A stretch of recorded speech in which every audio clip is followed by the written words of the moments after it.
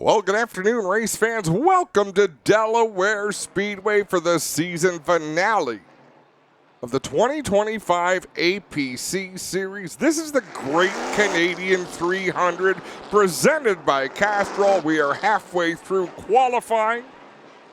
2 groups left to go. There's still 8 cars set to qualify right now. Jake Sheridan with the fastest lap.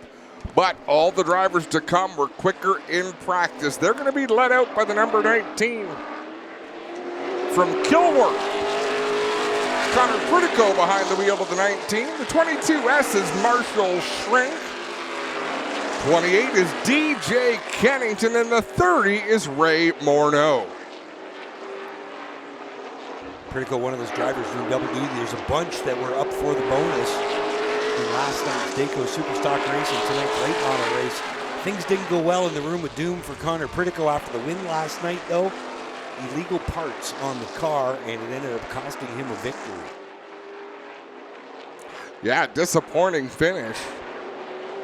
It was a great finish to the race, exciting conclusion. You see the Castrol kid, DJ Kennington, a few weeks ago here at Delaware NASCAR Canada weekend. He pulled up a couple second place finishes. So our top 3 all ran in different qualifying groups. Connor Pritico up to P2. In that number 19, DJ Kennington into the 4th spot. Ray Morneau cracks the top 10. He's down in the 10th position.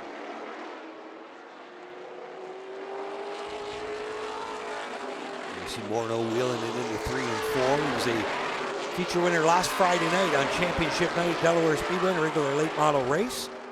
And there is your defending champion of the Great Canadian 300, Connor Pritico, in the Dumas Development Machine. DJ Kennington up into the top 2. He's got the 2nd spot right now. Connor Pritico unable to better his time. Same with Marshall Shrink. Same with Kennington, as well as Ray Morneau. And how about Delaware Speedway throwing some big money at this event here this weekend? It was $20,000 pursed for the Super Stocks last night. $5,000 to win, $15,000 to win the APC late model race today. And they also put a challenge out, $10,000 if you could win both, or $2,500 to the driver who finishes the highest of those drivers doing both. So we saw a lot of late model guys find Super Stock rides. We've seen some Super Stock drivers find late model rides for today, so we'll be keeping track of that battle here throughout the afternoon. That we will. Race fans, I'm Adam Ross. Jamie Maudsley joining me up here in the tower. Clinton Jeffrey is trackside. We will check in with him right after this final qualifying group. The 22, Kyle Steckley. 39, Brady Smith. 3, Shea Gemmel. And the 10K of Jesse Kennedy. How about Brady Smith coming out of nowhere? First APC start of the season for him. And he picked up a feature win about a month ago here at Delaware Speedway on a Friday night, then blew the motor up in that car the next week. They had another car they were working on. That's the one that's out there right now. There you see Shea Gemmel in the 3. Comes into the night 5th in points. He is a former Great Canadian winner back in 2022. So Josh Dottie gets bumped out of the invert. Kyle Steckley up to the 5th spot in that 22. Right now, Jake Sheridan and DJ Kennington guaranteed to be in the invert, so DJ Kennington is going to start in the 6th spot. The driver with no points coming into this event. Kyle Steckley jumps up to the 2nd position. How about this? Jake Sheridan, that time almost 0.2 of a second faster than anybody else. That 52 has got it on kill here for tonight. Jesse Kennedy into the top 10. His time was 9th quickest. Kyle Steckley a little quicker, but not fast enough to match Jake Sheridan.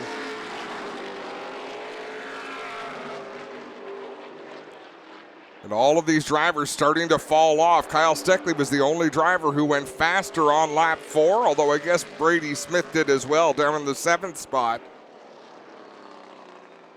Checker flag out. This will wrap up qualifying. And your Epic Pole Racewear winner, Jake Sheridan. Jake Sheridan with the fastest lap. Also in the invert today, Kyle Steckley, DJ Kennington, Connor Prittick, O'Shea Gemmell, and Joe Lawrence. The officials will work their magic. I'm ready with them right now. Get them. Jake, let's talk about it. Jamie said your car seems like it's set on kill here today. Big changes, but 300 laps. Is it important to be fast now? It's important to be fast at the end. Can you do both? Well, I wasn't expecting to go that fast in practice, or in qualifying. We scuffed everything, so I think that's a testament to how fast the thing really is. So we struggled a little bit in practice, but we never put good tires on. We had our race tires on from Sunset, so 200-plus lap tires we practiced with all day, and we've got the feeling pretty decent. So, hey, man, it's going to cool down 25 degrees here. We got no idea what's going to happen in 300 laps, so your guess is as good as mine. So hopefully it's all right. If I don't get a chance later, though, I got to acknowledge all these guys' hard work. Car's been, a blast to drive all year long, and that's a really fast time around here too. So to go from, we had the car fall off the jack stands earlier today and rip a door all up to come back and finish on qualified P1 is pretty cool. So a really great start to the day, and this race means a lot to me. So hopefully we can keep it clean and just have a good run at the end. Let's hope all your carnage is in the pits tonight, Jake. Yeah, that better be it.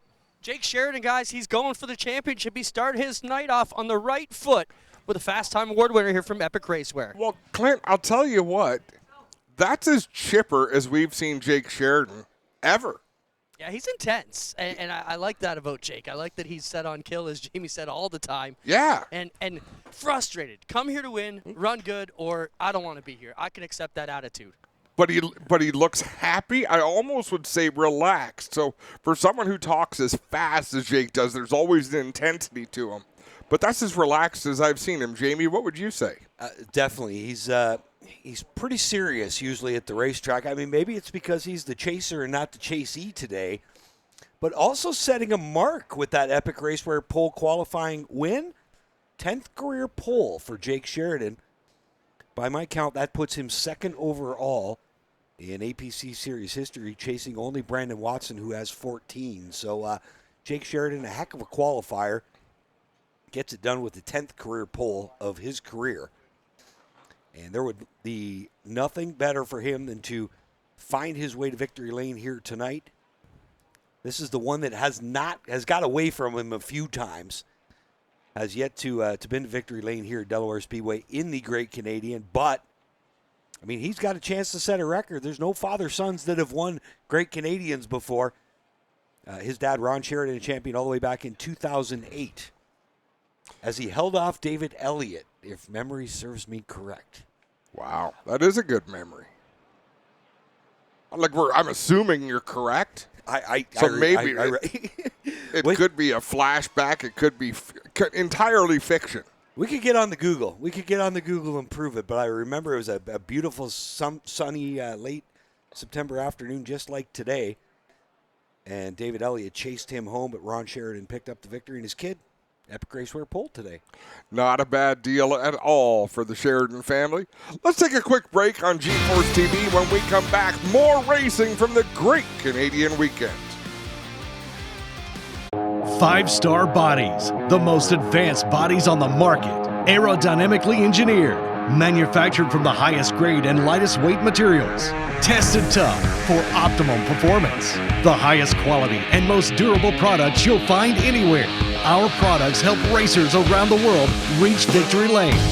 Winning never looked so good. Faster, lighter, stronger, better. 5-star.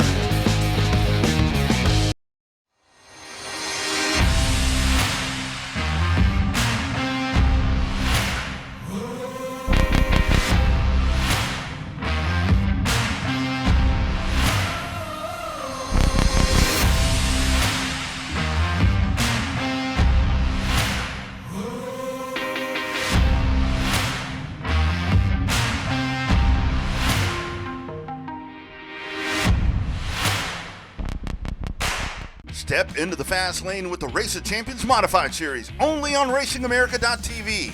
The best drivers, the wildest races, and non-stop action are here, bringing the heat to short tracks all through New York and the Northeast. From nail-biting finishes to fierce rivalries, this is modified racing at its best. Don't miss a minute of the excitement. Watch the Race of Champions family of series all year long, only on Racing America. Welcome Welcome back to Delaware Speedway and the Great Canadian Weekend. We've got 3 champions to be crowned here tonight, Jamie. It is time to get that started. A couple of 47s on the front row. No, you're not seeing double. It's Thomas Wunsch out of Dayton in the 47T on the inside. And on the outside out of Brantford, Steve Book in the Studebaker. Row number 2, the 8, Drew Richardson out of Palmerston in the 74 Camaro. And alongside him, Dalen Martin in the 26 out of Brussels. Got the 77 from Exeter, Ken McNichol Jr. alongside him out of London. That's all in Jay Dewar. That's the field working down the front stretch here. Getting set to go. The 2, that's your point leader. Tyler Hahn. The 90 out of London is Dave Rockwood. Hahn from Oro Medante. The 6 from Toronto, Rob Brumley. He comes in tonight second in points. The 7, Steve McCaw out of Mount Bridges in that red 7 machine. The 14 out of Mount Forest, Brian Wilson in the 70 Camaro. And you've got the 00, Trevor Thompson in the Monte Carlo. 1 to go, Jamie. 45, Barry Watson, the mayor of West Lauren in that Camaro. Haley McNichol also out of Exeter in the 17 machine. The Rain Realty sponsored Chevrolet pickup truck. Nice looking piece. And the 1 car on the inside of the second last row. I missed him on the way by. The Derek's Mowers and Blowers sponsored entry. Derek Clark out of Strathroy. Great field of hot rods here. Getting set to go. 15 of them. 25 laps to decide a champion. Here tonight, Tyler Hahn came into the night 17 points over Rob Brumley. Has expanded that lead after heat race competition. Tyler Hahn in pretty good condition to pick up a championship as they race down into one and get things kicked off. Little bumper tag down the front straightaway as everybody jockeying for position, trying to make their line go a little bit faster. They're still side by side, Wunsch and Book into turn 3. 47 of Wunsch on the bottom, the 47 of Book up top. Wunsch is going to close the deal off turn 4. Now here comes Dalen Martin in the 26. He's got a few victories here at Delaware Speedway on Great Canadian Weekend.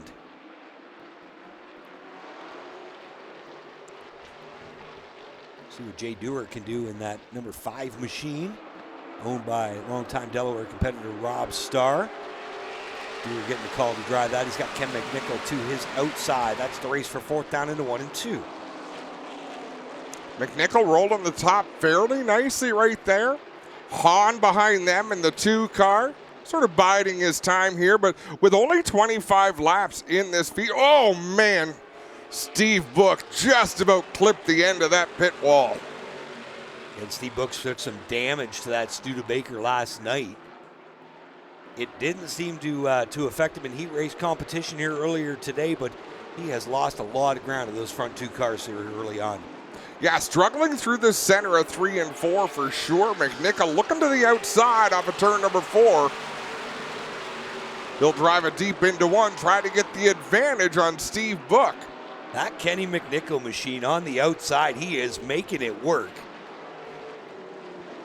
Beautiful Laguna. Kenny McNichol Jr. at the controls. SWO Diesel, the sponsors on that 1977 Laguna. Jay Dewar in a good battle with Dave Rockwood right behind them. Also got Steve McCaw in the mix. 3 Delaware shoes doing battle here. At the front, we're going to have a battle for the lead. Thomas Wunsch continues to set the pace, but Dalen Martin right behind him just ran his fastest lap of the race, about a car length off the back end of our race leader. Wunsch is in the 74 Camaro. It's the Mach 1 Mustang of Brussels. Dalen Martin. Again, Martin's been to victory lane here a number of times in Great Canadian Weekend. Car seems to work really well at the half mile, and Dalen knows how to wheel it. Tyler Hahn putting in the effort, trying to make a move on Steve Book. He'll look to the inside, but Book able to carry a lot of momentum off the corner. That car's handling pretty good on the straightaway, not so much in the corners. Yeah, he took a pretty wild lick here last night in V8 stock action. We did too, Jamie, but ours was ice cream. It's a pretty good ice cream truck here, isn't it? It's not bad at all. I'm telling you, you got to try the Jamaican pineapple float. All the rage. It looked like Dalen Martin was sizing up Thomas Wunsch to make a move, but he's fallen back about a car length and a half. The fastest car on the track, but it's only by a hair, as Kenny McNichol Jr. in that 77. And McNichol trying to reel in those front two. He's hoping they get to racing. That would help his cause. Dalen Martin looks to the inside of a race leader, Wunsch. Wunsch left the door open down into turn number 3. Martin was able to get a nose to the inside, not able to complete that pass. Falls back a car length once again. McNichol now to within 2 seconds of your leader.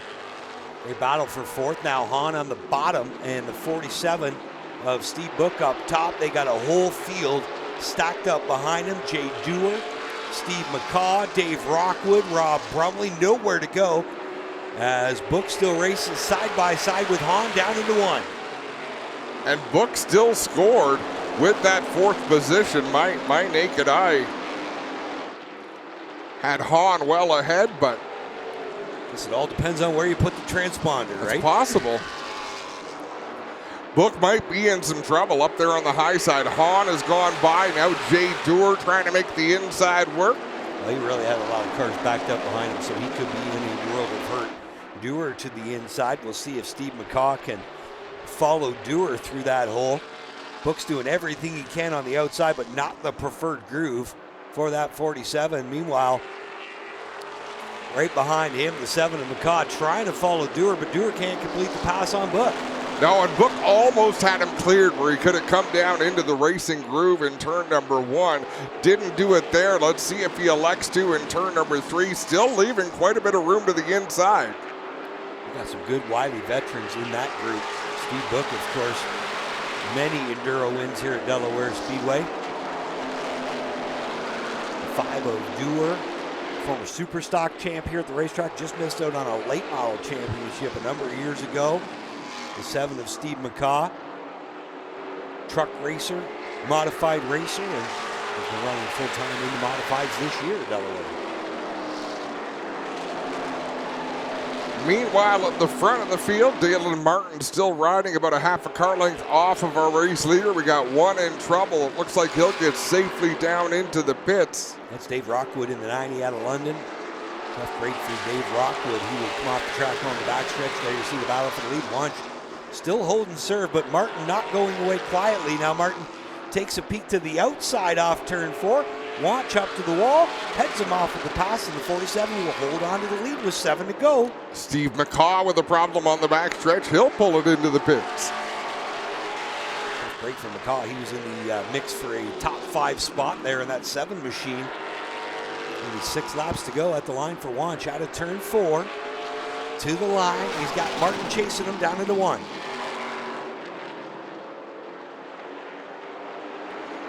Every time Dalen Martin tries to make a move, like really looks to find a hole, Wunsch is able to fight him off, and it costs Dalen Martin a few car lengths. He'll take a few laps to slowly reel him back in. And trying to find a spot again. He might have found it. Drives to the inside into turn number 1. Door to door. They race off a 2 down the backstretch. You got to bet Wunsch is hungry. He's never been to victory lane in a hot rod race. Martin's been there 6 times in the past. Martin's going to close the deal off of turn 4. We'll see if Wunsch can fight back with just 4 laps to go. Down into 1, it's Dalen Martin in that Mach 1 Mustang, still holding serve, but here comes Wunsch chewing away at the inside. Wunsch to the inside. Martin going to fight him off. There's slower traffic up ahead that could be trouble for the leaders, and there's Kenny McNichol from behind who could be trouble for the leaders. Yeah, McNichol has definitely closed up on these two, just waiting for something to happen here up front. He's close to within 1.7 seconds. Martin by 3 car lengths now. Looks like he's pulled away from Wunsch. A little bit of a breathing room back to the 47. Wunsch looked like he got a little tight coming off of turn number 2. He might have clipped the outside wall in 2, but he's going to likely close in as Dalen Martin gets all sorts of loose in turn number 1. Haley McNichol does the sportsmanlike thing, gets down out of the way for the race leaders. Good job by Haley McNichol in the pick-me-up truck. Here comes Wanch to the outside of her. White flag in the air, down into one. Martin by about 4 car lengths over Wanch. Can he close up on him? He is going to close up on him. This one's far from over down the backstretch. Wanch right there on the bumper of Martin. Dalen Martin leads them down into 3 and 4 for the final time. Wanch having a look to the inside. There's no room. Dalen Martin going to take the win over Wanch. Kenny McNichol comes home third. What a battle at the front of that one. Good, hard, clean racing. Just what we like to see. So we're going to have 2 winners celebrated here today. Dalen Martin out of Brussels, your feature winner. And on the strength of that 4th place finish, Tyler Hahn to pick up the Oscar Hot Rod Championship. Unofficially, still got to make it through tech. But enough points for Tyler Hahn to claim another Oscar Hot Rod Championship. And for Dalen Martin, his 7th career win. Got one spun out off of turn number 4. It's Brian Wilson out of Mount Forest. He will get that Camaro rolling. Looks like a little bit of damage to the front end of that car. And Dalen Martin overheating. Be careful, Clinton Jack down there. Steam coming up through the dummy line, Clint. Yeah, it's hot down here, guys, that's for sure. But it lasted just long enough. Yeah, as soon as he stopped, it started puking out the fluid here. As you mentioned, Jamie, Dalen Martin, many-time winner here on Great Canadian Weekend. This car is always fast. And we'll get him out here and talk to Thomas Wunsch and also Kenny McNichol and maybe Mr. Hahn. How about it, ladies and gentlemen, for Dalen Martin? He will grab the hot rod portion of tonight's event here on Great Canadian Weekend at Delaware. He'll get around, give a fist bumps to the crew, and we'll get him out in front and talk to him. Dan Bailey from Epic Race ran with all of these new for 2025 cooling towels, and just helps them take it down a couple degrees. Come on around front, Dalen. Good drive here, man. This car feels like it's almost made for Delaware. You run so good here in this 26 machine. That was a tough race, though. They did not make it easy on you, Dalen. No, we had a good starting spot there. So did Thomas. That was a good run with him. We were just running, getting a little warm there at the end, and had to make a move there. He got a little squirrely coming out of 4, so we had to drive down in with a good drive off of 4, and we were able to make it stick, and we finally got one again. We see all the overflow. Was it giving you indications it was getting hot? Yeah, we were the temp gauge was climbing a little bit, and just as we slowed down there without the airflow, it just she hit at the boiling point, so we caught her at a good time, and I can't thank everybody enough that's helped me get here. Congrats, Dalen. Thank you. Dalen Martin, everybody. He grabs the win here in the hot rod portion of today. Get Thomas Wunsch around to talk to us here. He'll shut his car off, let it roll a little bit to circulate the fluids here and keep it from having the same situation Dalen Martin does. He's got his Epic Racewear towel on too. Thomas, you had some shots at him there, but this Dalen Martin car is always quick here. Did you think at one point you might have had this one won? Yeah, I was hoping I had it won there for a bit, but it's not over till it's over. Dalen is one of the best here at Delaware. I made a mistake coming off of 4, and that's just what cost me. So we've been in a dire need of some good momentum here in this series, so that's what I'm going to take this as, good momentum. And we're going to try and be back just as fast next week. I got to thank all my team, my dad, Dwight, Matt, Dave Hopkins, all my sponsors, Brent Ron Electric, Gord's Basement Waterproofing, Coffee Plumbing, Stickers and Scuffs, Van Zandwick Farms, Dave Schoen Flooring, Greens Auto Repair, and as well as all my grandparents and my mom as well. Right on. Thomas Wunsch will be second. We'll get over here and talk to Kenny McNichol. Kenny, you're having fun in these hot rod divisions for the past few years. Talk about your night for us. 3rd place. Is that something you go home satisfied with? I think we're definitely satisfied with it. We haven't ran the car since last year at Autumn Colors. We put some fresh water in her, brought her out here, and we're still in the same old tires. Water was the key for these guys. Everybody's hot. How's your car? It's run pretty cool. Right on. Good job. How about it for Kenny McNichol, everybody? We'll get down here and talk to your unofficial hot rod Oscar champion, Mr. Hahn, who still sits in the car.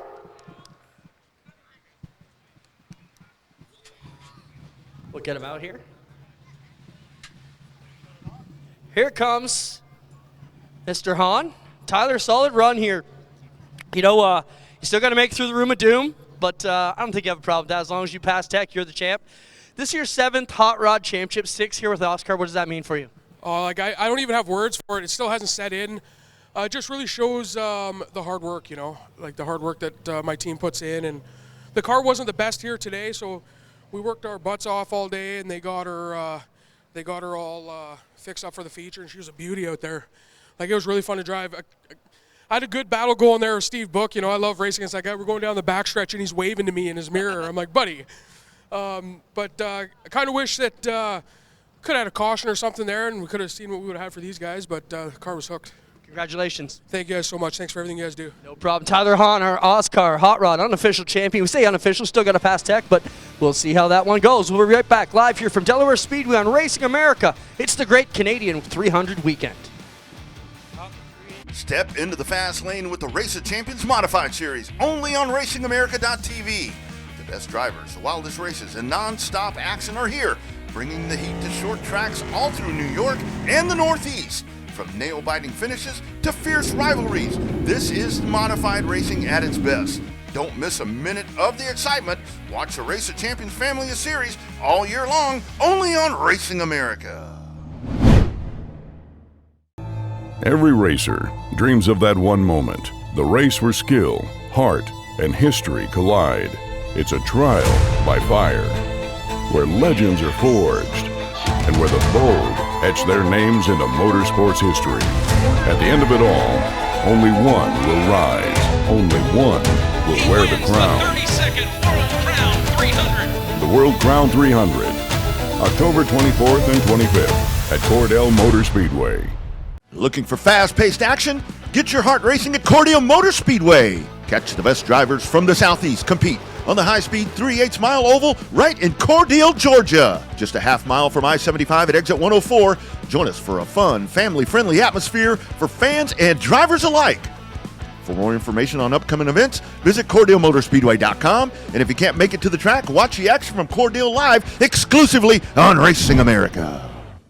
Looking to start a new career path in motorsports or searching for something new in your racing journey? Racer Jobs is your destination for providing the most current job openings from top racing teams, manufacturers, sanctioning bodies, and suppliers. Whether you're a budding race engineer, a seasoned mechanic, or a marketing ace, we consistently refresh our listings with new roles that could meet your ambitions. Looking for a great candidate as an employer? Then tap into our Racer Jobs audience and database to find that perfect candidate. Go to racerjobs.com today.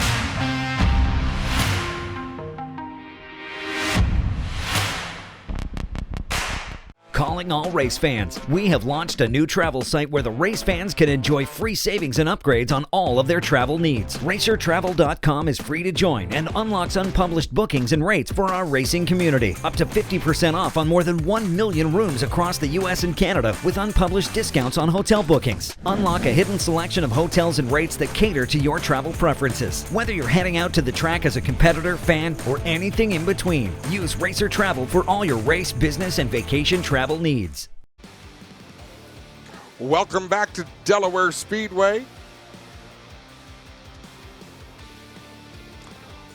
where we are just about set to go with the Oscar Modifieds.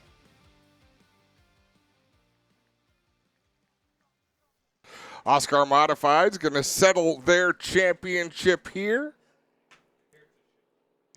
The other one coming down to the wire, and the points leader coming in had some problems in his heat race earlier on. Jamie Monsley, there is never a shortage of drama here at the racetrack. Well, guys, we got drama down here on Pit Road. We're in the Hathaway-owned Fitzpatrick pit. They've got the hood up. They've got all the brains around. They've got the APC officials around. They are working in the carburetor area. Looks like possibly working on the return spring, so we're not sure whether it's going to be a safety issue or a penalty, but we'll follow that one. But they've got about 10 of the best here in Ontario all around this number 3 car, guys. The good news is that in 300 laps, he has lots of time to get to the front. J.R. Fitzpatrick knows how to get there, so they get the problems fixed. I think he'll still be in good shape come feature time tonight. On the point here for Oscar Modified feature competition in the 18 out of Oakville. That's Jason Keene in the Oakville Auto and Diesel Machine Shop entry. The 88, the Daryl Dick Excavating sponsored machine of Ryan Dick. You got the 51, Dale Reinhardt. He's out of Shelbourne in the Rob Vale Farms SGR Plumbing entry. The 4, the Ray Collins sponsored entry. Steve McCaw doing double duty, just climbed out of the hot rod and into the modified. He's out of Mount Bridges. Out of Holland's Landing in the 21 machine, the Scott Reinhardt trailer, Rob Milwain Enterprises entry. That's Chris Milwain in the 21. The 39, it's Batman from Arcona. Lloyd's Paving, Derek Mowers and Blowers. A couple of the sponsors on Arcona's Brian Batty's number 39. Inside of row 4 out of Owen Sound in the Fireplace and Patio entry. The owner of the finest mullet in Ontario Motorsports. That is the 2025 Sunset Speedway Modified Champion, Wally Wilson. Alongside him in the 46, your point leader out of Fergus, Thompson Signs 519 Tint. A couple of the sponsors for Steve Trindell as he tries to wrap up a modified title here today.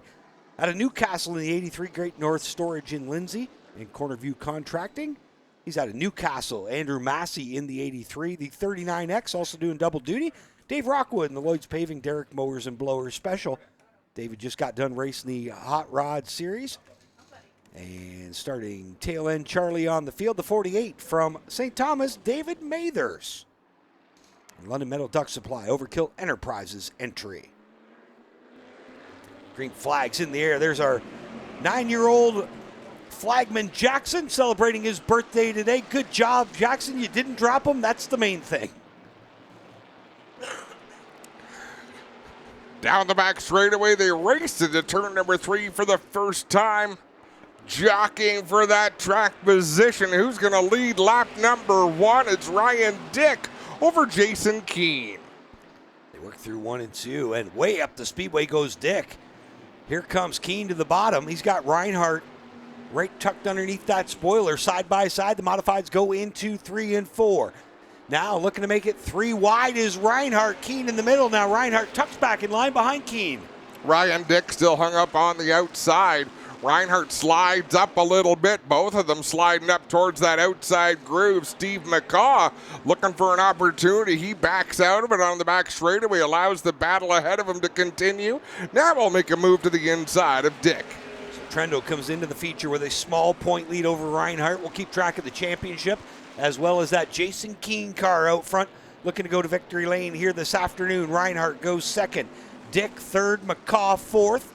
Trendle, your point leader, back in 6th right now, trying to make up some ground as he chases the championship. Brian Batty right in front of him in 5th.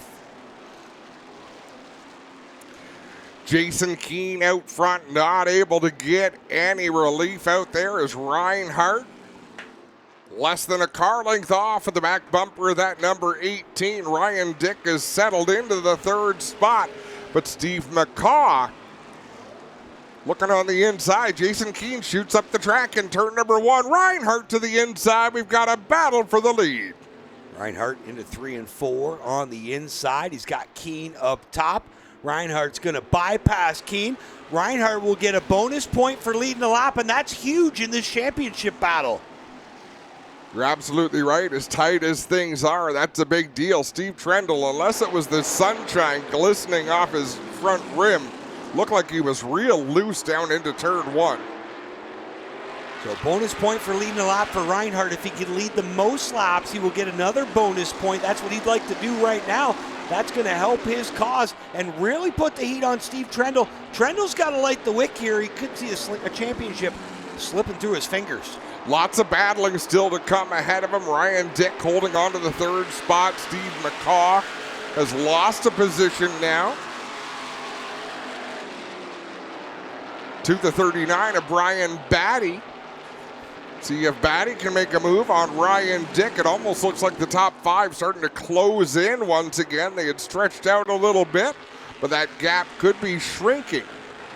Reinhardt in the position he wants to be out front right now. Again, trying to wrestle the championship lead away from Trendle here on the final day of points competition. We got a battle down into 3 and 4 now. It's Batman, Brian Batty on the bottom. Ryan Dick up top, they're wheel to wheel, nerf bar to nerf bar, down into 1. Oh, Dick tries to slam the door, bounced off Batty. It cost him that spot, might cost him a spot to McCaw as well. McCaw again backs out of it on the back straightaway. Now he'll set his sights once again, drive to the inside of Dick off of turn number 4. Ryan Dick closes the door. Brian Batty shoots up the racetrack. Dick to the inside of Batty. Yeah, Batty blew turn 1 there. Got in way too deep. Open that bottom up for Dick. Dick to the bottom. Here comes McCaw as well. Batty done a good job finding his way up to 3rd. Now he finds himself back in 5th a lap later. And Trendle now knocking on the back door. Here comes Steve Trendle, your point leader. Out of Fergus in the 46. He's got to go. That little bit of battling ahead of Steve Trendle has really allowed him to close in. Not sure if Trendle's been pacing himself back there in the 46, but definitely the car looks to be getting a little bit sportier than Brian Batty's right now as we look to the front of the field. And Dale Reinhardt is opening his advantage over Jason Keene. Works through 1 and 2, now down the backstretch. Still Reinhardt, Keene. About a 1/3 of a straightaway between them. Another half a straightaway back to Ryan Dick. Steve McCaw a couple car lengths behind him. Batty still holds on to 5th. Trendle in 6th. And I believe if they finish the way they're running now, Reinhardt is going to overtake him in the championship picture. Steve Trendle, it is pucker time. He's got to go with 15 laps left to go. What he really needs here is a yellow flag. He needs to get this field bunched up and hope that he can find some bit of speed. Trendle just looked like he's not quite quick enough to contend with the top 5 cars here today. Trendle, a former Canadian vintage modified star. See the field working through turns 3 and 4. There's your leader Reinhardt down into 1. 4 career victories on the Oscar Modified Tour for Dale Reinhardt. Looking for number 5 here today. Boy, what a big deal that would be to win the race, win the championship. There's Trendle in the 46, working into turns 3 and 4, and he has lost contact now with Brian Batty, so Trendle going the wrong direction right now. Tough break for Steve Trendle, one of the nicest guys you'll meet in motorsports. Again, came into the night with a healthy 8-point lead and has watched it slowly slip away this afternoon. He's a gentle giant. He's a big lad, Steve Trendle. And Dick now putting car lap down in 1 and 2. There you see Reinhardt down into 3. He has got this one under control. Again, searching for career win number 5. And the stripe it comes now, 10 laps left to go. 10 laps remain with Dale Reinhardt nearly half a straightaway out in front of Jason Keene. He was a 1/10 of a second faster that lap.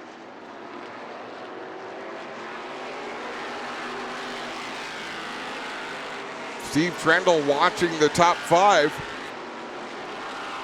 Gets smaller and smaller out his windshield, driving away from that 46. What could have been here this afternoon. Frustrating outing for Trendle. He ended up going around in his heat race after some contact with another car. The day just kind of seemed to go downhill from there for Steve Trendle. You see a leader working down into 3 and 4, Dale Reinhardt. Out of Shelburne, chasing this Oscar Modified Championship to the line now. 7 to go for the 51.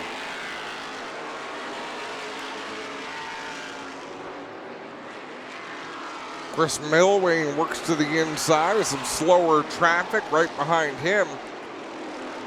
Who is that right behind him? Is there no transponder? David Rockwood in the 39X. The orange 39. David Rockwood behind the paddles of that one. I believe this is his third start of the year in a modified. Dave runs everything. He runs a bone stock here every Friday night. He runs a V8 stock whenever he can. He's been in Brian Batty's other modified a few times now. Well, right now he's putting the pressure on Chris Milwain for that 7th position. As laps continue to wind down, we're into the final 5 laps of this one. Remember, we thought we knew who was winning the Superstock Championship last night until the white flag flew. Anything can happen. Steve Trendell hoping for some late race drama, that's for sure. And Reinhardt just hoping it stays green because he's got this one well at hand with almost an entire straightaway back to Jason Keene. Battle down into turn number 3 between Milwain and Rockwood. Oh, we've got one around. It's Ryan Dick in the 88. And this is twofold, Adam. A, this is the caution that Trendell was looking for sure. And B, the 88 was in front of him. So Trendell's going to pick up a spot and should move up into the top 5 now. And he's got to come up with a game plan to rally here in the late going. So you're saying there's a chance. Grandma, put your teeth back in. This one's far from over.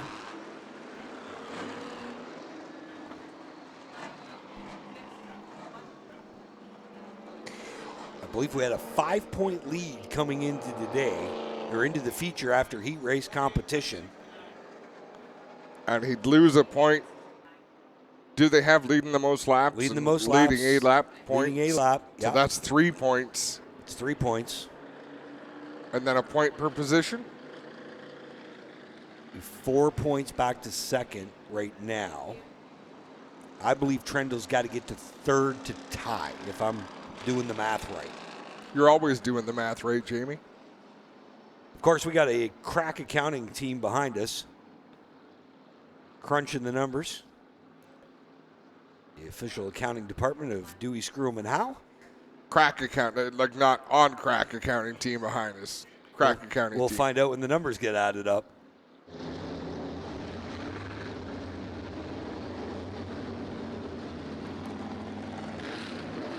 So some late race drama here for the modifieds as they settle their 2025 championship.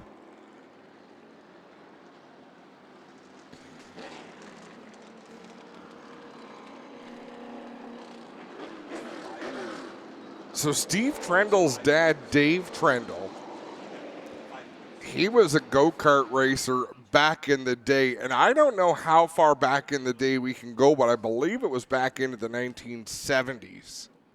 And he was restoring an old enduro kart. You know those lay-down karts that race like on Daytona's road course? And like they race on full-size road courses and go faster than any human should go laying down.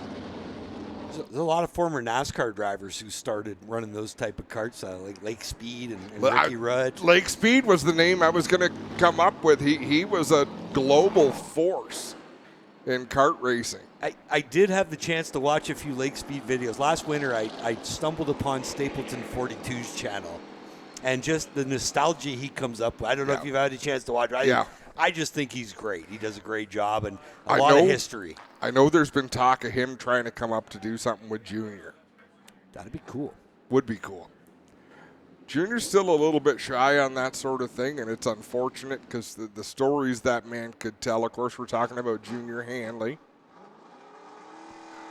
who is undoubtedly somewhere on pit road today. So if I'm doing the math correctly, a Steve Trendell third place finish would put them in a tie. If Reinhardt were to hold serve here on the lead. Reinhardt's obviously led a lap, led the most laps. If Reinhardt can pull this out and win, and Trendell gets to third, we're going to have to go to the tie break, and we are going to have to lean on Cheryl for that one. They're going to wrestle on the front stretch? Are you saying there's a chance? The quasi-octagon. Rock, paper, scissors. At Grand Bend this year, they went through a few of the tiebreakers, so they had a tie for the championship. It was Justin Culver, Trevor Culver's brother in a bone stock, and Lucas Chapman ended up tied in points. They went through the first 3 tiebreakers trying to figure it out, and the 2 of them said, we'll just be co-champions. That's pretty cool. You know, sometimes you don't want to see things end in a tie. In my opinion, a race is one of those things. A race needs a winner. But a championship, you know, if 2 people tie, 2 people tie. Just remember, there's no tying in baseball, though. But there kind of is. Well, I guess eventually they finish the game. Unless you're in Japan, then there's a maximum inning rule. Really? And then they shut it down. There actually are ties. Jamie, why do you know that? Not just a racing fan, Adam. You are the Cliff Clavin. You're the Cliff Clavin of motorsports broadcasting, and I am honored to sit beside you. Privileged. Well, we have a good time, that's for sure. You missed out. You weren't up here in time to get ice cream today, though. No. President of the Oval Office, Paul Buck, delivered some ice cream up here today, and very nice. Yeah. Very nice. We had to give yours away, sorry. No, it's okay. As you can see, my G4 shirt is getting a little snug. So I'm going to have to go to work this offseason because I know Clint's not going to buy me a new one. The specialty down there at the ice cream truck is the Jamaican pineapple float, though, from No Nanette. Now, do you get a commission? Not at all. On every I wish. Jamaican pineapple sundae they sell? We'd be wheeling them out, that's for sure. Tough break for Ryan Dick on the front stretch. Going to go wait on the business end of the hook, the Brandy Point Services crew. The official tower of the Mitchell-Kirkton corridor.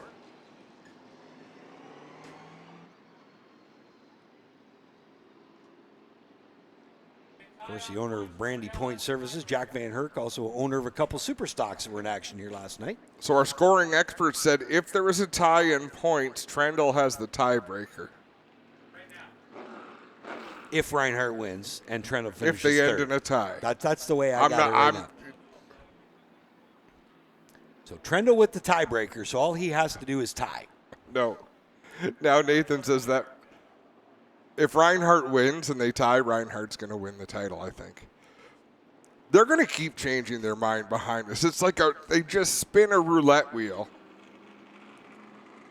One has to put a blindfold on the other. And they just spin it's like pin the tail on the donkey. Pin the tail on the point standings. No, they're pretty smart. They are thorough, and they deal in facts and numbers, and we couldn't do that job. Yeah, you could do that job. You're a little bit drawn that way, Jamie. I'm a big stats guy, Adam. I prefer to just argue. It makes me happy.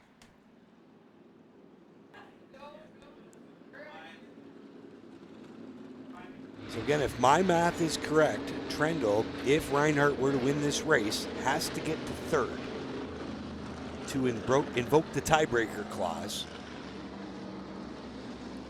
But then again, yeah, they were correct. They corrected us. Reinhardt has a tiebreaker now. If he wins. If he wins. I wonder if the tiebreaker is the win today. I think best finish. It's possible. If Reinhardt wins, he wins the tiebreaker effective on his finish today. And if he finishes second, Reinhardt would break the tie. So when you guys said Trendle had the tiebreaker, you were just blowing smoke out the wrong end. Gotcha. I wish everyone could hear the conversation we're having. Like you would 27 different scenarios on We one can sheet hear of it. paper. Here we go. Reinhardt on the inside, Keane on the outside. We're going to settle this one. Settle a feature, settle a championship here on Great Canadian Weekend. Look at this. Trendle, the bottom lane opened up for him, but he couldn't capitalize. No, I thought he was going to shoot that inside, just couldn't get back to the throttle. Dale Reinhardt battling with Jason Keane. 3 laps to go for the 51 at Reinhardt. Keane will tuck in the line. McCaw runs fourth. Trendell. McCaw runs. Oh, contact! McCaw around. Oh, my goodness. Trendell gets through. Will McCaw be able to get going? Or we're going to see a caution. Will McCaw be able to get going? No. We're going to see the caution. That could have been the end of Trendle's season. Instead, it's opportunity knocking. Now, you're going to see Trendle fall back to third. That pass was definitely made. And he knows. During that lap. Yeah, he gave it away right away. That's a veteran move by Trendle. He knows where he was. Let's have a look at the replay. McCaw to the inside. Jason Keane just pinched off a little bit. Yeah, it was like Jason Keene's car pushed in the center, opened up the bottom groove. McCaw saw his opportunity, and Keene didn't want to give up that bottom groove. It was not a lot of contact. No, just enough to send Steve McCaw around, especially when you got that much wheel in it. Yeah, you're back to the throttle, your wheels to the left. And how about this? It reminds me of, do you remember the Pro Line commercial where the ref comes out and he says it's fourth and that much, but it's really fourth and that much because that's no drama and that's drama. If you could see my hands up here. Yeah. Well, we've got drama. We've got drama now. We said last night, Carson Nagy had the Superstock title won. He had been ahead of Lane Zardo all night long. Didn't have the winning car. His brother looked to have the winning car. Connor Pritico made a move to the inside of turn 4, coming to the white flag. He passed for the lead. All hell broke loose behind them. Brody Rickwood and Carson Nagy wind up crashing down into turn 1. Lane Zardo was the champion. Connor Pritico is the winner, but wait, is he? They go in the tech room. Things go sideways for Connor Pritico. Now Hudson Nagy is the winner. So Hudson's the only driver eligible for the $10,000 bonus? He would be the only driver eligible for the $10,000, to win but both. He doesn't have a late model. But his brother had the late model ride. How does your brother not say, look, I have to give this up just on the... And this is how racers think in the gray area. So before the races last night, I had the chance to talk to Jesse Kennedy, and he said the smartest thing somebody would have did was register a late model for tonight, but have your drivers to be determined. Oh, right. And in the case like that, hey, Hudson, you want to ride? If you win the Superstock race, you've got some talent behind the wheel. And if you win, the challenge that Delaware put up for this weekend, $10,000 if you could win both races. The floor was $2,500. So we are going to give $2,500 away later on today to the person who has the best aggregate finish between the Superstocks and the late models. So a lot more than just the late models on the line here tonight. And some drivers still in contention. We'll deal with that when it comes late model time. But let's get back at it. 2 miles of racing left to go. You've got Reinhardt on the bottom, Keene up top. And we'll see if Trendle can finish second. That would be enough to win him a championship. He's got to pedal hard down the backstretch. Jason Keene can do him a favor, too, if Keene can get out in front. Reinhardt slides up just a little bit, puts Keene up the track. Here comes Trendle to the inside. Race for the championship. It's for second place, but Trendle trying to win a title on the bottom. McKean up top. Oh, Reinhardt up into the wall, gets sideways. We've got one spinning on the backstretch. Looks like the 48 of David Mathers out of St. Thomas. Yellow flag will come out. Steve Trendle just passed for the lead. I believe he's going to have to restart third. Wow. But the big story there, Dale Reinhardt, he might have used up the good on those tires because he slid right up to the outside wall coming off of turn number 2. Or maybe there was something on the racetrack. Dave Mathers doesn't spin out a lot, does he? He's doing better. Improvements have been made. Looped it around there off turn 2. Didn't see how he went around.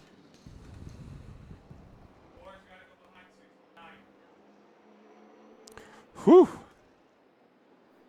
Well, you wanted drama on a Saturday afternoon. This is it. You know, to me, whoever wins this championship earns this championship. But if you're Steve Trendle and you know you were just making a move for the lead, all you had to do was ride out the final 2 laps, even if you lost the lead, just run the bottom of the track, make anybody who wants to pass you do it the hard way, go to the outside. He was in the catbird seat. Well, he's going to have another crack at it. Tell you what, this has been a fabulous race here this afternoon for the Modifieds. And Adam, we kicked off the Modifieds here at Delaware Speedway again. We revised our Modifieds series at Delaware. And by the end of the year, had a bunch of cars out. And things look good for modified racing in Ontario again. Very good. It's a great class to run. We see them run weekly at Sunset Speedway and now weekly at Delaware, as well as the Oscar Modified Tour that travels throughout the province. Are they trying to put how's Trendle back to fourth? Didn't he started on the inside? Oh, no, he didn't. I believe he restarted fourth. He did. Yes. He did. So we'll see how much of a break the Batman, Brian Batty, gives him here on the start. But I don't think Batty could probably care less about Trendle's championship. Most likely, nor should he. You don't want to cause anybody grief on the racetrack. You just want to beat them. I get mad over that when NASCAR drivers talk. Well, don't they know we're a playoff car? Don't you know the playoffs were a gimmick created to sell tickets and we're still race car drivers? I was listening to College Game Day on the way here today, talking about college football. They had Chase Elliott as an interview on the ESPN College Game Day show, and he's a big Georgia Bulldogs fan, so they asked him this loaded question. What would you rather do, win a NASCAR championship or have your Bulldogs win 5 national championships in a row? The only answer that came out of Chase Elliott's mouth was, that's not a fair question. Let's do this again. There's 4 laps to go. Dale Reinhardt is the race leader. Has he lost the handle on that 51? Steve Trendle is a big Jason Keene fan right now. Keene gets up and going on the outside by half a car length into 1. Will he be able to close the deal on Reinhardt out of 2? This would help Trendle in his championship hopes. Oh, Trendle got to the inside. That was a big move for Steve Trendle. Hugging the bottom of the racetrack as they charge down the front straightaway with 3 to go. Reinhardt on the bottom now. Keene way up the speedway. Trendle in the catbird seat running second.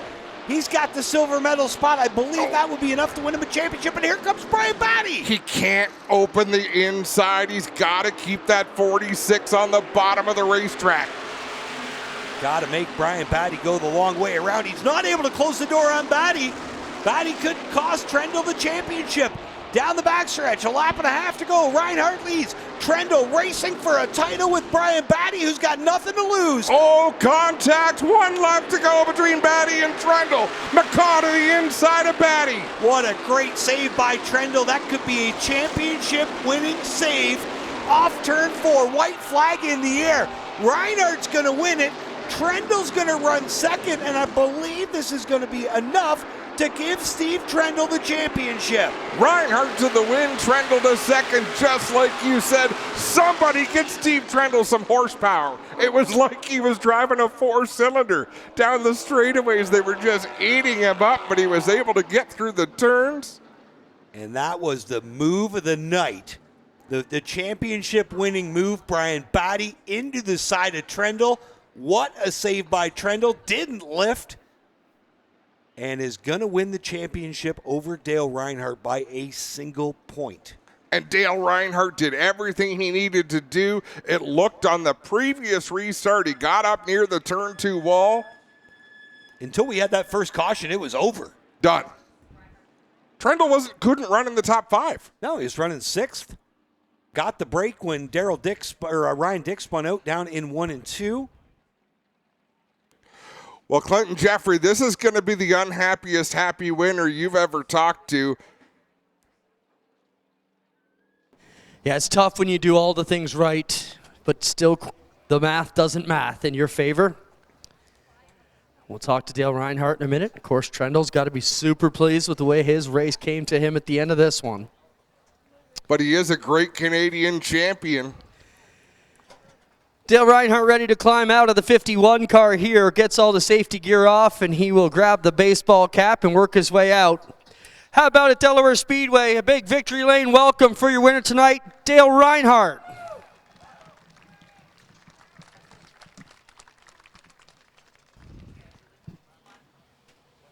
Come on around front, Dale.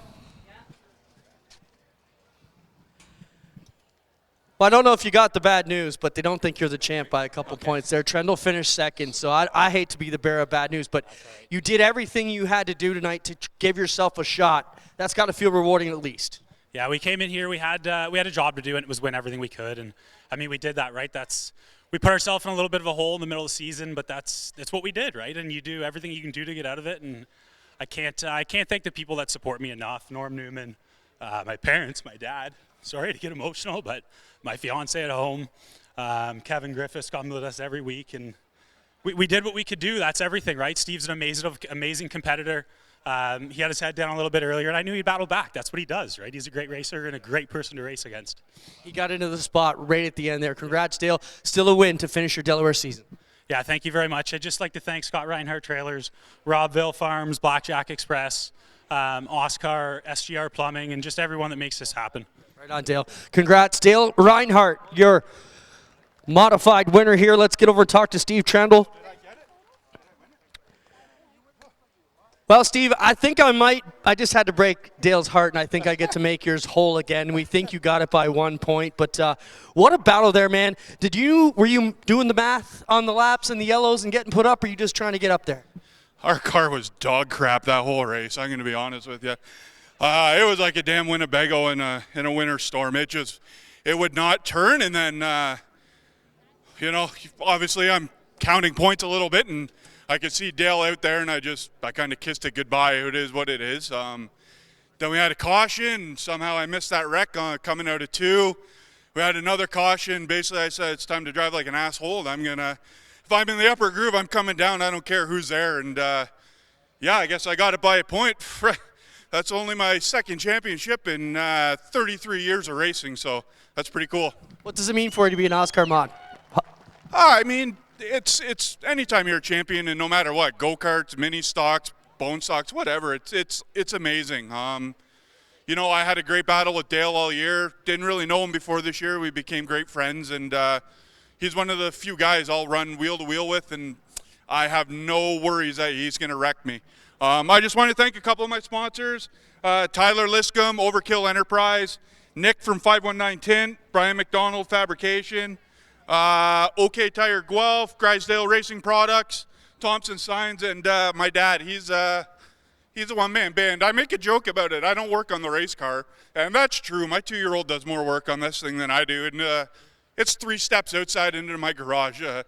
This guy does everything, and to finally get him a championship again, it's incredible. Congrats, Steve. Thank you very much. Steve just got to make through tech. He'll be your champion here for the Oscar Modified. Let's talk to Brian Brady. Brian, you had the chance to kind of upset this whole math that was going on over here. Had you got around Steve, he would not have been the champ. He managed to grasp it by what we think is 1 point. Talk about your third place run for us. Well, it's been about 2 years since we ran this car, and pretty much starting with a brand new slate. We've been working on it all year, lots of hiccups. Even today, we were having transmission issues. The handling went from great to just super tight, and then in the feature there, it got super loose. We think I might have over-adjusted a little bit, and then brakes were almost to the firewall about the last 10 laps there, and those cautions definitely didn't help. Good job, though. Thank you. Brian Batty will be third. Steve Trendle second, and the unofficial champion here. And your winner tonight. He's in victory lane, but missed the championship by 1 or 2 points. Dale Reinhardt. We'll be right back live here from Delaware Speedway. It's the Great Canadian 300 weekend. The big dogs are set to bark.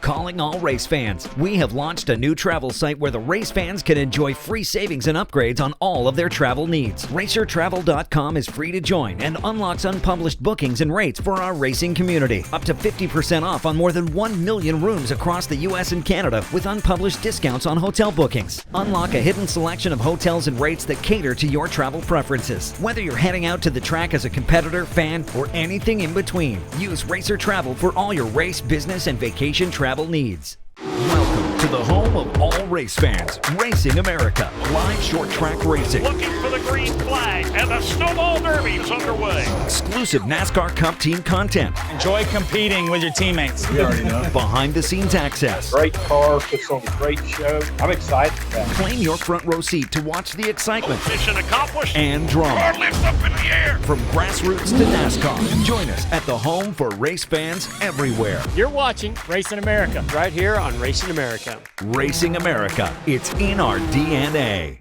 In the fast-paced world of racing, communication is everything. When it comes to at-track communication, Racing Electronics is the leading provider of professional race communications. From driver and crew communications, two-way radios, headsets, scanners, custom hearing protection, and more. Racing Electronics is your go-to destination for all things motorsports. Before the green flag waves, ensure your team is equipped with communication gear from Racing Electronics. Visit a Racing Electronics representative at the track, stop by their showroom in Concord, North Carolina, or shop online at racingelectronics.com. The My Race Pass app is your motorsports headquarters on race night. With over 800 organizations across multiple forms of motorsports, you'll always have the information you need in the palm of your hand. Race day information with official entries, lineups, live timing and drag racing timing slips, official results, point standings, announcer audio, fantasy racing, and so much more. Don't be left in the dark on race night. Download the My Race Pass app today in Google Play and the App Store. My Race Pass, the ultimate racing resource. 5-star bodies, the most advanced bodies on the market. Aerodynamically engineered, manufactured from the highest grade and lightest weight materials. Tested tough for optimum performance. The highest quality and most durable products you'll find anywhere. Our products help racers around the world reach victory lane. Winning never looked so good. Faster, lighter, stronger, better. 5-star.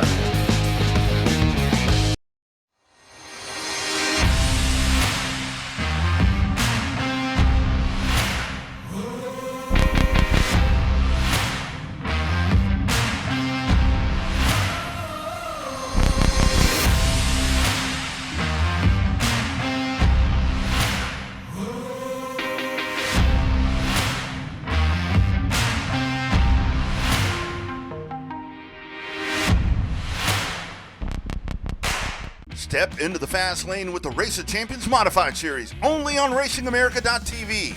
The best drivers, the wildest races, and non-stop action are here, bringing the heat to short tracks all through New York and the Northeast. From nail-biting finishes to fierce rivalries, this is modified racing at its best. Don't miss a minute of the excitement. Watch the Race of Champions family of series all year long, only on Racing America. Welcome back to Delaware Speedway, the Great Canadian Race Weekend presented by Castrol. The history is there. You look at some of the names on those trophies. Who is going to be the next name? We have got a championship to decide. Josh Stoddy is the points leader coming into today. Earlier on, Clinton Jeffrey had the opportunity to talk with Josh Stoddy about this big opportunity. Well, guys, I'm here with Josh Stoddy. Josh, it's been a phenomenal season for you so far. Been the points leader almost the entire season. Going to the last race, it's a tight margin. How do you feel about today so far?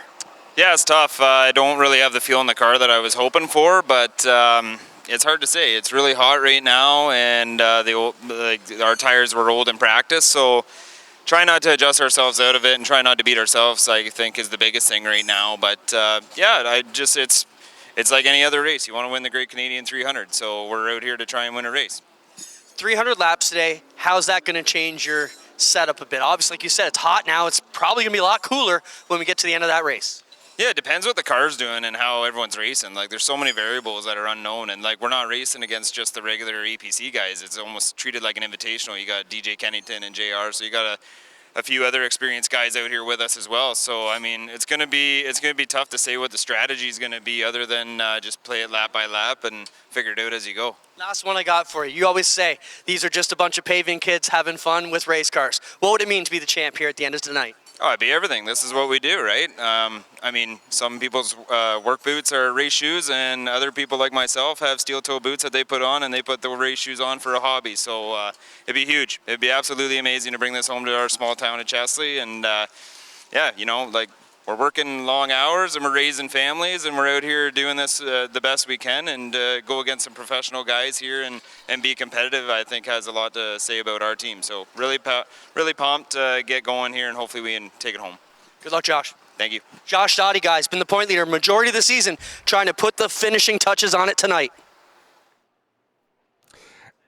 And that sounds fine and good, Jamie, but when you've got drivers the likes of Kyle Steckley and Jake Sheridan breathing down your neck, can you think of anybody hungrier than those drivers? I think all three of them would be worthy champions. All three of them great competitors. It's been great to see Josh Stottie be the man on the point all year long. He picked up that season opener at Sunset Speedway, and they've been chasing him all year long. He's been in the catbird seat and holds a point lead heading into tonight. We'll be watching that, as well as figuring out who's going to be the Great Canadian 300 champ. In seriousness, Josh Dottie has kind of been the next man up for a few seasons. You know, he's got a long tenure with the series, getting better and better to the point where it didn't matter what racetrack we were going to, he was going to be a factor to win.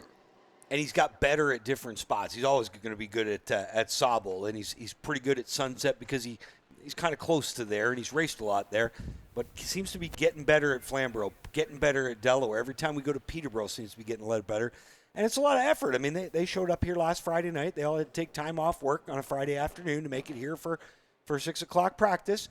But they got their work in, found some stuff on the car, found some speed during the night. So let's see. Well, Clinton Jeffrey, let's go down to Clinton. He's on pit road with a driver who was real hot last night. Well, Connor, you took the checkered flag, didn't make it out of the room of doom over a 1-inch rim, I think it was. But talk about that quickly. How fun was that to run out with the Superstock last night and give yourself a shot at 10 grand?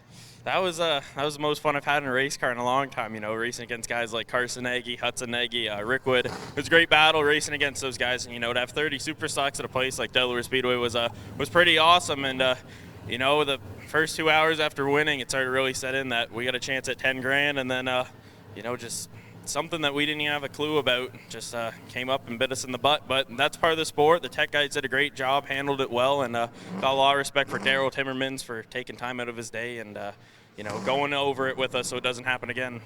Let's talk about you. Won this race earlier this year, won this race last year, starting on the pole today. Seems like the race is starting to turn your way today. How do you feel about your chances on 300 laps? Oh, like you said, it's 300 laps, so anything can happen. There's going to be guys that are going to want to go right away, and, you know, I'm just going to sit back, ride around, do my thing, and let the race come to me like it did last year. One more strategy question. We got brakes at 100 and around 200. Do you guys take fuel at both, one or the other? No comment. Fair enough. Keep your strategy yourself. Quickly, let's talk about this great charity. Last year, you gave your entire winnings to the Sick Kids Hospital in London. I see all the paw prints on the hood again tonight. What does it mean for you? Tell the fans how they can get involved, and tell what the plan is for tonight. Well, let's see how we do tonight. And we got a board up there at the top entrance there, and you know, every $100 you donate, your name gets put on that board for 300 laps. And I heard a rumor that we got the board filled out, which means we'd have $30,000 already donated to the Children's Hospital here in London, which would be pretty awesome. And you know, doing the hospital walkthrough and the visit we did on Thursday there with Shea Gemmel and the Superstock with this car, it's pretty emotional seeing some of the kids up there on the 6th floor that you're able to, you know, go in and put a smile on their face, but then there's some kids that are just so sick you're unable to see. So it's a real reality check, and you know, I'm glad to be representing them. Let me shake your hand, buddy. That's a great thing you're doing. Congrats. Good luck tonight. Thank you. Connor Pritico, everybody. One of your own here going to try and go for the big one, guys. And I'm just going to jump in here with Shea Gemmel for a second because he's part of that talk. Shea, let me grab you here. We just talked to Connor about the sick kids situation, and how about a hand for all you fans up there filling up that board? $30,000 for sick kids, which is amazing. Shea, Connor just told it. You went through the walkthrough with him. We see you got the paw prints on your, I shouldn't say the handprints of the sick kids, but how does that grab you by the feels, man? Oh, it just hits you home. Like, my two boys were born at that hospital, and to see what those families are going through, and to be a part of what Paul Pritico and Connor Pritico is doing with helping the sick children was just amazing. And to go up there room for room, putting a smile on those kids' faces, it meant the world to me. And hopefully, like you said, we fill this board up and we give them as much as we can. And just so thankful I was to be a part of that opportunity. Quickly Racing, how's your car feel? What's the strategy? Going to stop at 100, 200, or no comment like Connor gave us? No, this APC Canusa number 3 car was really good in practice. We made a little tweak changes in the second one, which kept us on the top 5 of the board and overall in standing. So we'll have a piece at the end here. Let's keep this car clean, keep tires underneath it, and be there at the end. Good luck, Shay. Thanks again. Shay Gamble driving the APC number 3 here tonight, guys. We'll send it up to you for a minute, and we'll be working down here until we're ready to fire them off. Well, Clint, that's fine that you send it up here, but we talked about Kyle Steckley and Jake Sheridan and how they are the ones chasing down Josh Stoddy. You had a chance to talk to both of those drivers earlier on. Let's go back to that interview earlier in the day when Clinton had Kyle Steckley and Jake Sheridan. Well, thanks, guys. I'm with Kyle Steckley. Kyle, so much opportunity in your future. You still come back and race here. What did it mean for you to grab the Great Canadian 300 tonight? Yeah, it'd be huge. I mean, I love this place. Delaware Speedway's like home, along with all the other Ontario short tracks. So it's a big night. A lot of cars here. Going to be a packed house, and really looking forward to it. We've got a fast APC Auto Parts Center's number 22 car in practice, and hopefully we can continue that on for the rest of the night. How do you work on setup when it's so hot here today? It's about 28 degrees in Canada. What are you going to do there to cope with the temperature changes throughout the night? Yeah, I mean, this track's tough. You know, some people say it's going to tighten up when it cools down. Some people say it doesn't really change. So it's hard. I've luckily raced here a lot, and I think I've got a good handle on it. So just trying to get our car balanced here in the heat, and if we can do that, I think it'll be good on the long run. Good luck, Kyle. Thank you. Kyle Steckley's in the works to try and win the championship, and another guy who's in the works here is Jake Sheridan. Jake, working hard on your car. Jake, you still have a chance coming into tonight. Home track here. You've won a lot of races here. What do you have to do to best those two guys we just spoke to? You got to win the race pretty much, I guess. So we'll do everything we can here. It's hot. This is the crazy part about this race is, you practice all day in 35-degree heat and you race 300 laps in 15-degree heat. So lots to take into account for. I think we're decent. We're not where we want to be yet, but hopefully we can get swung in the right direction. And really, that's all we can do is go do our best to lead some laps and win the race. Is all you can really do. So. Do 300 laps give you lots of opportunities to make those adjustments if your car isn't right in the beginning and still come back? Last year we did that. I pitted like 9 times and ended up getting my nuts cracked for being in the back of the pack. So I don't know. I don't really think so. I think it's no different than a 100-lap race. It just takes longer. I know it sounds silly, but you got to still be in position and keep track position so you don't have to burn your stuff out any more than you have to. And same old story. That whoever can go the fastest, working the least hard is gonna be good at the end. So we'll see. We got a pit stop or 2 under our belt. Hopefully we can make some adjustments and go from there. All right, good luck.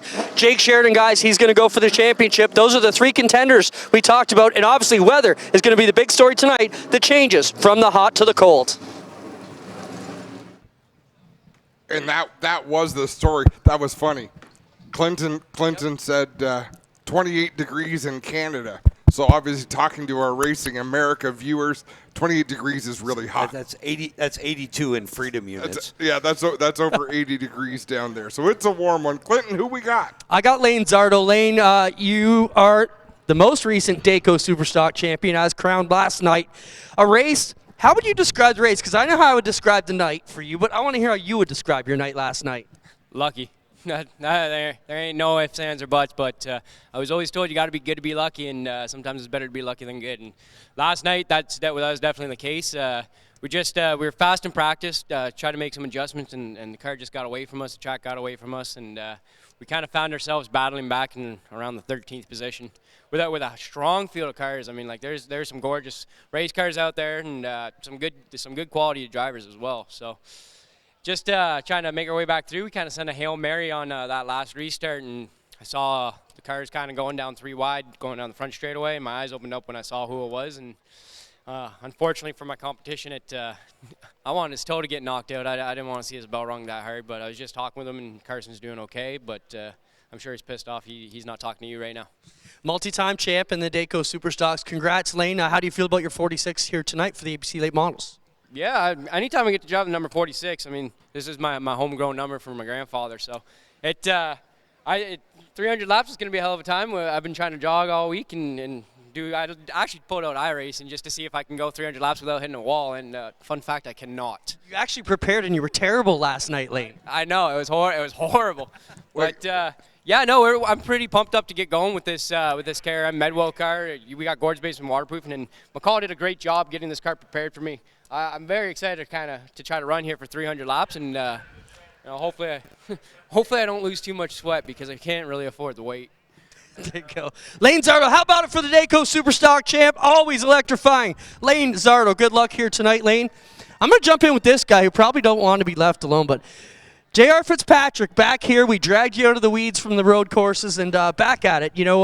How's your car? I saw them working on it. You going to be okay? Yeah, I mean, it's great to be back. I love coming to Delaware Speedway with all these guys. But, yeah, the Team 3 boys have been working really hard. Our throttle keeps sticking in this car, and it's just messing up our balance, and I can't even get a clean lap. So they've been trying a bunch of stuff on it here, and hopefully it works out in the race. But, yeah, it's certainly hurting us right now. Great Canadian 300, a long race. Can you guys make the adjustments to get there? I think so. It's nice having a lot of experience and being a winner of this race before. We kind of know how it plays out. But, like I said, if the throttle keeps hanging, we're going to be in a whole bunch of trouble. Well, hopefully it's not. JR, good luck tonight. Thank you. Multi-time champ, JR Fitzpatrick, everybody going for it, guys. Well, I'm going to jump in with one more guy who looks alone here. Glenn Stiers, how's it going, boss man? You look alone. Hot day for you. How you coping? So far, so good. It's probably the best we've been. We're kind of at the tail end of the fast guys and the front of the slower guys, so pretty good accomplishment so far. Everybody thinks going from a dirt sprint car into these cars would be easier. It is not easy, right? You know what? When I first stepped foot in these, I thought it was going to be real easy, and boy, I was completely wrong. Tough field here. Good luck. All right, thanks. Glenn Stiers, everybody going to go, guys. Take it up to you guys. We'll find some more friends to talk to down here. My favorite part of those interviews was Lane Zardo saying he jogged this week to get ready for 300 laps. Lane, you put in a whole week of jogging? Like 7 days. Insane. My favorite workout quote, though, is when Sean Chenoweth has to do the double and you ask him about it. He says, yeah, I went to the gym, looked in the windows. I think we're going to give away some money. Well, we have also been asked to get all the drivers to report to the start-finish line. All drivers to the start-finish line, please. All drivers start-finish line. Are we giving away some money? There's 70 of you. I asked a question. You all didn't answer. Are we giving away some money? Yeah. All right. How much? $4,523. $4,523. Get out your 50-50 tickets right now. Who's pulling it? So while they're drawing it, Clint, we're looking for all great Canadian past champions as well down there, please. Hold on. Read it. 3145505. Once again, 31455-505. 31455-505 for $4,500-ish. Come on down. Where do they claim it? At the table right behind the Oval Office there. Go up there and get your winnings if you've got that winning number, guys. You know, Clint, you know who I think would be great to talk to? He's right in the center of victory lane. You can't miss him because there's 6 feet 8 inches of him. He told me he wasn't going to talk to me today. You know what? He has to. He respects Jackson, our camera operator, so much. Did you get your money back? That's what I want to know. He just said. Oh, God. Go ahead. He said, Jack, you like Jack. You won't talk to me, but you talk to Jack. John, how's your car? Adam, what do you want to know? Adam wants to know if I'm getting my money back from last night. No.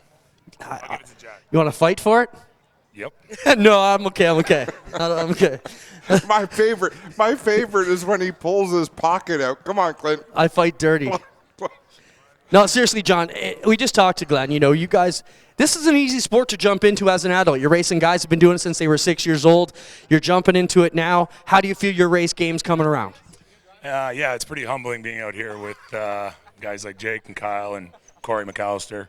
And, yeah, it's fun. I'm having a lot of fun starting to learn some racecraft and get some more pace. But we'll see how it is. We're starting a little deeper in the field than I'd like, but see how it runs. Long race of attrition, and we'll see how it ends up. 300 laps, man. Be there. Absolutely. Thank you. Jonathan Arts, everybody down here working on getting his stuff together. Now we're getting out of the way because we're going to do a group photo here. And you can actually tell him, Clinton, when you get a chance, because Jonathan wants to make sure. He'll talk, hey, how was that interview? That sound good? Well, because he wants to, he takes it very seriously. That was the best I've heard him. We should probably explain. You and I were enjoying the night as a fan last night with John. He said, we're betting on the Superstock race. Connor Pritico, he chose. He stole our money. And then Connor got disqualified. So I feel John owes me the money back because I had Hudson Nagy. So after Tech, I want my $140 back. But John's too big to fight, so I might have to work it out another way. Yeah, you're not going to muscle him out of his cash, that's for sure. Fans, I just want to say something. Fans, look at these drivers down here. Make some noise for the best drivers in Ontario tonight as they get ready to go. We have a hell of a class down here. Put your hands together and make some noise for this awesome crew of race teams we've got down here tonight.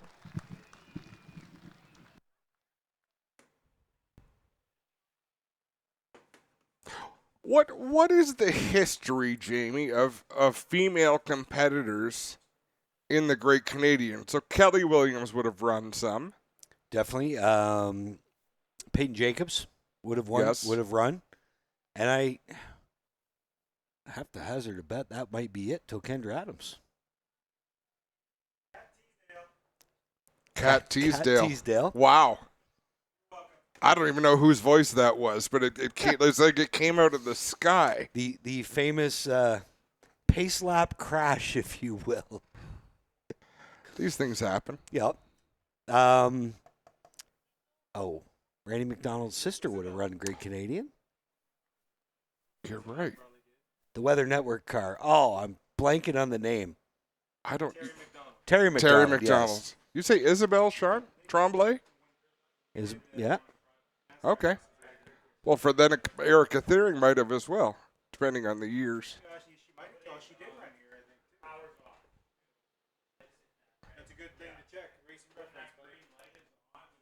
If we're wrong about that, Chris will text me at any moment. You know, it's just fun to talk about. When you put a helmet on, you're a race car driver, and nothing else matters. Whether you're 5'0" or 6'8", or male or female, whether you're 70 years old or 17 years old. Probably my favorite female in racing story was told by Ricky Rudd. So Janet Guthrie ran a lot of cup races in the late 70s and early 80s. And she didn't put up really good results. And Ricky Rudd was talking about the one day where back in the 70s and 80s, you used to have a relief driver. If somebody was knocked out, they'd climb in the car because you're manhandling a pretty big car and guys would get tired and substitute drivers. And it happened. Ricky Rudd said he got in Janet Guthrie's car one day. He said every single person raced him as hard as they could because they didn't want to get passed by a girl. And Ricky Rudd said at that point, I had the utmost respect for Janet Guthrie and what she had to go through to get where she was at. Yeah, I wondered where you were going with that because she's such a respected lady in motorsports. Jamie, going to head down to – I'm being left alone up here? Do you know how many buttons there are to push? As long as I don't touch any of those buttons, we're going to be okay. Clinton, that's the partner you are, Clinton. For more than 25 years, I was in distress. I saw you put your microphone up to your mouth. Yeah, I'm going to help you out here as best we can until we get Jamie down here. We're going to have some past champions down here, and Jamie, he knows all the history of these guys, so we're going to put him to work down here trackside and talking to some of the former Great Canadian 300 winners and the drivers that have held up this great trophy over the years and give you a bit of the history as we get ready to go here. And I don't mean to force your hand, Clinton, but I wouldn't mind hearing from Kendra Adams. That's a driver we have watched improve from the start of this season. She was a Sunset Speedway racer for a long, long time, limited late models, jumped into this APC series, and I dare say it was a tough grind until we went to Sauble, and things seemed to change when we went to Sauble. Kendra, how do you feel about tonight? 300 laps, a long time. How's your setup, and how do you feel? I definitely feel nervous, but I'm excited. I'm ready. Like it's a huge event, and I'm just really happy to be a part of it. It's been a really humbling season, and we've learned a lot. So I think we have a pretty good setup, and I know that after 300 laps, everybody's going to be struggling about the same. So I'm looking forward to it. We talked to a lot of veteran drivers. It is not easy to jump in this APC deal. It's the Shark Tank. You know, what's been the biggest thing you had to learn this year? I think the biggest thing I've had to learn absolutely is just traveling and all these different tracks. It is going to have such a different feel, and it's okay to start out slow. So we're definitely doing what we can, and we've come a long way the last couple races and learned a lot and overcome a lot of mechanical issues. But we're just happy to be here and happy to have a lot of fun with our team, and I'm just really thankful to be on such a big stage and all the fans here. I'm so thankful. All right. Good luck to Kendra Adams. Where's our girl race fans tonight? Let's make some noise for Kendra. I'm going to turn over to Jamie to talk to some of these great champions from the past. Well, this was an absolutely great idea. We've got a group down here, so we'll introduce everybody, and we'll talk to a few of them. So this year, this is the 44th annual Great Canadian 300. We invited all our champions back for VIP night tonight. And we'll first talk to the fella who got this all started, Tony Novotny, former promoter.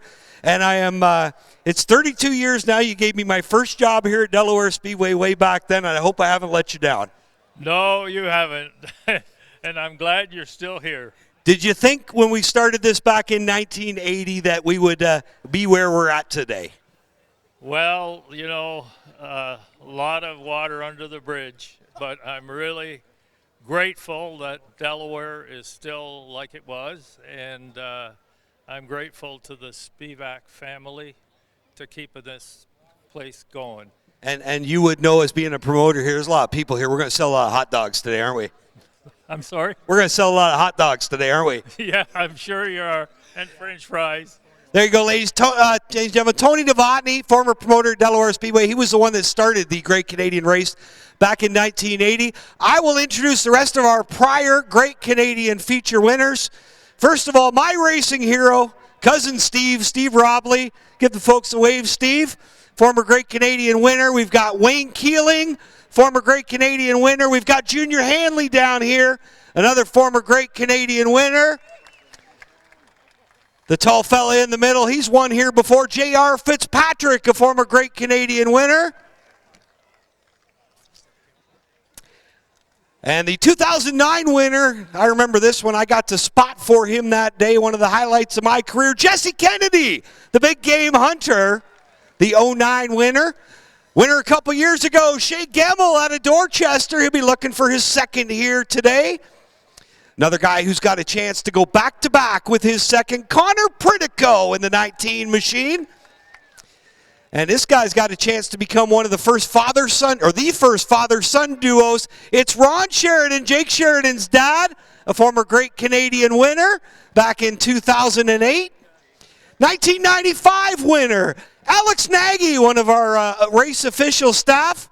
Canadian Motorsports Hall of Famer. And down the end, he drove the number 7 machine out of Windsor, Sean Dupy. We got a quick word with a couple of these guys. Steve, tell us about being here today. How cool is it they got you back? Well, it's really great to be here. It's my home track. Raced here for 100 years, it seems like, and I cheer all these guys on. I don't have any particular favorites, but in the back of my heart, I got a soft spot for a few. There you go. Wayne Keeling, how cool is it to be back at Delaware with this group? It's really cool.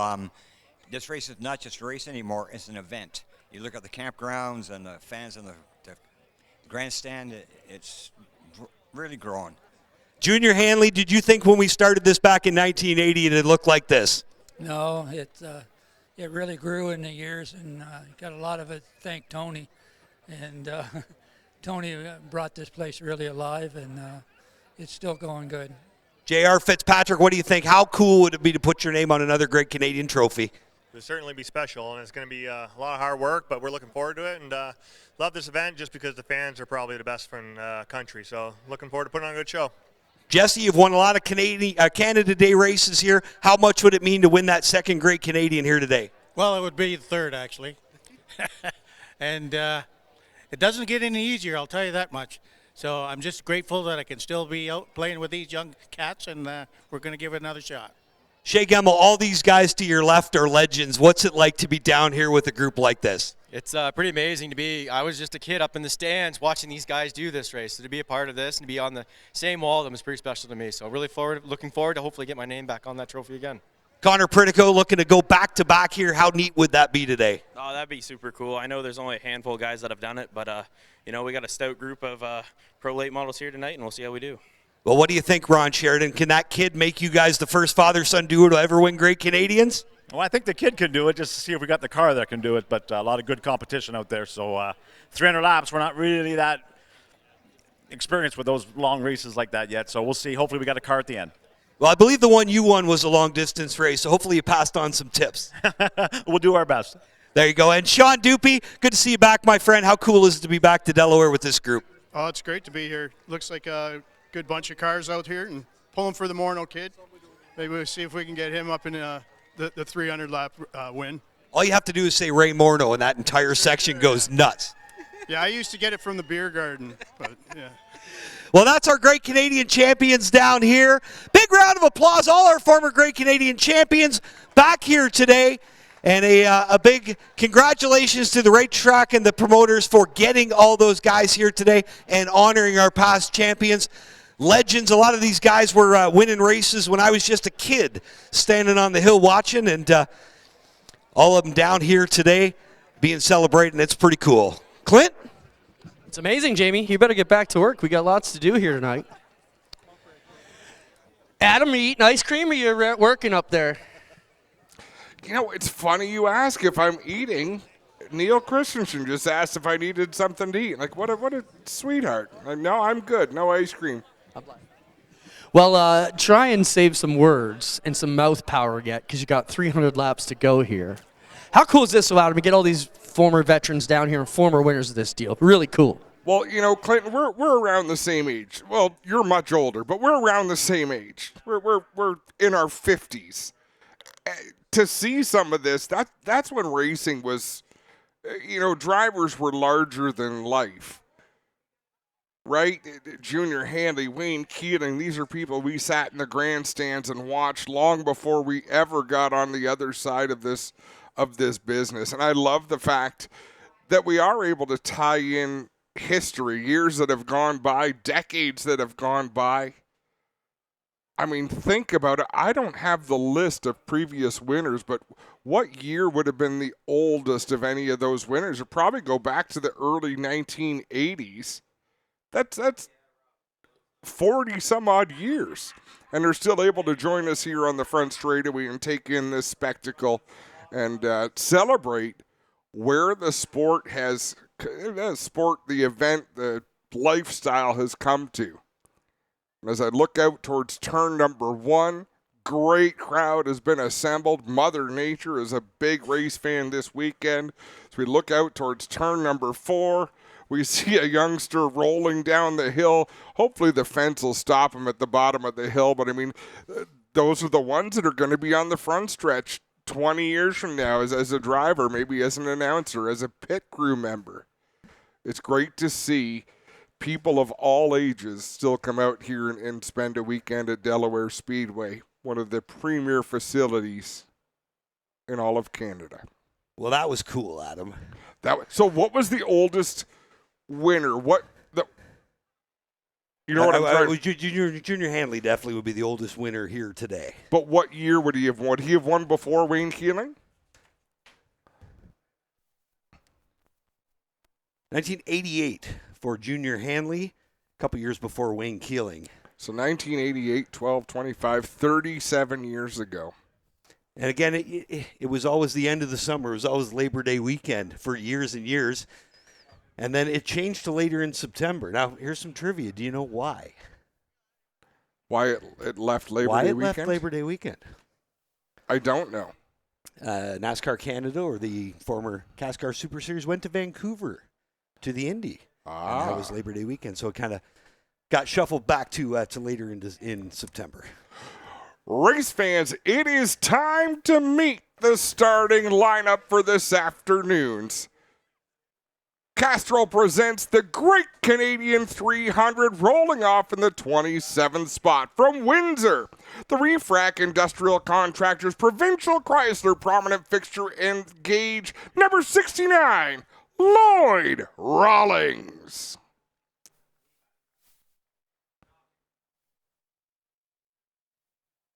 Starting 26th from Vernon, British Columbia. The Earth Movers Media SMS Equipment White Motorsports Incorporated number 14, Paul Major.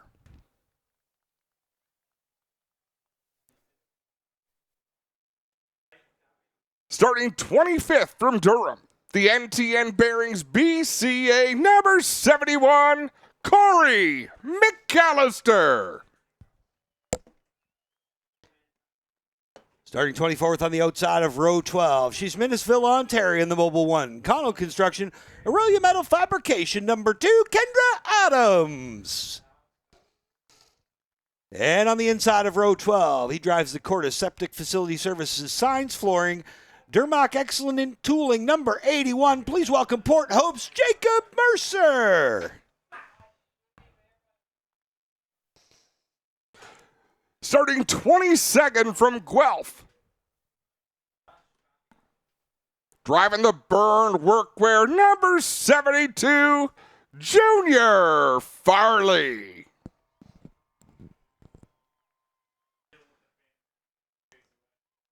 Starting 21st from London, the Gallagher Insurance GFL Dutch Brothers number 30, Jonathan Arts.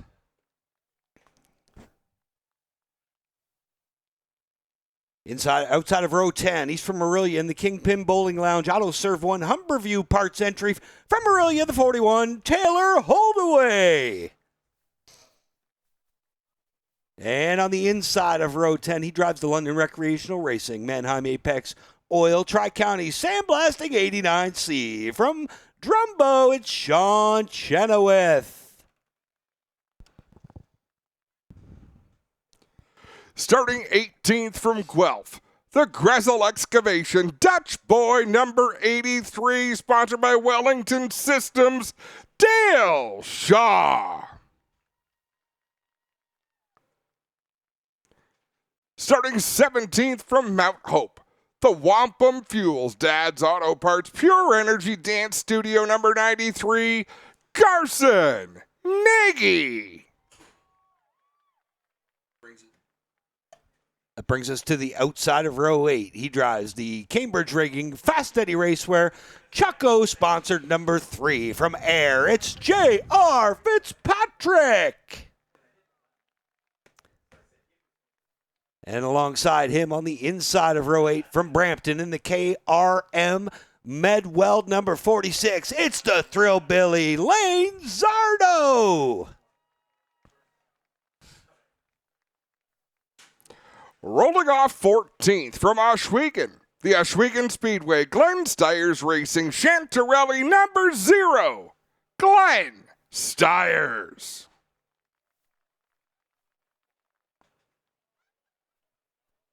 And on the inside of row number 7 from Guelph, the Hudco Electric Supply, Bremner Construction, MRC Wireless number 97D, Tyler DiVincenzo. Brings us to the outside of row 6. He drives the Liuna Gallagher sponsored number 30 from Windsor. Make some noise for Ray Morneau. And on the inside of row 6 in the Ports Heating and Cooling, Dwindle's Family Mover Morton Metals number 48 from Hawkstone, Rick Spencer Walt.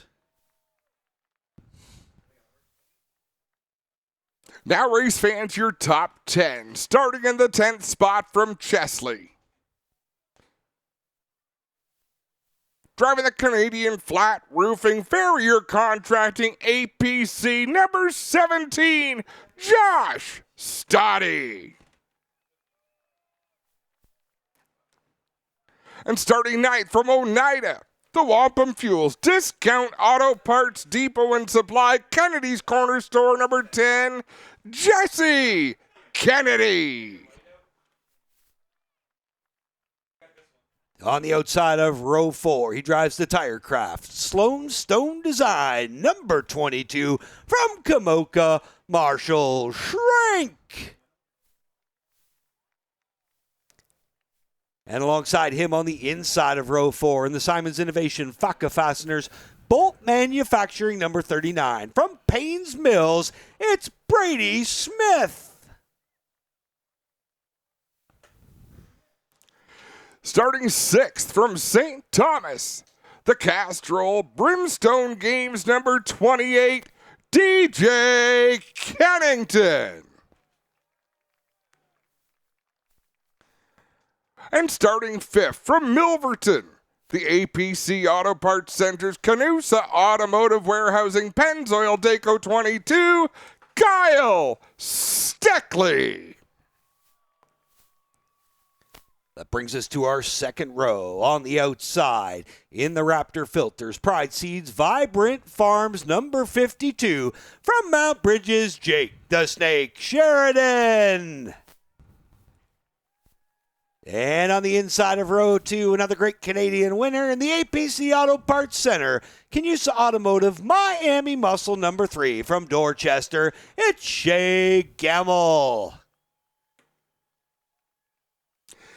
And now, race fans, your front row. On the outside of row number 1 from London, the elite racing team, the Bruce Paragon number 78, Joe Lawrence. And on the pole, defending champion of this event from Kilworth, the Domus Developments, Levens Automotive, Glencoe Recycling, H&N Roofing number 19, Connor Pritico.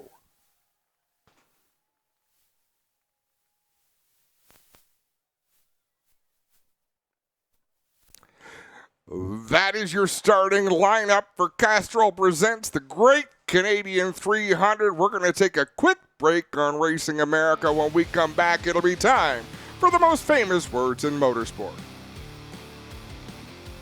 Step into the fast lane with the Race of Champions Modified Series, only on RacingAmerica.tv.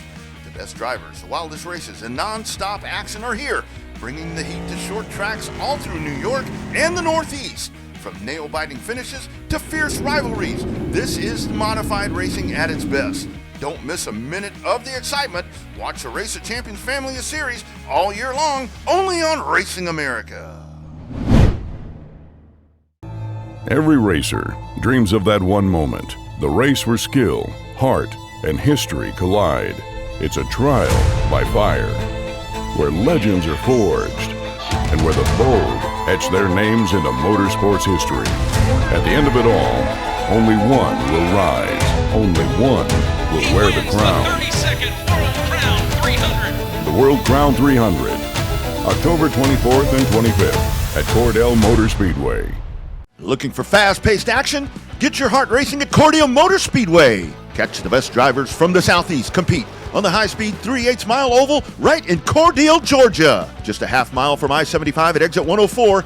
Join us for a fun, family-friendly atmosphere for fans and drivers alike.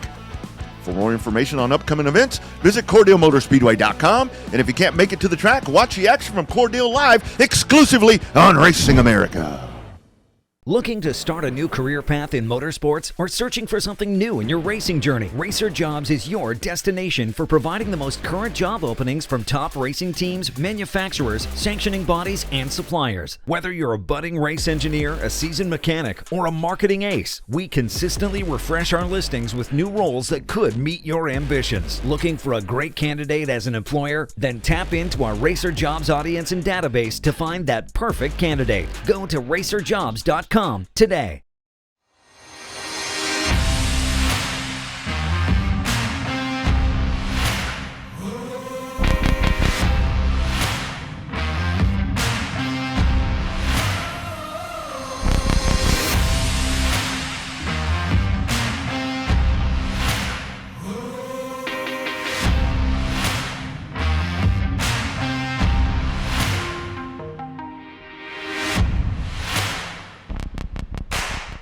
Calling all race fans. We have launched a new travel site where the race fans can enjoy free savings and upgrades on all of their travel needs. RacerTravel.com is free to join and unlocks unpublished bookings and rates for our racing community. Up to 50% off on more than 1 million rooms across the U.S. and Canada with unpublished discounts on hotel bookings. Unlock a hidden selection of hotels and rates that cater to your travel preferences. Whether you're heading out to the track as a competitor, fan, or anything in between, use Racer Travel for all your race, business, and vacation travel needs.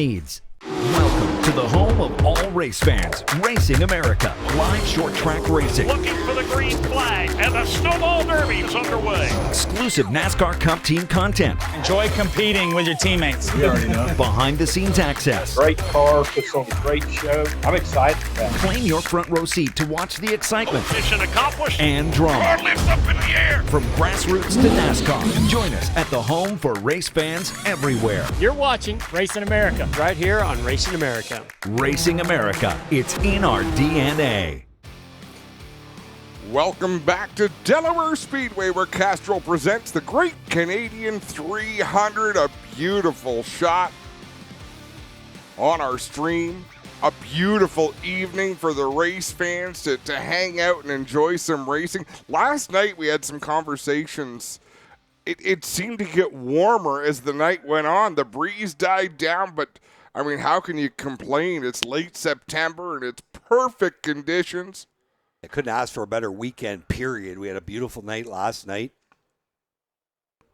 I know my spouse, she has the heated lawn chair, and I don't know if she needed it last night. She said it was a little damp, but it didn't get cold. There's heated lawn chairs? You can get them at Experience Camping, our late model sponsor. I always sit like on the campfire, and I've had more wardrobe malfunctions that way. Like, it just doesn't end well. But it's. I don't think they'd let you put a campfire on the hill in turn 4, though. That would be. Probably not. Yeah, probably not. No. Probably not. Well, that's pretty cool. So last night, for part of the night, Clinton and I came out to enjoy the show, and you notice you didn't see me in the tower, did you? No. Well, I saw you downstairs in the VIP lounge. Yep. But not in the. I wanted to stay as far away from officiating and announcing as I could, just to take in a night, spend some time. Is that the Oval Office, the bar area below us? No, the libation lounge right over there where the Burns Workwear display is set up. That is the Oval Office, the beer tent. Okay, gotcha. Yes. Okay, so we were in the bar downstairs for a little while. But down in turn number 1 is kind of what I wanted to talk about. Just a great vantage point, fun place to stand and sit and take in a race. And things that I haven't got to do in a long, long time. So it was really cool. I enjoyed listening to you, watching the King of the Hill. We got a minivan out. Seeing someone get unnaturally excited about a minivan. It was fabulous. We had a sponsor step up last night. If we could have got 6 minivans, they would have been racing for $600. Wow. People should have got their vans out of the parking lot. That would have been more money than the V8 stock winner last night. Would you have been allowed to run that conversion van that we can see right out there in the parking lot, Jamie? I know that gray one. Yeah, I'm down with it. That would be allowed? Yeah, that's a beast. No SUVs. That's the rule. It's got to be a minivan or minivan platform. Great shot of the top of the hill. Lots of stuff to do here. It's just an event here at Delaware Speedway. It really feels like a racetrack today. And you heard that when we talked to former champions like Wayne Keeling, Junior Hanley. They didn't use the word race. They used the term event. And I still got goosebumps from being down there. I mean, those guys were my heroes growing up. Like when the Super Lates were the show in the early 80s, that's where Junior Hanley won his Great Canadian. I was just a kid on the side of the hill watching, and it was always Team Biederman and Team Hanley here at Delaware Speedway. I was kind of a little offbeat. I was Team Wayne Keeling. He was my favorite super late driver growing up. And then once my cousin Steve Robley started running Cascar, and that became the show. Still as a fan, and I mean, just while I was down there, I got to thinking about Alex Nagy surviving a 3-wide wreck down in turn 1 with Junior Regan, and I believe Sean Dupy was the other car involved. Alex Nagy got through it, won his Great Canadian.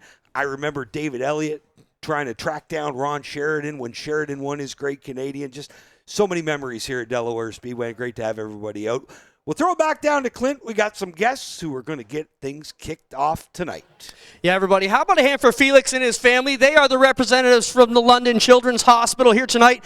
Last year when we met Felix, he was not doing well. How about a hand for Felix, because you look good today, buddy. Felix is good, and he's here, and he's going to give the command here tonight with his family and friends. We know what we got to do, so I'm going to get over here. Felix, how are you feeling? Are we ready? Yeah, I'm ready. You're looking good, buddy. You know what to do. 3, 2, 1. Drivers, start your engines. All right, good job, man. Thank you. How about a hand for Felix and his family? We get set to go.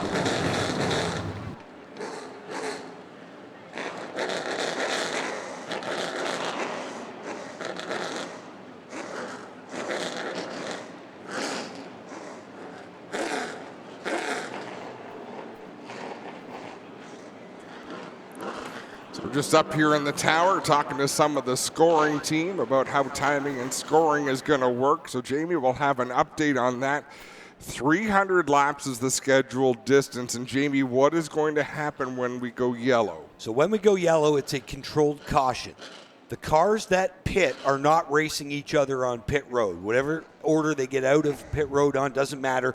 They're going to go back to the order they went in when they went into pit road, but they will restart at the back of the field. The first 3 caution laps will not be counted.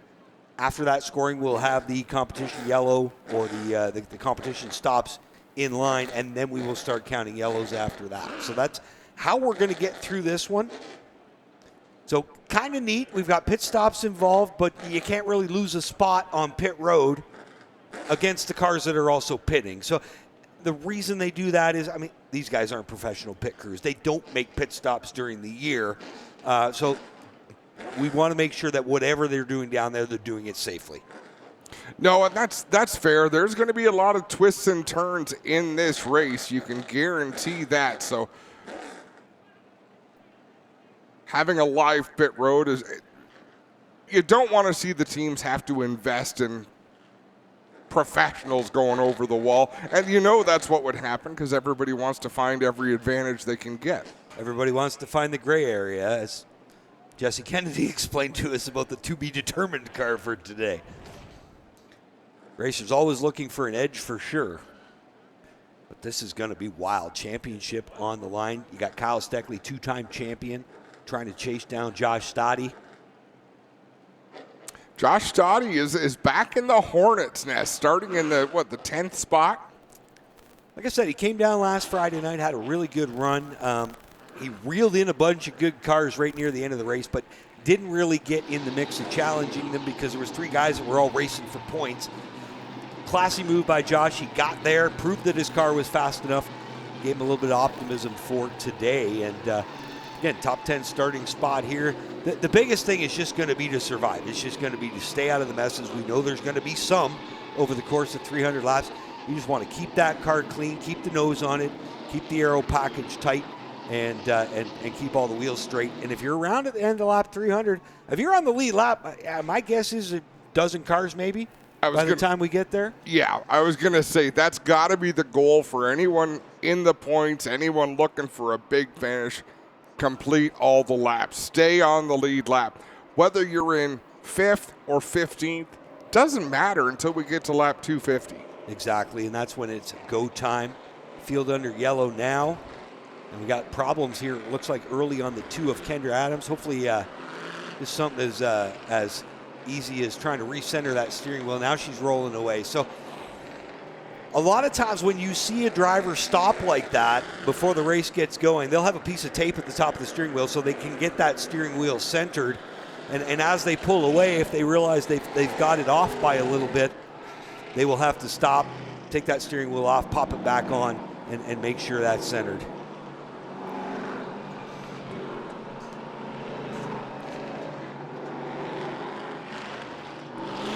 Let's have a look at our ones to watch. And Jamie, where else could we start but our points leader? He's going to roll off from the 10th spot.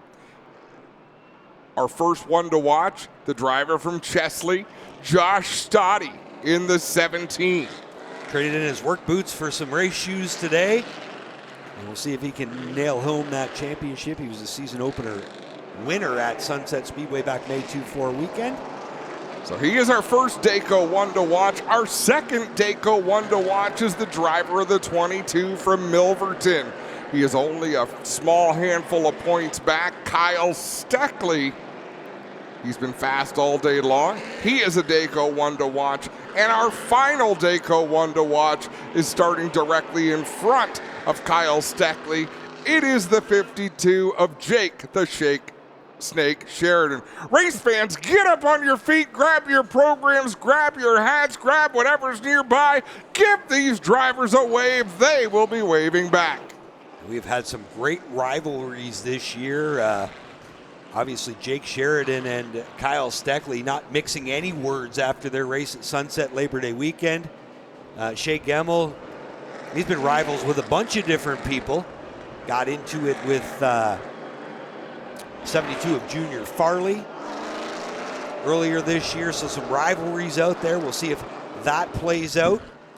But I can't remember a time when we've had this much young talent. Yeah, and definitely give a quick shout out to one of our members who ran the whole season up till today.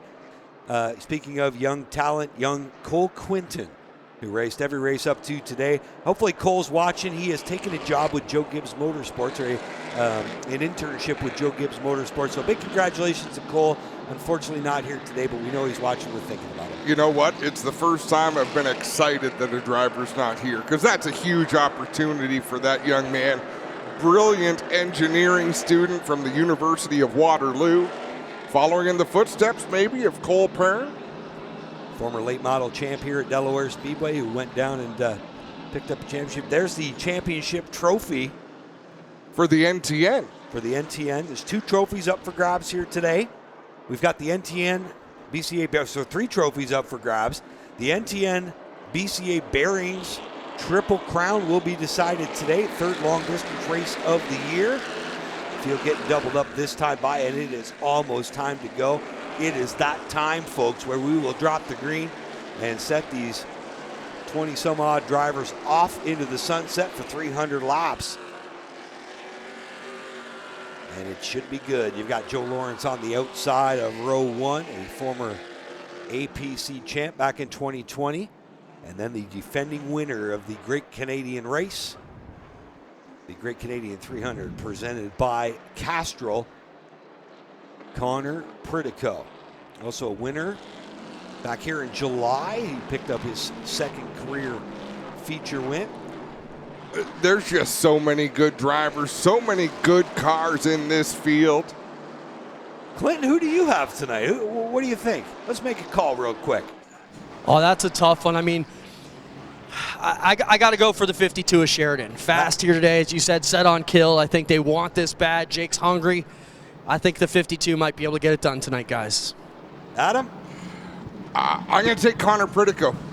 Good call. I'll go with Joe Lawrence in the 78 today. Off we go into 1. They are under green. Lawrence on the outside. Pritico down low. That's the battle into 1 and 2. Looks like Lawrence is going to nose out front. Half a car length, now 3/4 of a car length. Can't quite clear Pritico into 3. Looks like a clean opening lap so far as they work off for 3 and 4. Joe Lawrence going to lead at the stripe. Jake Sheridan 2nd. Connor Pritico still down on the inside while they build some heat into these tires. The outside groove will be a little bit faster. This place used to be a 1-groove racetrack, but since the pave a few years ago, you can run that 2nd groove, and they are proving that here. Lawrence takes the lead from the outside. Sheridan up to 2nd from the outside. Now Sheridan's working over Lawrence into 1 and 2. Lawrence gives him half a lane on the bottom. Sheridan's going to try to capitalize off turn 2. Jake Sheridan to the inside, accelerates down the backstretch. Joe Lawrence not going to put up a fight. He's going to let the 52 go, drift back into the 2nd spot, and try to protect that position. DJ Kennington giving the 78 Lawrence a helping hand down the front stretch with a little bump draft. We'll see what the Castrol kick can do as he races side by side with Pritico for 3rd. Still battling side by side from 3rd on back. Jake Sheridan out front in the 52, Joe Lawrence 2nd in the 78, but then it is anybody's battle. DJ Kennington takes that 3rd spot. Battle going on for 4th now. You got Pritico on the inside. 22 of Steckley, high, wide, and handsome in the outside lane. Gemmel's going to try to come with him. And how about Connor Pritico? He seems to be fading here early after starting on the pole. I would almost I would be nervous if I'm Jake Sheridan and I'm that fast early in the race. Little bit of an issue with Tyler DiVincenzo and Lane Zardo. Shot Lane Zardo up towards the wall. I don't believe he made contact with the outside wall, but they definitely got a little squirrely off of turn 2. Jake Hennington now chewing away at the inside of Joe Lawrence for second. The Castrol kid on the bottom. 2020 APC champ Lawrence up top. Steckley follows them. You've got Gemmel, Pritico, and how about Brady Smith, local driver, having a fabulous run here early. Brady Smith showing a lot of speed out there in that 39. He's just ahead of our points leader, Josh Dottie. Most of the top 12, top 15 drivers are single file, with the exception of Joe Lawrence up on the outside of Kyle Steckley, battling for the 3rd spot.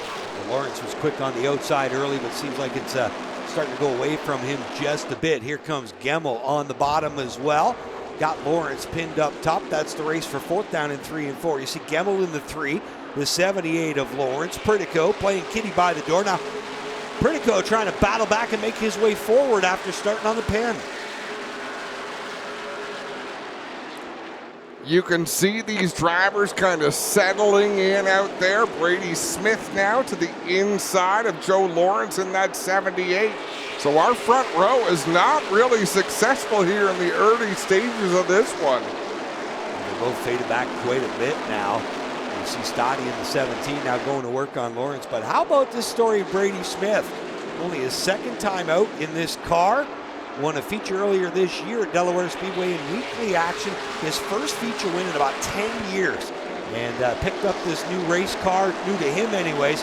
He's given it a pretty good ride here tonight, trying to track down Connor Pritico. A little deeper in the field, just outside of the top 10, J.R. Fitzpatrick was working to the inside of Glenn Stiers in the 0. He wasn't able to make that move stick, had to fall back in line. He's got Dale Shaw, Rick Spencer-Walt right behind him. Great qualifying effort for the 0 of Glenn Stiers. Definitely above the norm for what he's done in a pavement late model. Having a great qualifying effort, looking pretty good here in the early going. He's got a challenge on the inside now off turn 4. That's the 3 of Fitzpatrick working over the 0. If you're on lap 13, lap 14 of a race, and you're between Ray Morneau and J.R. Fitzpatrick, chances are you're having a pretty good run. That's going on just outside of the top 10. Again, 27 cars in attendance here. Big, great field of late models. You see the front 4 now working down into 1 and 2. Sheridan still leads. Kennington 2nd, Steckley 3rd, Gemmel 4th. And rounding out the top 5 is the 39 of Brady Smith. There was a little bit of sparks out the bottom of the Jonathan Arts number 30 last time down into turn 3. Didn't seem to do it that lap. But these tires should be up to temperature by now. Josh Dottie getting busy back there in about 8th spot. He's going to work on Joe Lawrence, who runs 7th. You see the front 5 coming out of turn 4. Right behind them is that battle. Stottie working to the inside of the 78, down into turn 1. Here comes the 17 on the bottom. Josh Dottie trying to complete the pass of Joe Lawrence. It looks like he's going to do it down into turn 3. Marshall Schrank right behind them. Couldn't quite follow him through the hole. J.R. Fitzpatrick making some moves in that number 3. And I'll do the points so you don't have to. If they were to finish the way they are right now, to be a tie atop the standings between Steckley and the 17 of Stottie. Yeah, trouble for our pole sitter, Connor Pritico. Is his window net down? It almost looked like the window net was down. Yes, so maybe a safety equipment malfunction for the 19. I hope that's it. That will be an easy fix. Of course, the lucky dog in play. So if he does go down a lap, he will be able to get it back. We'll see. Yeah, looks like just a window net popping down. Tough break for the 19. He's got some work to do now. So he just lost 1 lap. And at this point, this is what's amazing to me. 20 laps into a race on a half-mile racetrack, and we're still, the last place car is still within half a lap of the leader. Willie Rawlings is that 69 right now, working out of 3 and 4. As you see your leaders down the front stretch, there is Sheridan, Kennington, Steckley in the 22, the 3 of Gemmel, and the 39 of Brady Smith, not looking out of place running with the big dogs here tonight. Not one bit. Joe Lawrence keeps hemorrhaging spots. Jesse Kennedy's going to waltz on by.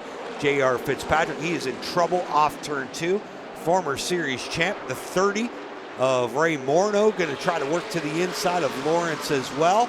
And that 78 car going back. My guess is the first time we see a yellow flag, you're going to see that 78 on pit road. Most likely, but even still, if I'm in the top 15, I still feel okay. Obviously, if you're Joe Lawrence, you're dropping back.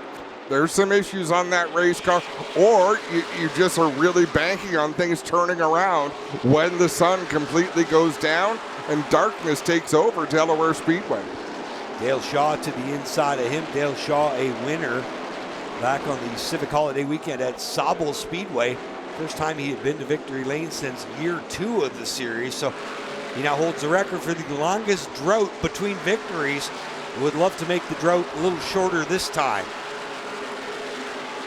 Battling at the tail end of the field, a couple of our Rookie of the Year contenders, Kendra Adams, Corey McAllister, side by side into turn number 1. They're a little more than a straightaway ahead of our race leaders. You see Brady Smith in the 39. He's got around the 3 of Gemmel, so how about that? Brady Smith, a very small budget team, a weekly racer here at Delaware, again taking on the big dogs tonight and not looking out of place at all, sitting 4th. And then it's a long ways back to 6th place Josh Stoddy. Marshall Schrenk runs 7th. 8th is Jesse Kennedy. 9th is J.R. Fitzpatrick. And rounding out the top 10 is Ray Morneau. And it looks right now to me as though Marshall Schrenk is holding up Jesse Kennedy and J.R. Fitzpatrick. I believe they might have a bit more speed right now than the 22. Neither of them really pushing things at the moment. And that lap traffic, Lloyd Rawlings is a big deal right now because as soon as he goes a lap down, Connor Pritico is not in the free pass position anymore.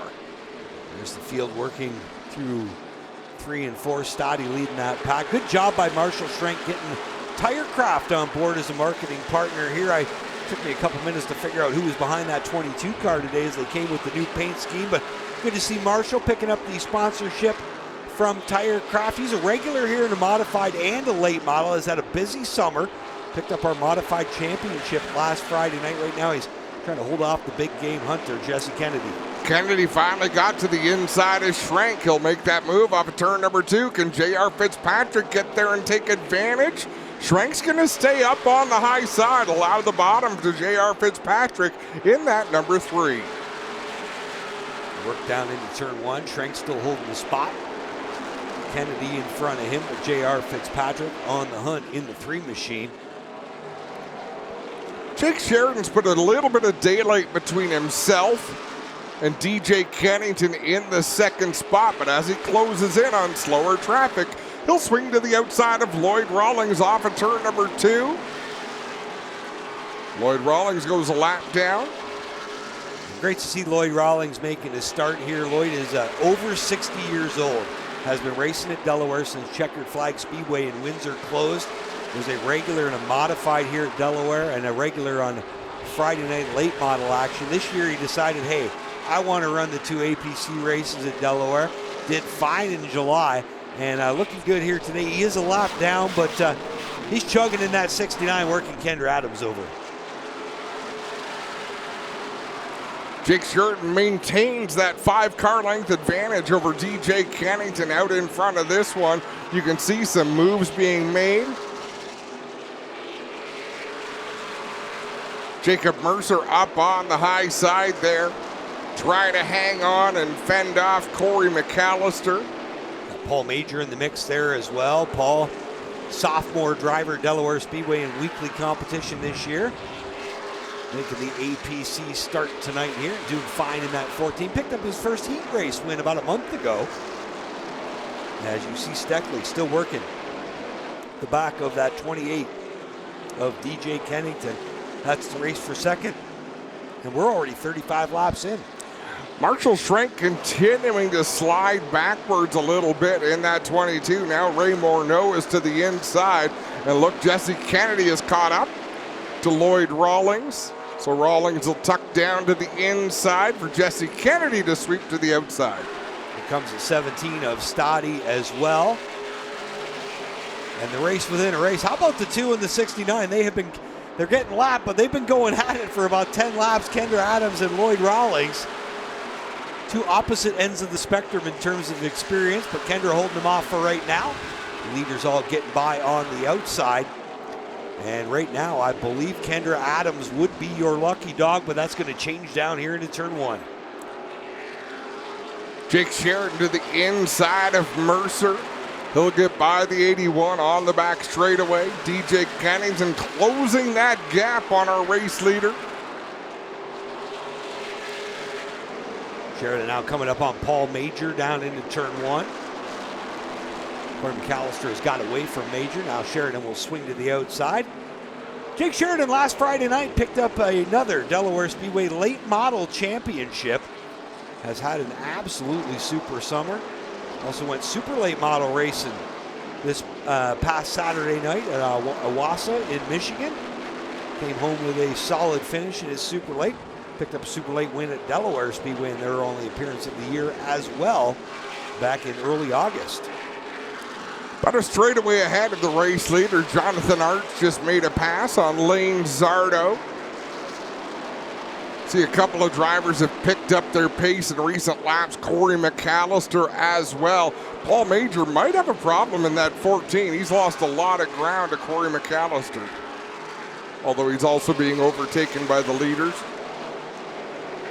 Paul doing a good job of staying out of leader's way now, tucking the line behind Shea Gemmel.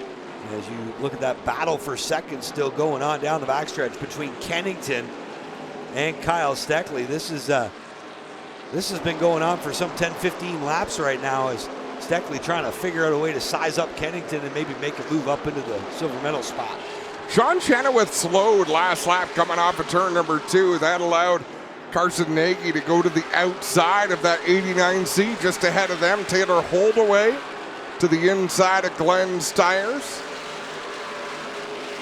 So Stiers starting to lose a little bit of giddy up in that zero machine as now Nagy closing in on the zero as well. Out in front, Jake Sheridan. 5-6 car length advantage over DJ Kennington. Sheridan will swing to the outside. Lane Zardo down into turn 1. Lane Zardo now goes a lap down and gets put into the free pass position. And Steckley trying to use that lap car to advantage Kennington. Swung high, opened the bottom door up for Steckley. Steckley not quite able to squeeze his way into it. Going to tuck back in line behind Kennington. Goes after that second place car down into 1 again. And Brady Smith is right there. The top 4 are nose to tail. Shea Gemmel back in the 5th spot. Dozen car lengths behind the leaders. He'll go to the outside of Lane Zardo. Then there'll be no cars between he and the lead 4 as Kyle Steckley puts a nose to the inside of DJ Kennington. Not able to make that move down into turn number 1. The lead quartet stays single file down the backstretch. We've been 47, almost 48 laps of green flag racing here at Delaware Speedway. They are picking them up and laying them down here in a hurry. Sheridan setting a torrid pace out front. Kennington still holding off the 22 of Steckley. And Brady Smith just circling.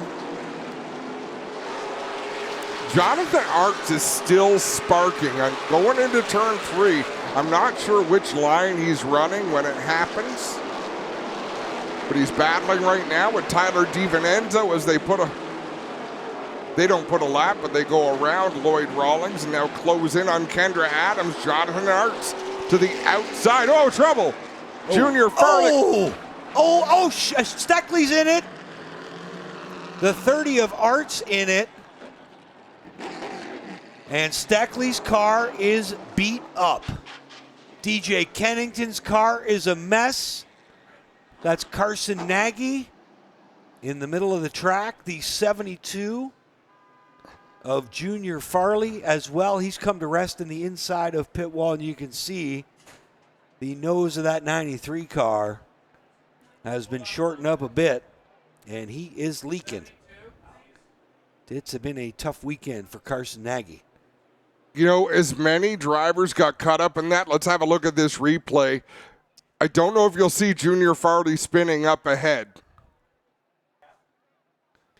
Kennington got sideways and piled into it. Carson Nagy looks like he went around all by himself. The 70. So the 72 of Farley spun to avoid it, did not make very hard contact. It looked like the 93 went around on his own, and the 30 just piled in there. Nowhere to go for Jonathan Arts.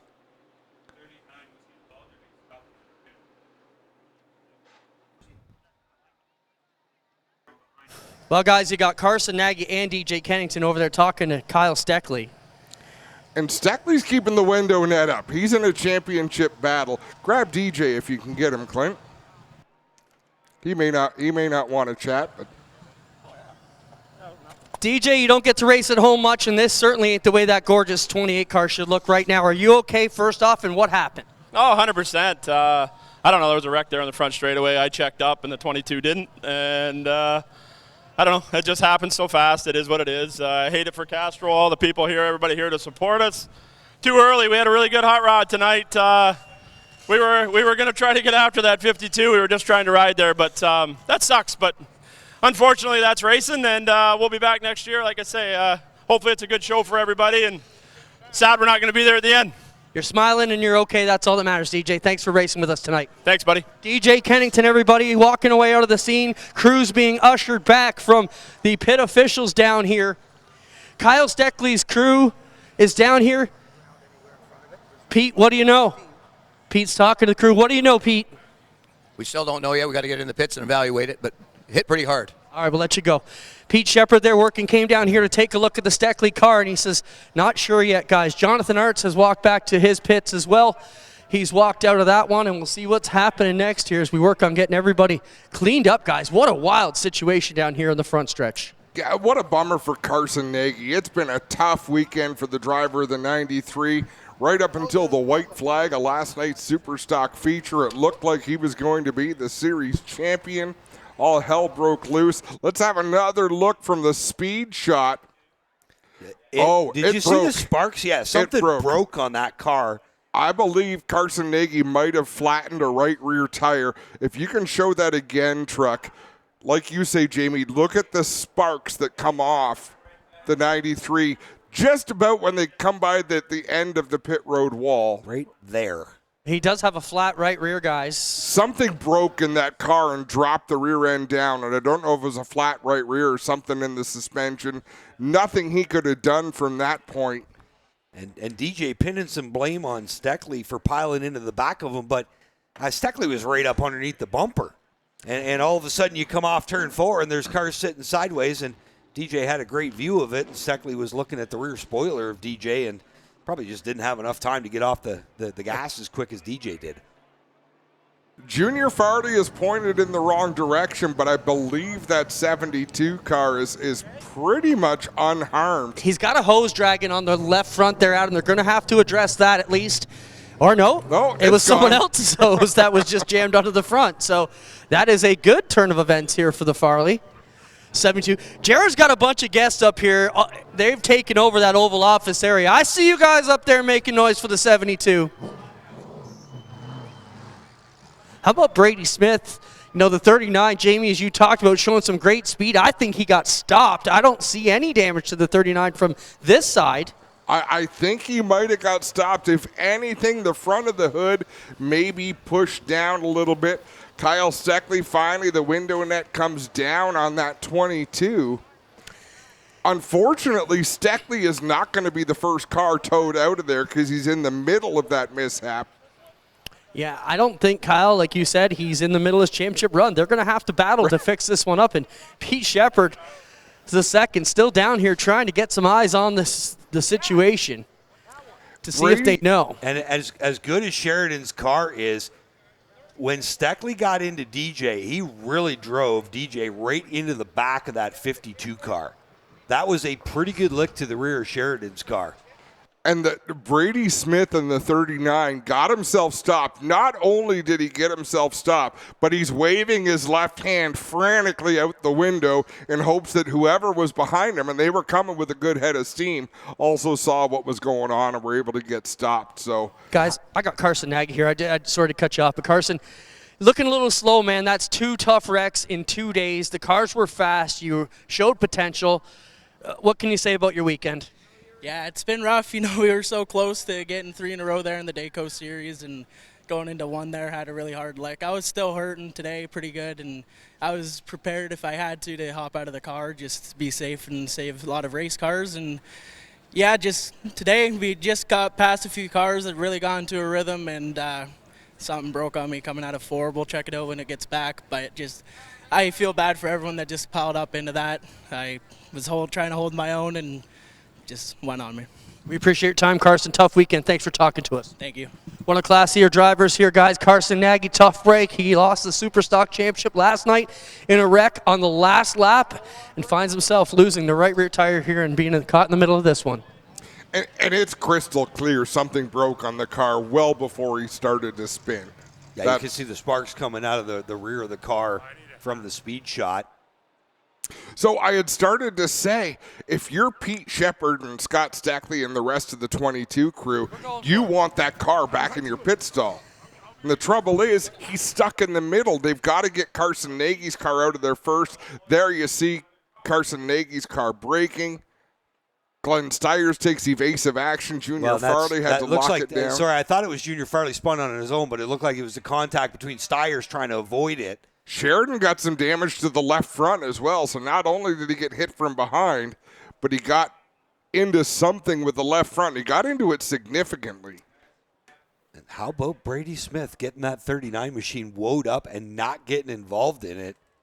And, I mean, you never want to win a championship like this, but if you're Josh Stoddy right now, you got to be liking your odds. Well, is there any damage on Stoddy? This is one of those where we're really going to have to look at all the cars. I got Jonathan Arts here. John, what happened out there? Yeah, we lost comms at the very start of the race, so I had no spotter, no nothing, couldn't hear anything. Just trying to bang off some decent laps and just keep good pace. Felt like it was getting better, and passed on the outside there, the 97 going into 3. And by the time the cars were blocking my view, came around the corner and the 93 was there. I feel so bad. Jesse's car and Carson, 2 hard licks in 2 races. Feel terrible about it. Sorry to those guys, but yeah, I guess that's racing. That's the hardest hit of my life for sure. Are you okay? Yeah, it's good. My shoulder hurts a little bit just from that initial impact, but yeah, disappointing because it was feeling like it was coming together and gonna have a good run, but yeah, I feel bad. Thanks for talking to us, John. Thanks, guys. Jonathan Arts, dejected as you can imagine, guys. Tough break for him. If you watch the replay, he took 2 good licks. He hit the wall first, and then he drilled Carson Nagy. And he made the right choice. Like, when you've got a car stopped dead, you've got to hit the wall. Like, you've got to at least get up against the wall. It's your only chance. So watch this car come in quite a bit after the fact. It was he was the yeah. first one. I'm sorry. So we're watching Junior Farley spun, and he's got a huge head of steam. It was almost like he tried to get on the brakes, and the car just went into a 4-wheel slide towards the wall, bounced off the wall, and then run into Carson Nagy's car. And guys, I just want to show you here. So they've changed the right rear on DJ Kenning's car just to get it back to the pits. But look at the shot here, guys. That bar's kinked. It's all pushed in. That's a lot of damage to the right side of that 28. And those are body supports, Clinton. It's a good crush zone for the car. As long as the cockpit of the car, you don't want to see any of the main roll cage bars damaged. It almost looks like DJ Kennington thinks, hey, this isn't hurt so bad. I think he's going to get back out there. I think you're crazy. He's climbing back in the gear car. on. What do you? Look at Jack. Give me a look here. How much tape are you going to need to put this body back together? The spoiler is still good. Tape that right rear fender up against. The spoiler is not good. Look, every support on it is shattered. Is it still pointed upwards? It is. Spoiler's good, buddy. Let's take a quick break. Hold on. No, before we do that, I got to find out what the deal is here. He's putting the window net up. Give me 10 seconds, then we'll go to commercial. I'm going to jump in be- here with DJ. It could be he just doesn't want to talk to you so much that he's put the window net up, put the helmet on. Did you put the window net up because you didn't want to talk to me, DJ? Are you really going to try and make this thing go again? What the hell? It's already wrecked. Let's see if we can't get her. I don't think it's bent that bad. Let's go see what we can do. All right, he's making the crowd cheer. They're going to clean up this mess. We'll be right back live from Delaware, Ontario. It's the Great Canadian 300 Weekend. Carnage is abound. We'll be right back. Welcome to the home of all race fans, Racing America, live short track racing. Looking for the green flag, and the Snowball Derby is underway. Exclusive NASCAR Cup team content. Enjoy competing with your teammates. You already know. Behind the scenes access. Great car, puts on a great show. I'm excited for that. Claim your front row seat to watch the excitement Mission accomplished. and drama. Car lifts up in the air. From grassroots to NASCAR. Join us at the home for race fans everywhere. You're watching Racing America right here on Racing America. Racing America. It's in our DNA. In the fast-paced world of racing, communication is everything. When it comes to at-track communication, Racing Electronics is the leading provider of professional race communications. From driver and crew communications, two-way radios, headsets, scanners, custom hearing protection, and more. Racing Electronics is your go-to destination for all things motorsports. Before the green flag waves, ensure your team is equipped with communication gear from Racing Electronics. Visit a Racing Electronics representative at the track, stop by their showroom in Concord, North Carolina, or shop online at racingelectronics.com. The My Race Pass app is your motorsports headquarters on race night. With over 800 organizations across multiple forms of motorsports, you'll always have the information you need in the palm of your hand. Race day information with official entries, lineups, live timing and drag racing timing slips, official results, point standings, announcer audio, fantasy racing, and so much more. Don't be left in the dark on race night. Download the My Race Pass app today in Google Play and the App Store. My Race Pass, the ultimate racing resource. 5-star bodies, the most advanced bodies on the market, aerodynamically engineered, manufactured from the highest grade and lightest weight materials, tested tough for optimum performance, the highest quality and most durable products you'll find anywhere. Our products help racers around the world reach victory lane. Winning never looked so good. Faster, lighter, stronger, better. 5-star.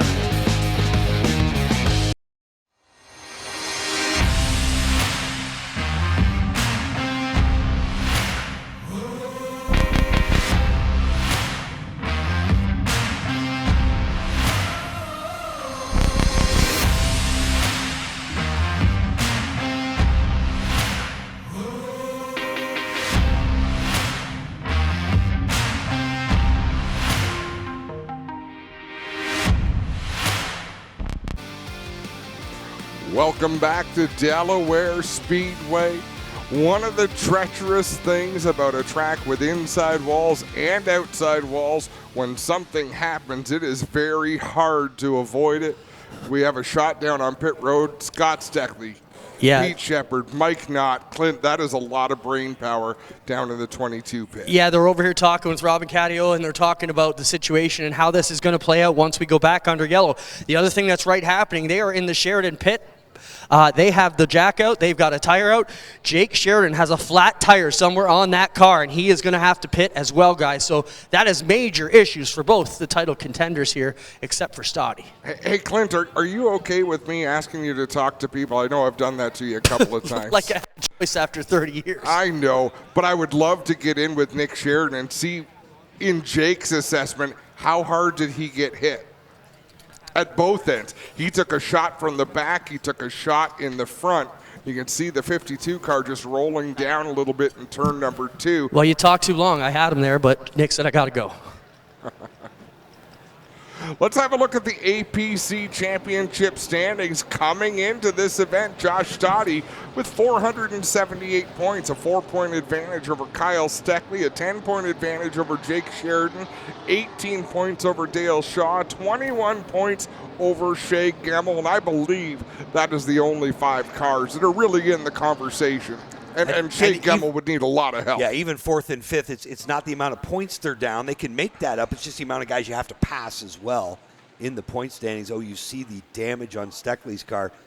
It didn't quite look as bad from up here in the tower. We could only see the right side. the left side tore up as well. Oxford Dodge safety crew down there on the scene, as well as our mini jet dryer. Everything on the bodies of these race cars contributes to the performance of the race car on the track, the way these cars corner. Having said that, there are key components. The spoiler at the back, the nose at the front. It's amazing what you can commit. Remember back in the Castrol days, some of the cars won. Didn't Peter Gibbons win without a body one race? That was at St. Eustache. John Logo's car with Robbie Thompson the body was destroyed when he won here, and still made it to victory lane. We saw this a few weeks ago in a Delaware Weekly show. There was a big super stock tangle in turns 3 and 4. Darrell Lake, who was driving the 77 car, the trunk got knocked off with the spoiler. He went back out there, and you could just tell how loose that car was the rest of the night with no spoiler. You don't think they're going that fast because it's a short track, but that adds so much downforce. And when you don't have it, I had the chance to talk to Darrell after. I said, how was the car? Was it loose? Yeah, you might say that. We just had a celebrity sighting on pit road. I didn't realize Randy Steckley is here as well. He doesn't put on the headset much anymore, I don't think. So Joe Lawrence made it through unscathed. See the car stopping on the back stretch. And this has changed everything. And how about that Cinderella story in the 39? Well, he's going to be the race leader. If Sheridan comes to pit road. Yeah. Brady Smith would inherit the lead.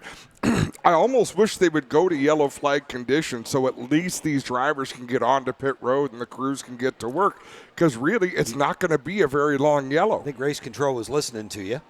Right? Jake Sheridan wants to get on pit road. Kyle Steckley wants to get on pit road. Well, a new addition, pit road is closed right now.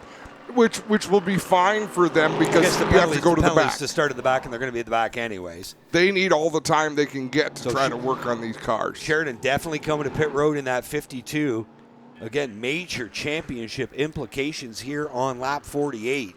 So race fans, that red light you can see on the spectator side of the fence, on our side of the fence, just by the flag stand, that is pit road. It is either going to be red, green, or yellow. Red means close, green means open, yellow means it's open, but it's a quickie caution. I forget what yellow meant. We're going to stick with red and green, Clint. Guys, look at the left front here. They got a nose issue. Nicky trying to pull the body out here on this 52 of Jake Sheridan, trying to find out what it is. It's the right rear, and he's got all kinds of body damage back here, but nothing that's going to prevent them from having a serious issue unless that rear end is skewed, but it looks all right, guys. Should be all right for the 52 here. Steckley going to make his way down here now, and we'll have to watch out of the way for that. That 52, the rear end of that car was at least a foot up in the air when he got hit. I think that's the bigger problem than the left front. The left front seems like it's okay. You see the Castrol kid now coming to his pit stall. Look at Steckley, guys, drag this bucket of junk here to pit road. Oh, my goodness. And they have a ton of work to do here. That is a state-of-the-art Port City race car you're talking about. Yeah, well, it was state-of-the-art. Now it's a state of a mess. That is a rearranged front end on the 22 machine. You know, when you got the Sawzall out, you are cutting your losses. So the question is, that rad has got a whole bunch of dings on the top of it, guys. Not sure what could be. And we'll see if they can get that one working out. Well, he's in good shape. He's got a Spectre Premium rad in it, so. Look at just drove down pit road in a moped. Look at the carnage out here, guys. And the problem they're going to have are these hoses, right? The cooling hose. Oh, the rad is loose, guys. The rad is flopping around here in the 22. They're going to have to do some serious work to get this one secured, and the sparks are flying. Here comes the bungee cord and the duct tape. That is our track photographer, Luke Duda, in the moped, who just came screaming down pit road.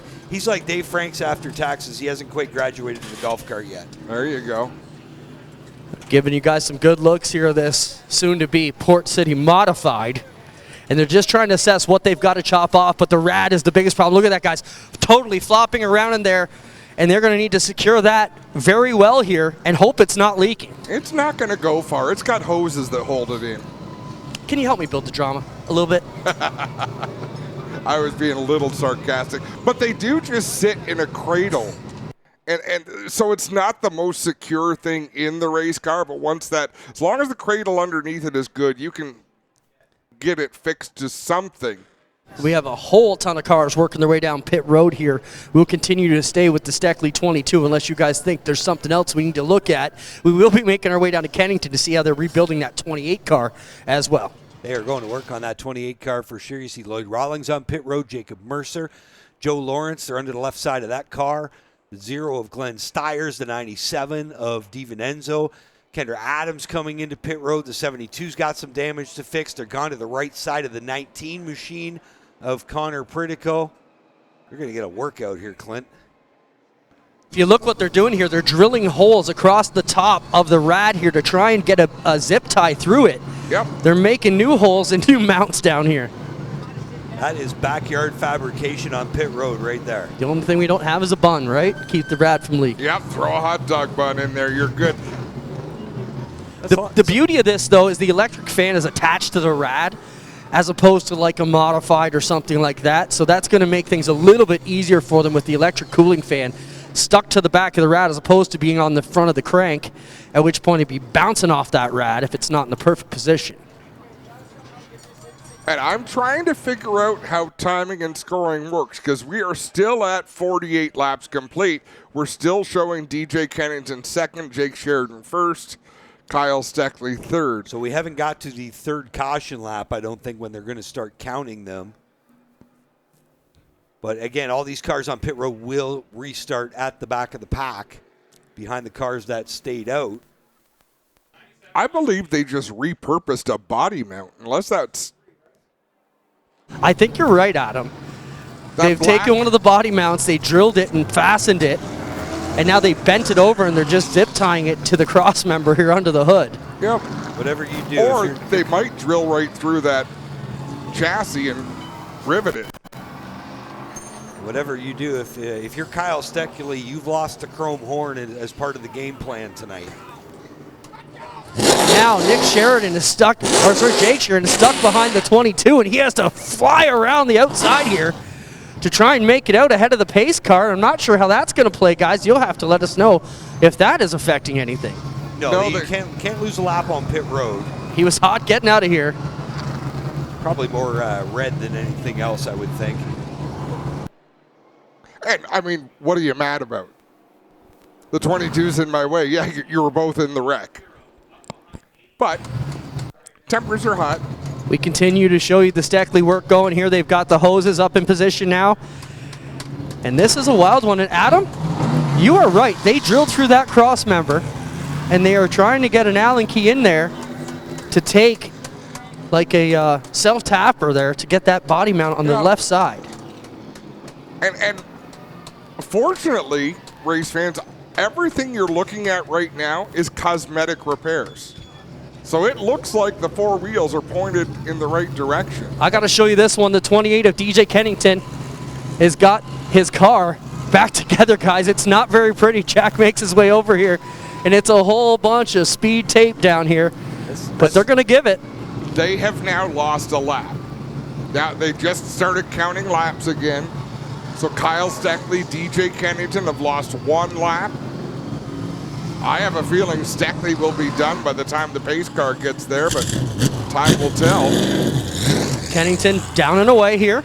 And we'll go back to watching the 22 of Kyle Steckley's crew. That is Dr. Jekyll and Mr. Hyde. I mean, the left side of it looks okay. Left side's beautiful. Kyle Steckley sitting patiently in the car, none too pleased about the situation. You can imagine he's a very intense young racer here. And this has got to kill him sitting here. See Kyle Steckley there, eyes forward, just waiting for the crew to do their job and get him back out there. But again, we've still got a lot of time for a lot more cautions and a lot more lucky dogs, so chance of getting back on the lead lap pretty good if you can survive. So right now they're trying to break something away from the car. Chopping off one of the bumper supports for the front here. So Mike Knott with the long beard, he was a longtime crew chief for Brad Graham. He's worked with Jim Bray for years now. He's working with Sam Fellows. We saw Brad Graham here earlier on today. He was over there, I think, in the Junior Farley cheering section. Steckley's back on track, guys. You've got to appreciate what that crew did. And as we look at that car from here down the backstretch, on the camera, we see it in great detail. To our naked eye, it looks like it's half a race car, Jamie. Yeah, he's. I picture that Winston ad with Mark Martin's car all tore up. Do you remember that one? Yeah. that's kind of what we're looking at here. And I mean, if you had told me at any point before today even, we'd be 50 laps in and Brady Smith would be leading the Great Canadian 300, most people would have said you're nuts. Not to take anything away from what Brady's done. He's put himself in the position. He's had a great day so far, great qualifying effort. Was just hanging out up front, biding his time, and now he's leading the Great Canadian race. So race fans, let's give you a rundown. Brady Smith is the race leader in the 39. The 3 of Shea Gemmell is second.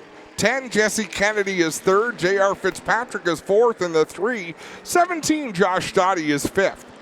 6th through 10th, the 22 of Marshall Shrink, the 30 of Ray Morneau, 83 Dale Shaw, 48 Rick Spencer Walton, 41 Taylor Holdaway. 11th on back, Sean Chenoweth in the 89C, 0 of Glenn Stiers, 78 Joe Lawrence, 97D Tyler DiVincenzo, 52 Junior Farley. 72 Junior Farley, 52 Jake Sheridan, 71 of Corey McAllister. The 2 of Kendra Adams runs in the 18th spot. She is the first car a lap down. Also 1 lap down, Lane Zardo in the 46, Lloyd Rawlings in the 69, Connor Pritico in the 19, Paul Major in the 14. It looks like DJ Cannington is 1 lap down. Kyle Steckley is 2 laps down. Then we've got Jacob Mercer 4 laps down. Carson Nagy, who's out of the race. Jonathan Arts, who's out of the race. So hopefully that sort of keeps you up on 18 cars still on the lead lap and a number of cars still with the opportunity to get a lap back. And obviously we're going to be watching this battle on the Speedway, but also really going to be watching that Lucky Dog battle. Clint? I'm still in the 52 pit, guys. Look at Nicky just came back with a massive rat's nest of bungee cords and jack straps here. So they got still some issues here, and Paul Ginioli and the crew, they're looking for some kind of bolts or mounts here. So I got to wonder what's going on in the 52 still. Well, it looks like we're all set to get back under green. Gary Adrianson will pull that Oxford Dodge pace car down onto pit road. Off turn 4 they come. Brady Smith is your leader. He's going to get a decent jump. Gets half a car length on Gemmell, going down into 1. Gemmell drives it hard on the outside. Gemmell, Smith, side by side. They rub fenders off turn 2. Now here comes Fitzpatrick to the outside as well. Gemmell will wrestle the lead away. Shea Gemmell, the race leader. J.R. Fitzpatrick working that high side on Brady Smith. Get Fitzpatrick the runner-up spot. Brady Smith's got his hands full. His former mentor, Jesse Kennedy, chasing him down from 4th. And there's Josh Stoddy, your point leader. He survived the big one so far, sitting 5th right now in the 17. Marshall Shrink slides up the track in turn number 4. That affects Dale Shaw. He had to slide even higher up the racetrack. They've all got things sorted out now, but it moves Shaw back into a battle with Rick Spencer Walt. They're racing hard deep in this field. Stoddy right now sizing up Jesse Kennedy. Kennedy putting the pressure on Brady Smith. You got Ray Morneau in that group as well as they work down into turn 1. That's the battle for 2nd on back through 6th. Looking at the back of the field, Jake Sheridan looks to be up to speed. He's right there with the pack. Of course, he's towards the tail end. Kyle Steckley as well looks to have speed in that 22. Same with DJ Kennington. They're really not falling back. Whether they still have race-winning speed is yet to be determined. This put a lot of guys back in the picture. We just saw a shot of the 22 of Schrenk, the 48 of Rick Spencer Walt, and the 89C of Sean Chenoweth. There's Steckley in that 22 machine. Oh my, that car has seen better days. Boy, if you want to see how the front suspension works on a race car, just follow the 22 for a couple of laps. Still nowhere to go. From about 10th on back, they are stacked and packed. Your leader, Gemmel, down into 1 and 2. Former Great Canadian winner. Currently holding off the 3 of J.R. Fitzpatrick out front. Who would have thought Fitzpatrick, after some of his troubles today, would be up there battling for the lead? Jake Sheridan just had to back out of a hole battling with Junior Farley. He'll drive to the inside off of turn number 4. You see Joe Lawrence on your screen right now in the 78. He pitted under that yellow and has quickly climbed right back into contention. There's Jake Sheridan working behind Tyler DiVincenzo and the 72. Yeah, Lawrence almost back up into the top 10. Sheridan now getting busy with some contact between DiVincenzo and the 72 of Junior Farley. Sheridan just nowhere to go right now as those two Guelph drivers race in front of him. And I mean, just ahead of those two is Ray Morneau in the 30. So there are quality cars all through this field as Joe Lawrence to the inside of Glenn Stiers. We continue to watch this battle of Guelph with Junior Farley getting the better of Tyler DiVincenzo up on the outside. One guy I would definitely not count out is that driver right there, the 19 of Connor Pritico. He is in the lucky dog position right now, just got by Glenn Stiers. He is driving past lead lap cars like they're going out of style. After starting behind all the lead lappers, he's found himself all the way up to behind Joe Lawrence. So he's picked up a bunch of spots here already. He is the lucky dog contender right now. Can anybody go 34 laps without being lapped? Like, can we go 34 laps with Connor Pritico still being the first car a lap down? That's the big test. That's what Pritico wants to see, is a quick yellow or for those lap cars to keep the leaders at bay. Corey McAllister right now is the last car on the lead lap. And there's about 6 cars between himself and the back of the field. How about Jake Sheridan getting it done? Just got by the 30. There's Jake the Snake in the Raptors Filters Pride Seeds entry. Down into 3 and 4. He's already worked himself back up to just outside the top 10. He's chasing down Glenn Stiers right now in the 0 down into 1. Brady Smith just ran his fastest lap of the race in that 3rd position. So we watch Tyler DiVincenzo on the inside, Corey McAllister up on the high side, Ray Morneau in that 30. You can bet he's ready to get down to pit road and make some adjustments at one of these breaks. Yeah, Ray Morneau has faded since this restart. You see they're pushing way up the speedway in the apex of 1 and 2. He has been hemorrhaging spots since we went back green, so not sure what's amiss on the 30 car, but something definitely not right on that machine as he keeps getting bypassed by everybody. Corey McAllister to the inside of the 30. Kendra Adams next in line in that 2. Paul Major in the mix as well. He is a lap or 2 off the pace. There's DJ Kennington in the 28, 1 lap down. Oh, Kennington into the side of the 30. Again, Morneau having a tough time keeping that car on apex. And DJ Kennington, well, he's feeling like he's got to go right now. Kennington looking to give Kendra Adams a little bit of support down the backstretch, maybe a push off of turn 2. So you see they get to the middle of the corner right there. Ray Morneau right up the speedway. Yep. That car is not turning coming off. You can bet they're going to come to the attention of that Morneau racing crew as soon as they can. See if they can't get that car dialed in a little better. And it is getting worse by the lap from the looks of it. Got Jacob Mercer right behind him. And here comes the leader. So Ray Morneau restarted, I believe, 8th, about to go a lap down here. Yeah, Morneau's in trouble. Shea Gemmel goes around, J.R. Fitzpatrick goes around, and Ray Morneau is hanging on tight out there in that 30. This battle for 3rd, it's been going on since shortly after this first restart of the race. Brady Smith holds his spot. Jesse Kennedy, the big game hunter, 2-time winner of the Great Canadian Race, running in 4th right behind him. Stoddy sitting 5th, and that's doing just what he has to do to win a championship right now.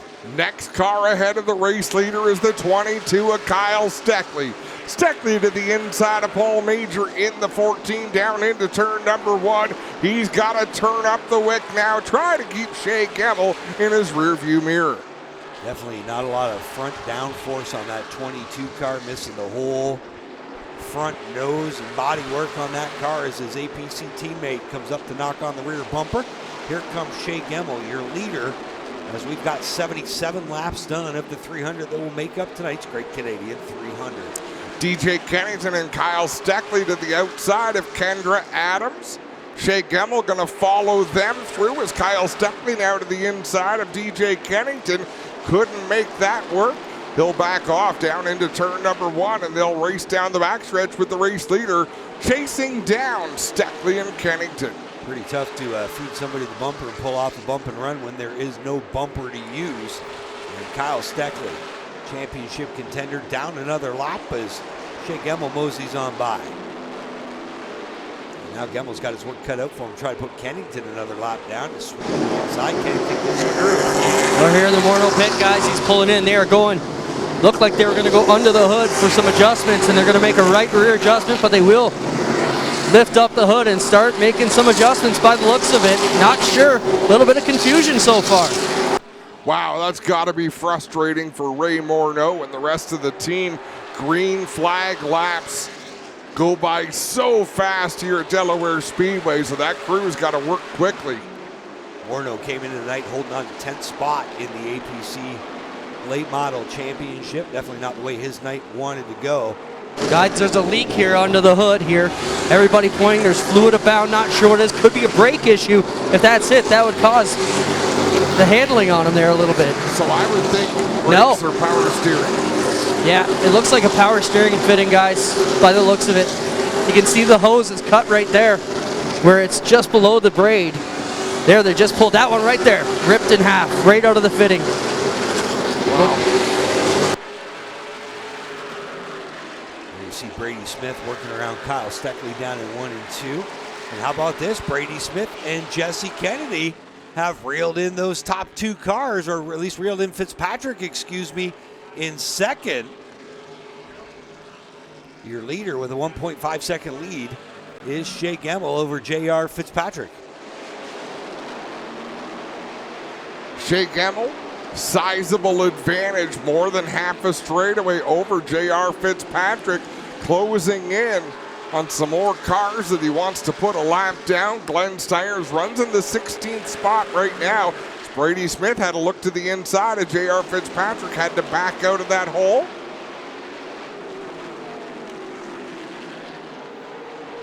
Shea Gemmel's closed right in on Stiers in the 0.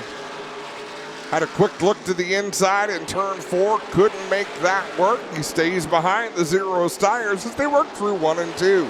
This is not what Connor Perdigo wanted to see. He was in line for the lucky dog as the first car 1 lap down, but if Stiers gets past here,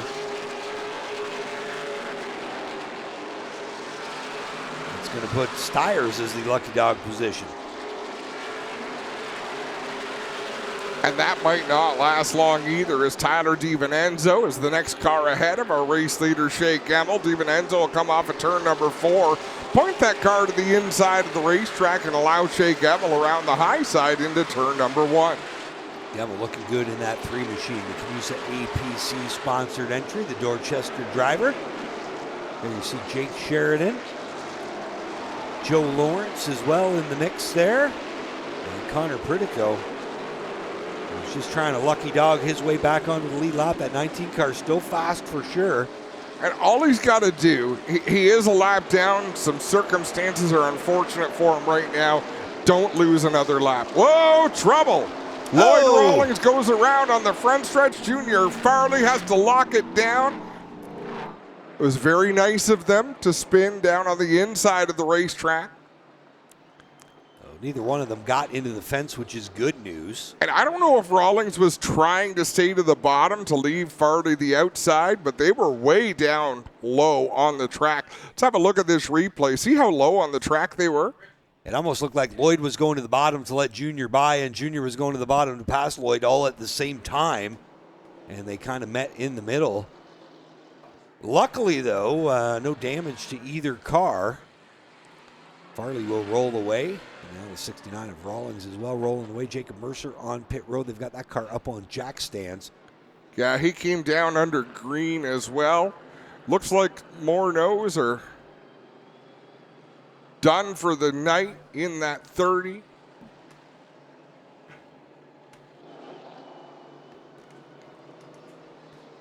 And I believe you're going to see Tyler DiVincenzo get the lucky dog and back onto the lead lap.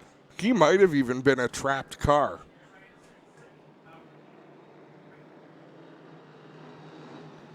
Because it depends on what lap he went a lap down.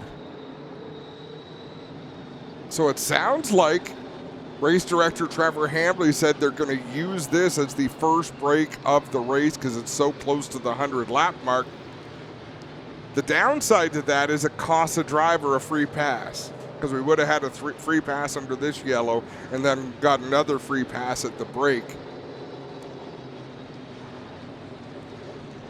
I think there'll be more opportunities to get free passes. I think you're probably right. Work our way through the evening. I'll bet you Clint's gone back down towards Jake Sheridan's pit. We're kind of hanging in the middle. I told Jack, just hang here and see who comes our way. Yep. Our luck, we're going to walk all the way to one end and have to sprint all the way to the other. I thought that was the fun part, Clint. It's the fun part for me. I was going to say, fun part for who? Trying to race a 19-year-old. I have never got tired watching you run, Clint. I told Jack I'm going to beat him every race, and the first time we ran down, I pulled a muscle. Sure you did. I'm not giving up. We're going to work hard. My only question, though, Clint, there was video footage that appeared from the Sprint Car Nationals. Yeah. Did you get up and say ta-da? No, I was actually throwing to commercial, and in mid-sentence, I had to say, we'll be right back on G-Force TV from the floor. And the next thing you know, your feet were above your head. I thought I tripped over a kid. He's always got to be the center of attention, Jamie. Well, you weren't there. You were here for NASCAR, so someone had to hold the show up. I was listening. I was on my way back. Yeah, I did fall. But we're all right, and we're here at the Great Canadian 300. What a wild time down on pit road it's already been. Jack just said we're only 50 laps in. This is the wildest one we've ever done yet. Oh, you ain't seen nothing yet, No, kid. I know. Closer we get to that 300 mark, the more the intensity will ratchet up.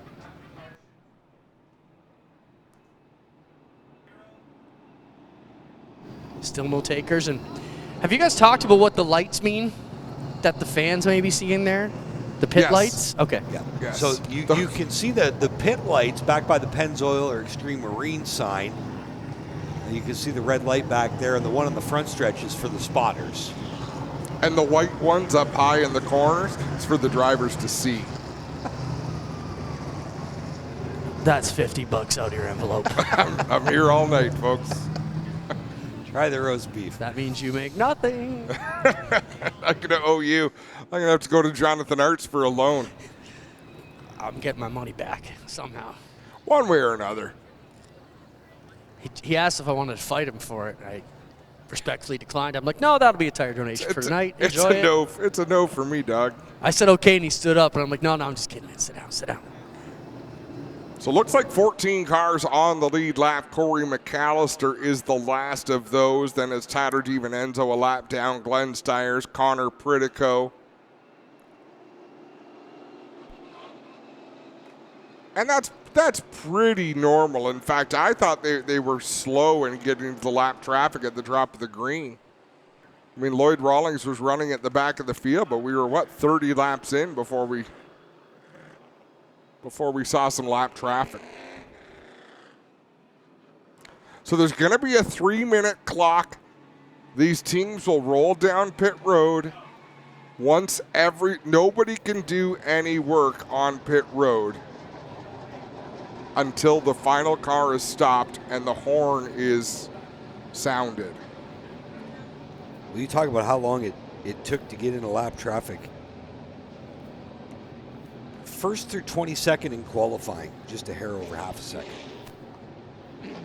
Lloyd Rawlings, 1 second off the pace. Paul Major was about 0.8 back. Corey McAllister, 3/4 of a second back. But half a second on a 22nd lap means it's 40 laps before you get to lap traffic.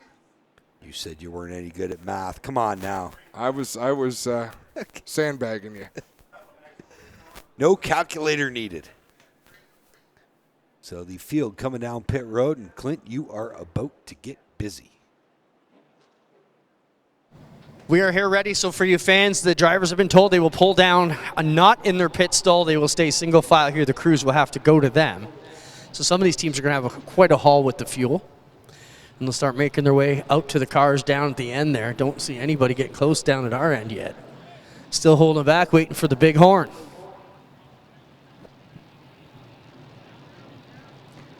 Where is the horn? It's an impressive looking horn.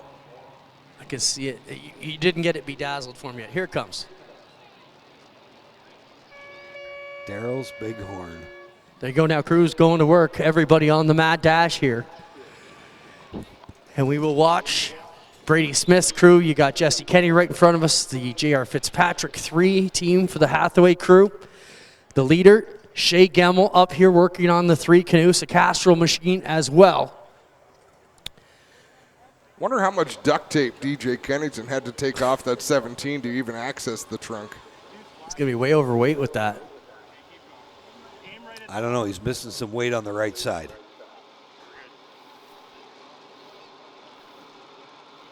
So you see the crews going to work. Well, guys, I got J.R. Fitzpatrick here. J.R., your race is kind of coming around for a one-off deal. How are you feeling so far? Yeah, you know, I'm having lots of fun. The car's pretty good, actually. I think we got that throttle fixed, so big thanks to the Fast Eddie Choco Motorsports group here. We're having a lot of fun racing with Shea, and car's pretty good. We're kind of just riding around a little bit right now and see how it goes. Long way to go. All right, they're here from J.R. Fitzpatrick making his run back here, trying to get just a bit of fun in here. Came out to do the double.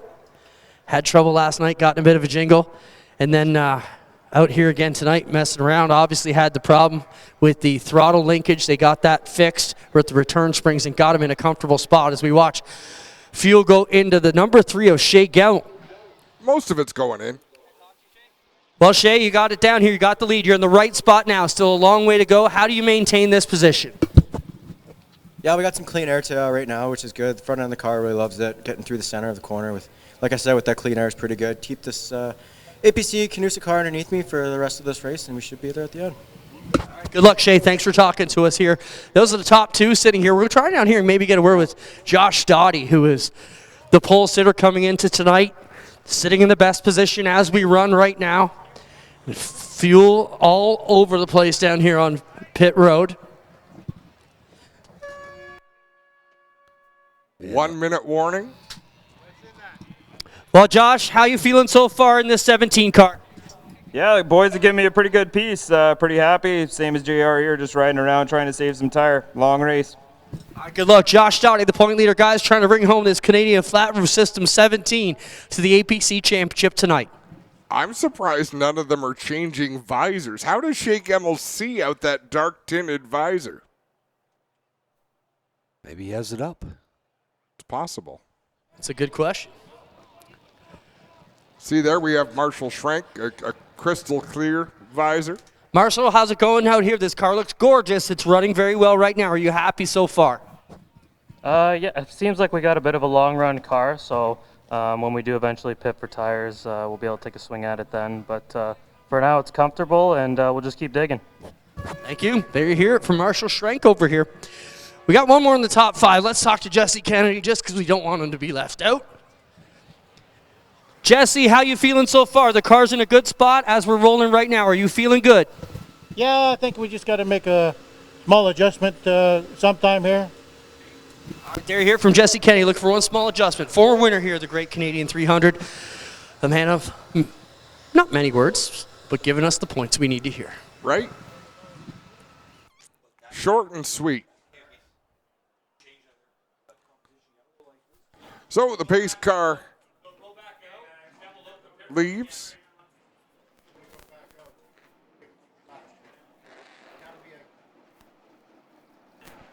So Jamie Maudsley was up talking to the officials. Getting a little always nice to know the rules, right? Well, so what did you learn, Jamie?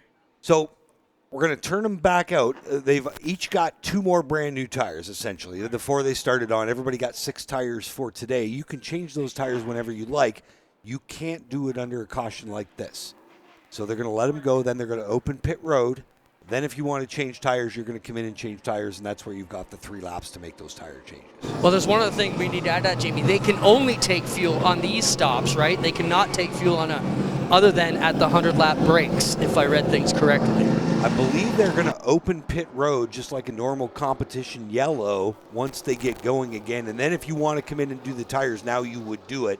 You just can't do it while you're making that fuel stop. We're watching Joe Lawrence get rolled ahead in the 78 car.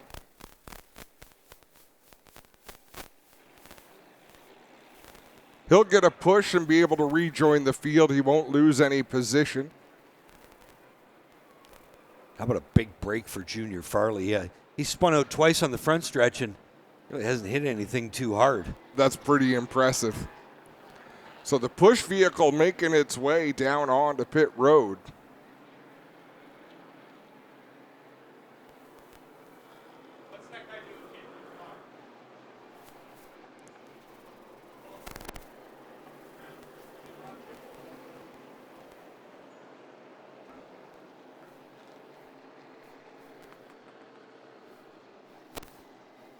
So there's question, Joe Lawrence, there's definitely a crew member in there doing something on that car. Trouble is that they're not supposed to work on it anywhere but the pit box, but then again, if it won't start, sort of damned if you do, damned if you don't. We'll see if it fires up here. Should have fired by now if it was going to fire. I believe he's going to need a push all the way around back to his pit stall. I think they've got some ignition problems, which is why he was hanging in that passenger side window right by where the ignition boxes are on the dash. I believe that was Big J in that window. He's a big man to be climbing through the right side window of a race car. Well, is that window net down? He's the assistant crew chief because his son Lucas is the actual crew chief on that car now. Whose son, Lucas? Jason. Oh, is that right? Yep. So Joe Lawrence has the window net down on that 78. Never a good sign. Oh, unless someone had to jump into the window to shine the light so Jay could do the work on the right side. Never mind me. Working on that 78 car on pit road. And we see Jesse Kennedy giving up track position to come in. And they are going to go to the right side. Wow. And it looks like they're going to make their tire change now and play the track position game later. That's a bold move, Cotton. Ignition problem verified here for Joe Lawrence, and they're all here inside on the dash trying to figure out the electronics. Dale Shaw, looks like they're going to go to right side tires in that 83. Junior Farley, I don't blame them for taking their right side tires now. He's slid that car across the racetrack a couple of times. And they got the grinder out, or the cutting torch, or something down there in the 22 pit. Trying to clean up that reorganized front end.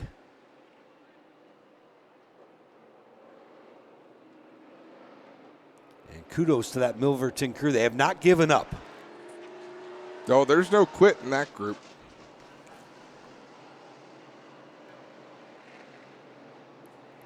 So all these cars that are pitting now will start behind the cars that stayed out.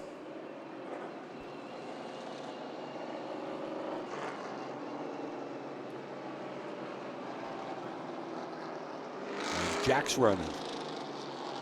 Down to Steckley's crew. There you see Jack. He beat Clint. Yeah, but I beat him all the way to the other end.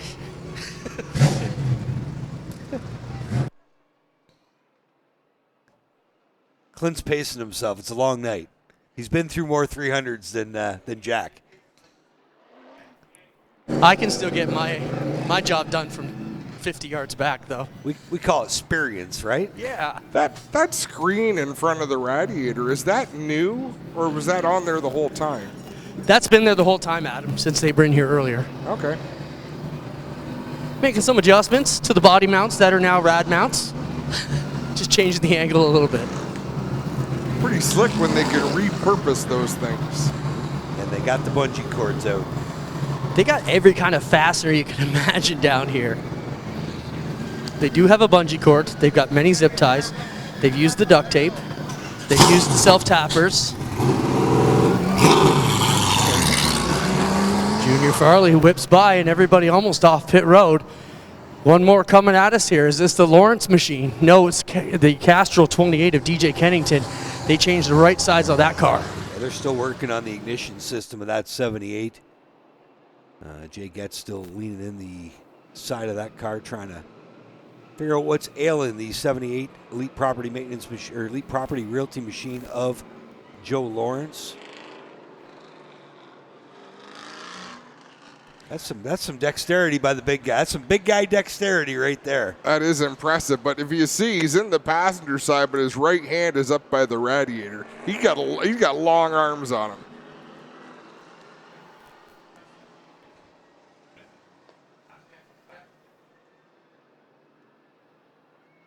So it sounds like we're getting the choose cone this time by. And laps will now start counting. So Joe Lawrence will start to go laps down. Right now he is still on the lead lap.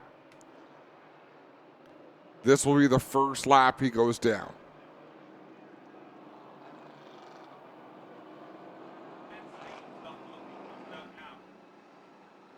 So the 3 going to take the outside groove. The 3 going to take the inside groove. It's going to be Gemmel up top. J.R. Fitzpatrick on the bottom. Brady Smith will choose the bottom. Josh Stoddy chooses the top. And almost a third of the way through this one, Adam, the field has really, the herd has been thinned. It has been. Still a lot of cars out on the racetrack, a lot of talent, a lot of good equipment. You know, Josh Stoddy, we talked about a 10th place starting spot, really putting him in harm's way. And he's been able to avoid all the mishaps. At the same time, it might have saved him starting 10th. That may very well be true. One to go sign. This time by Shea Gemmel will be the control car. J.R. Fitzpatrick will start on the front row alongside him. And I'm showing Junior Farley as the, nope.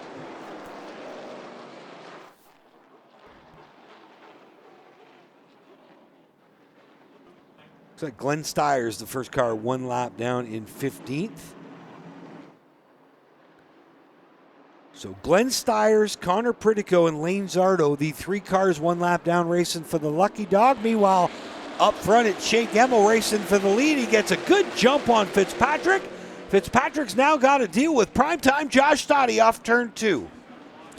Good launch for Shea Gemmel out in front. Puts a couple of car lengths. Somebody just bounced it off the wall and pretty hard. And Rick Spencer Walt off the wall off turn 2 in that 48 machine. J.R. Fitzpatrick wrestles that second spot away. Wow, Taylor Holdaway got up by the wall. Jesse Kennedy got up by the wall. I think Jesse Kennedy got in the wall there. Sheridan into the back of Chenoweth as he tries to make his way forward in that 52 machine. Spencer Walt side by side with Marshall Schrenk for position. That's for 5th spot. Chenoweth chomping at the bit. Sheridan right there as well. Marshall Schrenk struggling to keep that car on the bottom. Same thing there in turn 2. Washes up the racetrack. So Rick Spencer Walt was on the short end of that exchange. Now he's got Sean Chenoweth to deal with. They'll race side by side off of turn 4.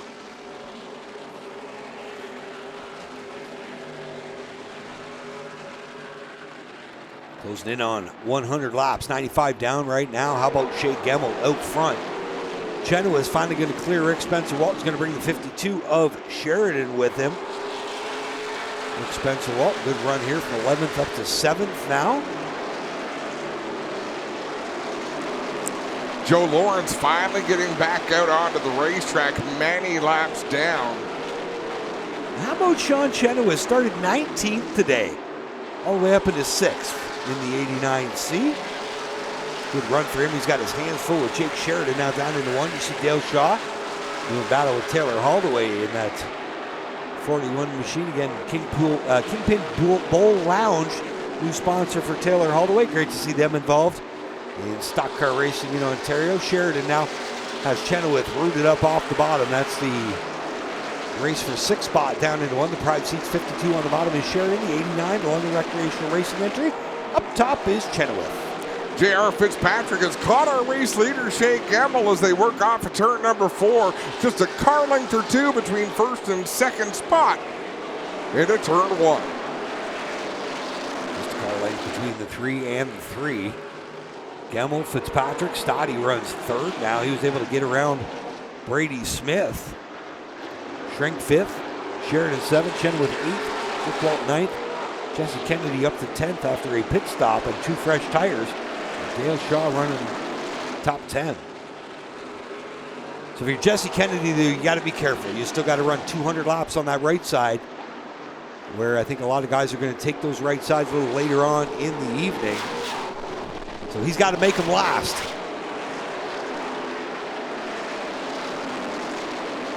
Top 2 have pulled away from Josh Stoddy. In fact, Stoddy drifting backwards towards the clutches of Brady Smith. Smith has the lap car of Joe Lawrence between himself and Marshall Schrank.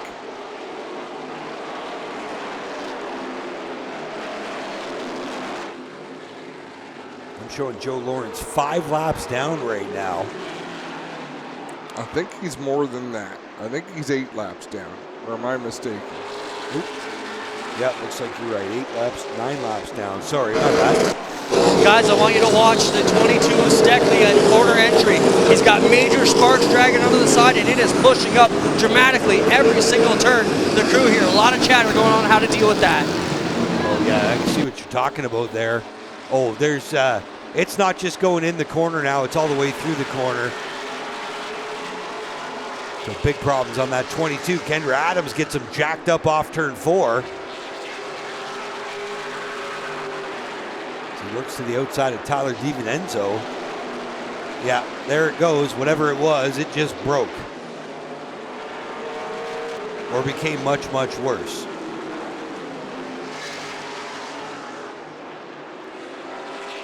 And it really depends if it's something critical that's dragging and making the sparks, or if it's just some of the cosmetic repairs.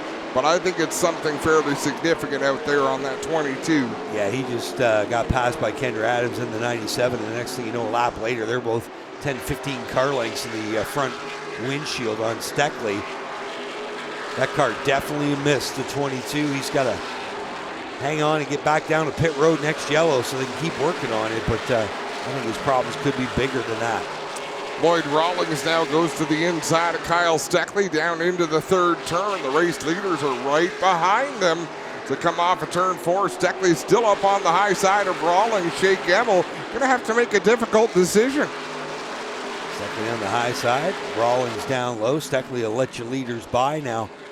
Rawlings looks like he's going to give the bottom up to Gemmel. Rawlings was going to take the bottom, but Gemmel was already there. Close call for your leader. Similar to what we saw with Rawlings and Junior Farley not that many laps ago. Gemmel and Fitzpatrick slide by on the inside. They'll carry on their battle down the backstretch. This is all going on almost an entire straightaway in front of, well, now your 3rd place car. How about this? The 52 of Jake Sheridan gets around Josh Stoddy. The 52, Jake Sheridan up into 3rd now. Stoddy back to 4th. Sorry, Brady Smith 3rd, Sheridan 4th, Stoddy 5th. J.R. Fitzpatrick again closing the gap on race leader Shea Gemmel as we watch Kyle Steckley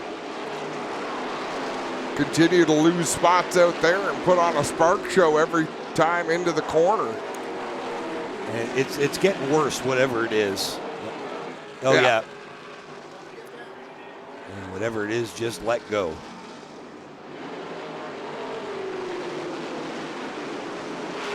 Incredible amount of sparks coming out that 22. Pretty safe to say, Kyle Steckley's championship bid is over. Looks like a flat right front on the 22.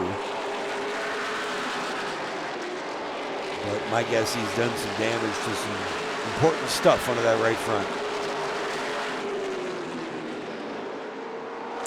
an impressive spark show. Leaders off turn 4. Pair of threes. Gemmel leads. J.R. Fitzpatrick second. Again, both of them former Great Canadian 300 winners.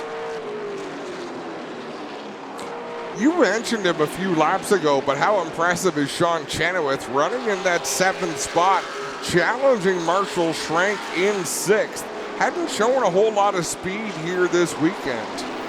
Well, he started deep in the pack, all the way back in 19th, so a good run for the 89C.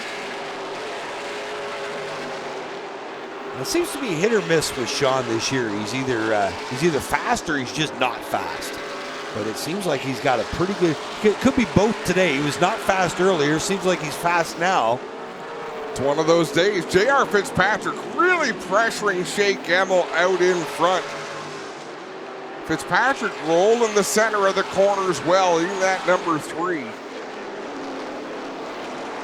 Taking a wider arc into the turn. I think he might have got into turn 1 a little bit hot that time as Kyle Steckley back on track. But with the amount of sparks coming off of that 22, it's only a matter of time before he's back on pit road.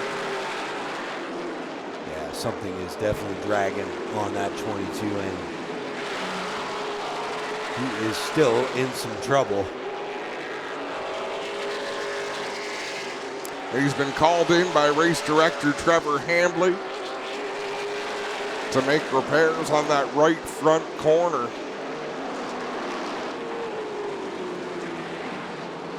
Steckley coming down pit road now. And Shea Gemmel's got a little bit of a gap now on J.R. Fitzpatrick. Was able to open up a car length as they work through some lap traffic. Fitzpatrick trying to close that up right now, but Gemmel still holding serve. We're 120 laps into this one, 180 to go. Steckley's car come to the attention of the crew. They're going to work underneath the right front.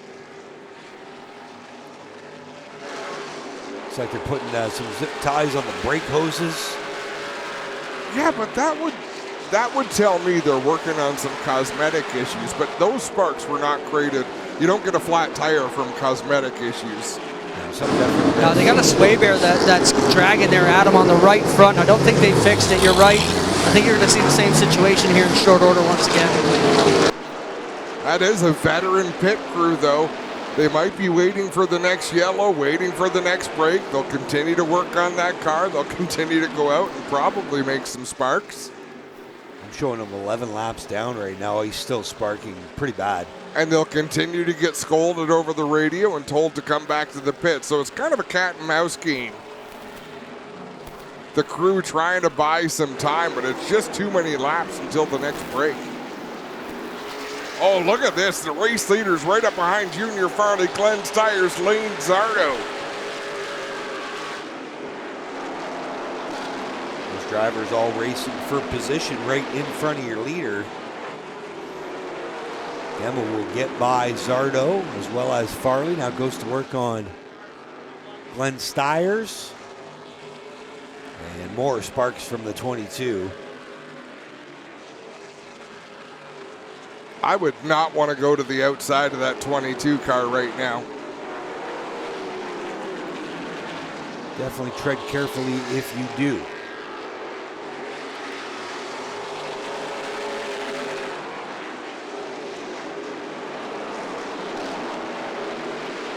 Looks like Junior Farley now in the lucky dog position. First car 1 lap down. Farley runs in the 13th position. And they're going to black flag the 22 again. Corey McAllister is 12th, and he's still pretty much a full straightaway ahead of Shea Gemmel and J.R. Fitzpatrick.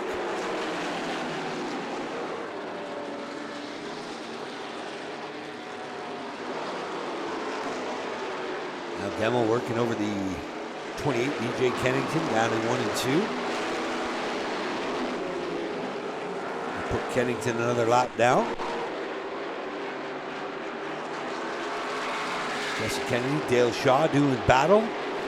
Lane Zardo might have a problem in the 46. He has dropped off the pace. I thought he was getting out of the way for some of the other cars to get around, but he is well off the pace in that 46. Had a great night last night, winning his second Dayco Superstock Championship. And his Ken Grubb owned number 36 Superstock. Tonight doesn't look like it's going to be the night, though, for Zardo. DJ Kennington, the Castrol 28, he is slowed down, dropped to the bottom of the racetrack, so he might be throwing in the towel here tonight.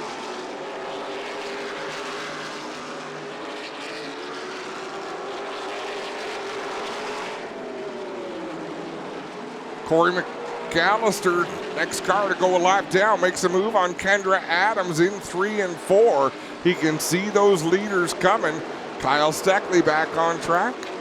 Or did he pit that time, or has he been out there sparking? I just look away. Well, they black flagged him, so I assume he went to the pits and they're back out there. And problem is, if this continues, he's going to see another black flag. Yeah. It's same old problem. They haven't been able to get it fixed. So he's doing everything he can to survive. But the guy doing the big picture racing, your point leader, Josh Stoddy, he sits 5th.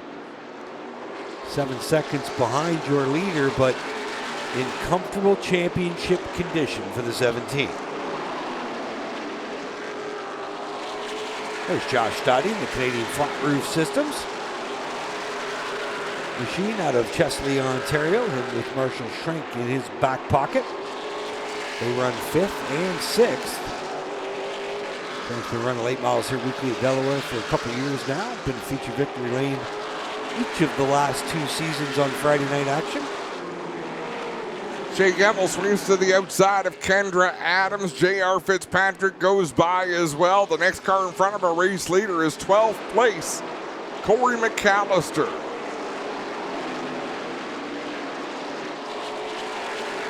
They'll work down the back straightaway, a couple of car lengths between first and second as they work into 3 and 4.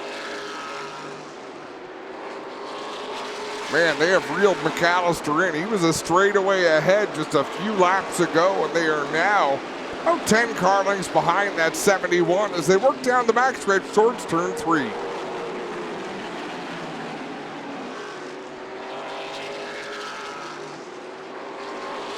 McAllister hanging tight to the lead lap right now. Junior Farley would be in lucky dog position right now. But that could change here as they work down into turn 3. Corey McAllister will go a lap down. There's Junior Farley. Whoa, big wiggle. Out of the burn race wear number 72. He's had an eventful night. The car's still looking pretty good. It really is. I do like that paint scheme. I like the copper color on it. Really sharp number 72. They always bring a beautiful car to the track. Corey McAllister now a lap down. Taylor Holdaway is next in line to go a lap down. Again, a full straightaway ahead of our race leaders. Let's see how long it takes. We're 140 laps in to Castrol Presents the Great Canadian 300. McAllister hoping for that caution right now while he's still in lucky dog contention or in lucky dog position.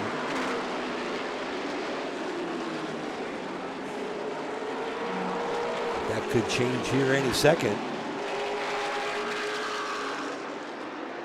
As we look around the track for battles, Marshall Schrenk closing in on Josh Stoddy. Stoddy runs in the 5th spot. Jake Sheridan is driven away. He's trying to close in on Brady Smith. They're a straightaway behind race leaders Shea Gemmel and J.R. Fitzpatrick. There's Stoddy and Schrenk off turn 2. Both working to the outside of Junior Farley down the backstretch. Stoddy's cleared him, now the 22 of Schrenk. Trying to clear the 72 as well, and he will in that beautiful tire craft scheme. And while all that was going on, he was able to shave a couple car lengths off that advantage Stoddy had. Back to your leaders off turn 2. Campbell still shows the way. The 3 of Fitzpatrick running second. Kyle Steckley is back on pit road as the crew again goes to work on the front of that race car towards the right-hand side. continues to lose laps in wholesale fashion as we are just about to the halfway point. Well, guys, we talked they were using a couple of zip ties to try and hold up that sway bar, which isn't going to do. Now they've got the cutter wheel in there, and they were going to try and chop this sway bar up a little bit, or maybe grind it up so it's not dragging. But either way, I can't see them cutting that one right through, guys. Oh, you'd be amazed what they can cut through. Great work by Jackson down there, and Clinton right on the spot. That looks like the sparks he was creating on the track there, Adam. Right? Same concept. Chenoweth, Kennedy, Dale Shaw, all in a hornet's nest down the front stretch. That's for position. They run 7th, 8th, and 9th. Rick Spencer-Walt just a couple cars behind them in 10th. And Taylor Holdaway in 11th is the last car on the lead lap. Still about a straightaway ahead of Shea Gamble. And Gamble's now opened up almost the second lead on J.R. Fitzpatrick. Yeah, Gamble has started to open that advantage over Fitzpatrick. Still a lot of race left to go, so these drivers will be talking to their pit crews. What do we want to adjust? What do we need to be as fast as the others out there on the racetrack? But like we said at the beginning of this one, as long as you're on the lead lap, that's the main thing. We had talked about top 15 on the lead lap. Well, top 15 are not on the lead lap. As our McCall Midway leader is Shea Gemmel, the driver of the number 3. Gemmel begins to open up that lead. It's now almost 9/10 of a second over J.R. Fitzpatrick. Looks like that 3 car just keeps getting stronger and stronger this run. Sean Chenoweth got around Kendra Adams. Now Jesse Kennedy gets through. Dale Shaw. Joe Lawrence, of course, many laps down in the 78. Oh, some contact there. Oh, yeah, saw that coming. Oh, hard into the wall is Glenn Stiers, and the 72 put him there. That all started down there in turn 4. The 72 of Farley went to the outside of Stiers, and Stiers squeezed him up right to the wall. And they drove down into turn 1, and Junior Farley just drove through the 0. There's the contact to start, and there's the retaliation. You know, we watched Cole Clinton make a pass on Junior Farley up at Sauble Speedway and use the bumper, and Junior Farley got him back and talked about it then. Junior Farley is as old school a racer as we've got. If you do him wrong, he's going to do you wrong. But I didn't see where Stiers had moved him up into the wall. There was still some room between. There was contact, but Junior Farley might have had a foot between him and the wall. It was close. But obviously Junior Farley objected to it. That was evident. Well, here, a great shot by Abby. Well, on the flip side, Farley door slammed him on entry. Well, I think Stiers got loose on entry. If you could back it up, get one more shot at that. Let's show it again so Jamie and I can fight some more. As long as we don't have to fight with Jonathan Arts, we're good. Stiers did back into the wall. I think he was trying to get out of harm's way there. Didn't hit it too very hard, but it did stand up the spoiler on the back of that 0 a little bit. So here's more of the drone as they come down into 3. Yeah, I don't know that. No, Farley didn't door slam him. Stiers got a little bit loose, so things got snug, then up off of the 4th turn. There might have been something that happened earlier. There wasn't enough there to make Junior mad, I wouldn't think. Well, there's the mark on the wall where the 0 backed it in. Is it, or is that last night from Carson Nagy?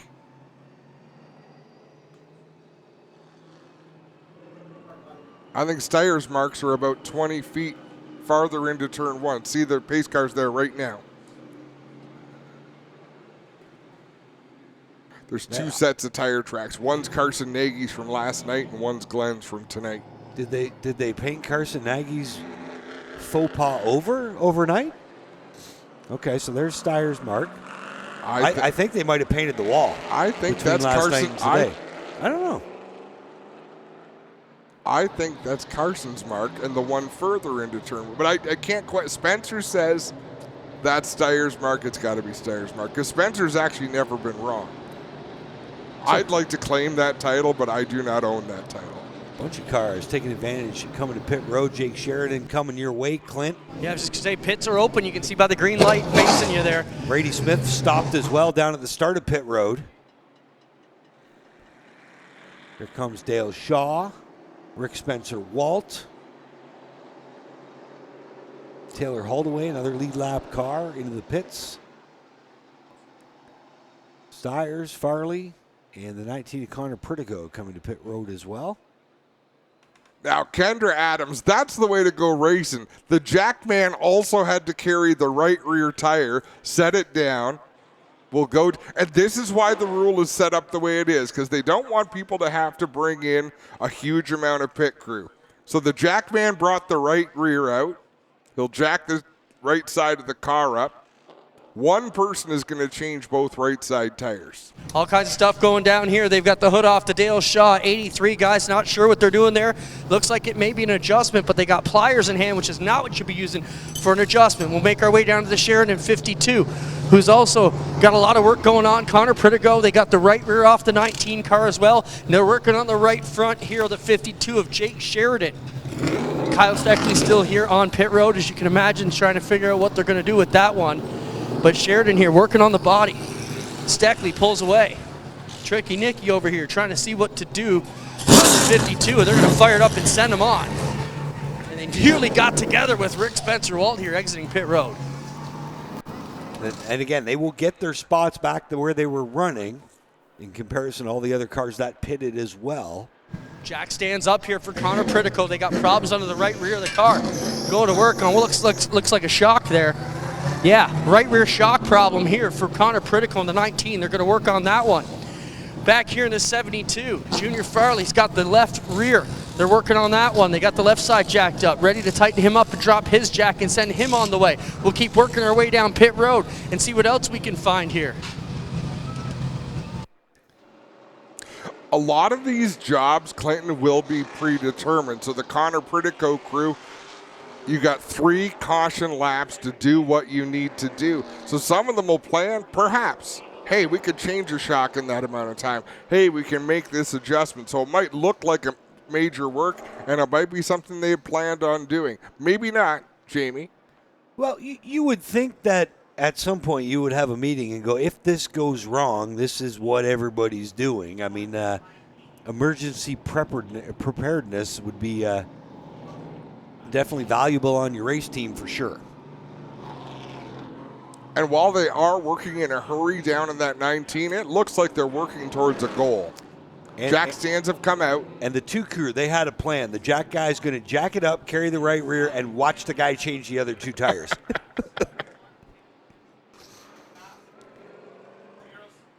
But they got 2 fresh right sides on the 2. Kendra Adams, one of our Rookie of the Year contenders.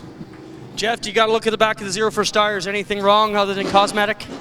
Well, it's a little banged up. The spoilers are locked out a little bit out of whack, but we got her taped up and made a couple chassis adjustments, so hopefully we're a little better now. Thanks a lot, Jeff Lapsevich, crewing here for Glenn Steyers tonight, guys. Didn't look too badly beat up when he came away from us. Man, the light from Jack's camera makes Jeff's hair look different. It's a magic light. There's a lot of silver in there. Let's take a break here on Racing America. When we come back, it's going to be time for the second half of Castrol Presents the Great Canadian 300. Step into the fast lane with the Race of Champions Modified Series, only on RacingAmerica.tv. The best drivers, the wildest races, and non-stop action are here, bringing the heat to short tracks all through New York and the Northeast. From nail-biting finishes to fierce rivalries, this is modified racing at its best. Don't miss a minute of the excitement. Watch the Race of Champions family of series all year long, only on Racing America.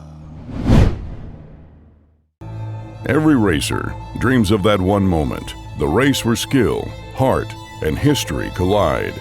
It's a trial by fire, where legends are forged, and where the bold etch their names into motorsports history. At the end of it all, only one will rise, only one will wear the crown. The 32nd World Crown 300. The World Crown 300, October 24th and 25th at Cordell Motor Speedway. Looking for fast-paced action? Get your heart racing at Cordell Motor Speedway. Catch the best drivers from the Southeast compete on the high-speed 3/8 mile oval right in Cordell, Georgia. Just a half mile from I-75 at exit 104. Join us for a fun, family-friendly atmosphere for fans and drivers alike. For more information on upcoming events, visit CordellMotorspeedway.com. And if you can't make it to the track, watch the action from Cordell live exclusively on Racing America.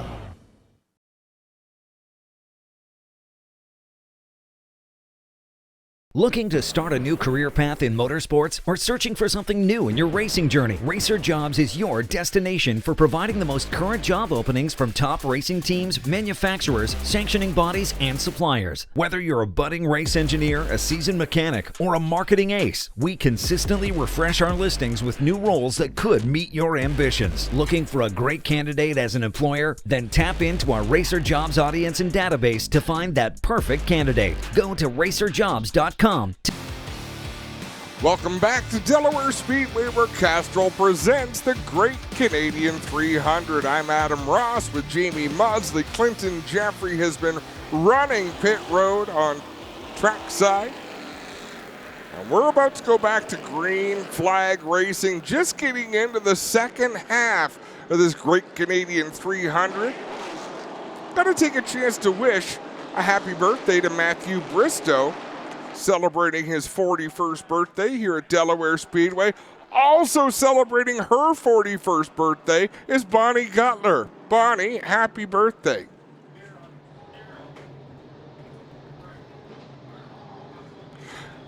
So we're staying under yellow because they need to get a penalty car to the back of the field. Junior Farley back behind the two of Kendra Adams.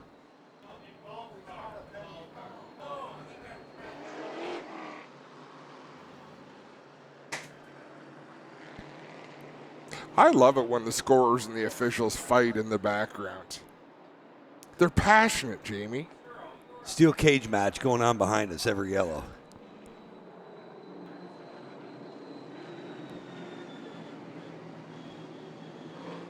I think they're telling the 72 to go behind the 69. I don't know if the 69... No, I think it's the 0.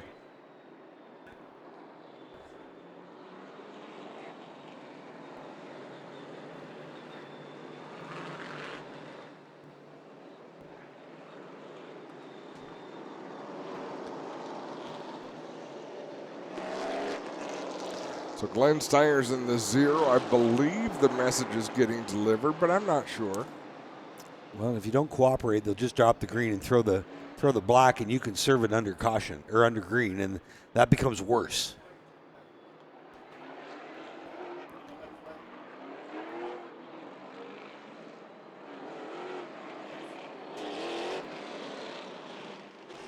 One to go sign being given to the field. Now, Sean Gibbs is going to use some hand signals to gesture to the 0 to go through the back.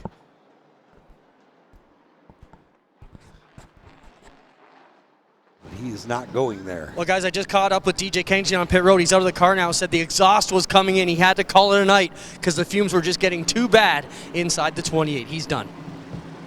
Tough break for the Castrol kid. Going to call it a night. Now it's a pair of threes up front. Gemmel on the outside, the control car. Fitzpatrick on the bottom. Good start by Gemmel. He will clear Fitzpatrick down into turn 1. Gemmel out in front. Steyer's bigger problems. And a lot of sparks coming from the right front of that 0 car. Oh, contact off of 4. Marshall Schrank and Sean Chenoweth having problems through turn number 4. That could have been disaster. Jesse Kennedy will clear Chenoweth. A little rough off turn 2. Shaw goes by as well. Here comes Jake Sheridan on the bottom. Sheridan will clear Chenoweth as well. 139 laps left to go. As you see Shaw, Sheridan, the 89, Chenoweth. There's Marshall Schrenk in the 22. Rick Spencer Walt, 39 of Brady Smith now. Trying to fight back after his pit stop. His tires on pit road, going to get a new right front tire. The right front had gone down. Shea Gemmel out in front. Is driven away from J.R. Fitzpatrick. Josh Stoddy looking good right now, running in the third spot in that 17, and he's had exactly the kind of night he needed. Uneventful. And I believe the only cars, if I'm keeping track of this right, up front that have not taken tires, that still have 2 in the pit box, are those front 3 cars. Everybody else from 10th on back has, or from 4th on back, from the 10 of Jesse Kennedy has made their tire change, and they're just counting on track position right now. Jake Sheridan to the inside of Dale Shaw in the 83. This is the race for 5th down through 3 and 4, and it looks like Sheridan will make short work of Dale Shaw.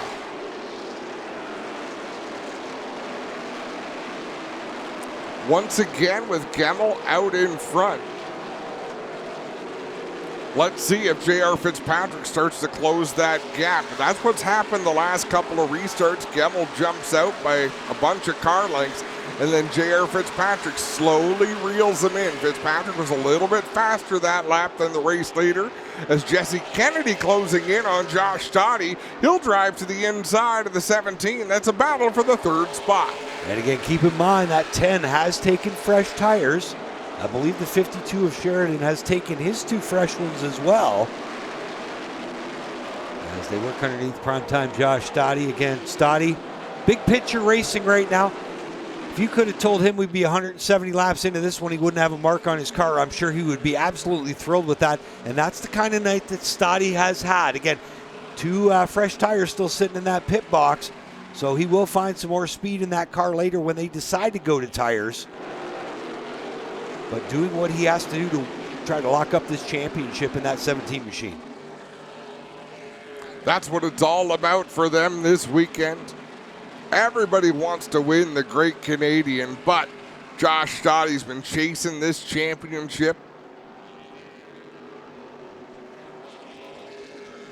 And he's definitely one of our 3 Ironman in the series. I don't know who holds the record now for most starts, but I know the top 3 would be Gemmel, Stoddy, and Chenoweth in some kind of order.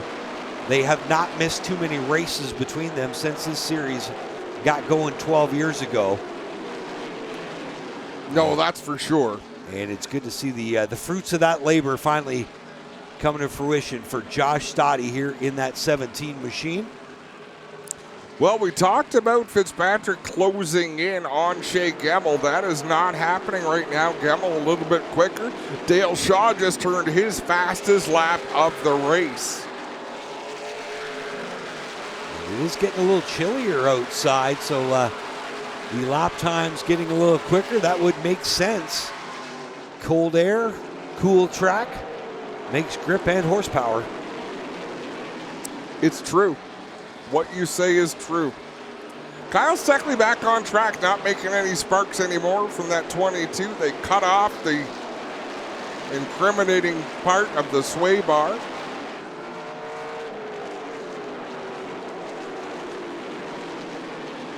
Great battle there on screen. Brady Smith, Sean Chenoweth, both chasing Josh Stoddy down the front stretch. They work to the outside of Glenn Stiers into 1.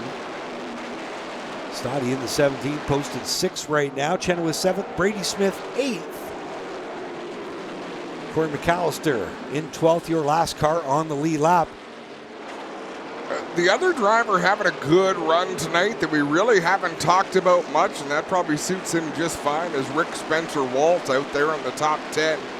That 48, normally driven by Dwayne Baker, looks pretty healthy out there tonight. And right now, if we were to get a yellow, free pass would be Connor Pritico.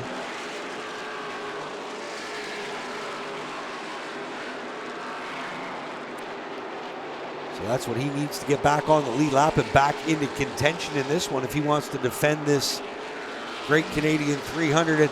And Connor's done the right thing. He's just stayed out of trouble, stayed within a lap or 2 of the leaders. And he just needs the caution at the right time to get back on the lead lap, and don't count him out yet.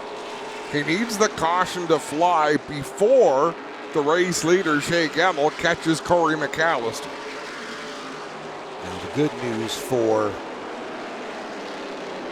Pritico is that there's still a couple 3-lap cars between Shea Gemmel and McAllister. So he's got some time as of now. It's going to be lap 180 in the books this time by, there's Brady Smith in the 39, the Paynes Mills driver. Having a great run. That's a small team. Doesn't make too many APC starts, but having a dandy one here this evening. Yeah, continues to run in the top 10. He was in the top 5 for much of the early part of this race. And I dare say anybody in the top 10 right now has a good shot. They're just riding out there. There's not a lot of battling going on right now, but they were in beautiful track position because there's a lot of slower cars between themselves and the race leader, Shea Gemmel. But again, you know that at some point, the 3s and the 17 are going to be buried back in the pack when they take those tires. There's Fitzpatrick down the front stretch into 1. He's chasing Shea Gemmel in the 3.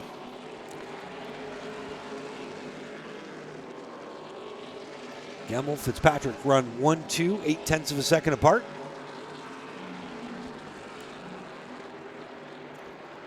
Just watch Junior Farley and Tyler DiVincenzo in close quarters action. 2 of our drivers from Guelph. Dale Shaw is keeping pace right now with Jake Sheridan. They both got around Josh Stoddy. Dale Shaw did not look great in the early part of this race. Qualified, I think, a little deeper than he would have liked. But he looks good right now. Dale Shaw qualified in the 18th spot. We've had a great rookie battle all year long between Corey McAllister and Kendra Adams. McAllister came in with a little bit of an edge today and has managed to keep himself on the lead lap and in contention as he looks to pick up that Rookie of the Year title in that NTNBC bearings machine. Shea Gemmel is on the same straightaway as Corey McAllister, but we're within 13 laps or so of the next break in this race, scheduled to come at the 200 lap mark. So he's got most of a straightaway and 4 slower cars between himself and Shea Gemmel as Gemmel charges down into turn number 3. Some heavy traffic just ahead. He's going to have to work around Lloyd Rawlings from Sonny Windsor. 97 of Tyler DiVincenzo. And you've got Junior Farley and Kyle Steckley right in front of DiVincenzo. There's Jesse Kennedy holding off Jake Sheridan. 83 in the mix as well. Dale Shaw, those 3 still going at it. They have been for a while. That is for 3rd, 4th, and 5th. How about Jesse Kennedy? I mean, right now, when those leaders change tires, those 3 guys are going to cycle to the front. Question is, how much have they been saving? Oh, we got one in the wall hard. Turns 3 and 4, and I believe that's Brady Smith. I believe Cinderella has lost his slipper. Yeah, Brady Smith in the 39 machine into the wall. I didn't see how it started, but those marks right underneath the Royal Fence sign, those were from the, it just went around on him. Yeah, it almost looked like some sort of brake failure. And he hit pretty hard driver's side. How about our safety crew over there in a split second, right on the scene to check on the conditions of Brady Smith, and what a tough break for the Paynes Mill driver.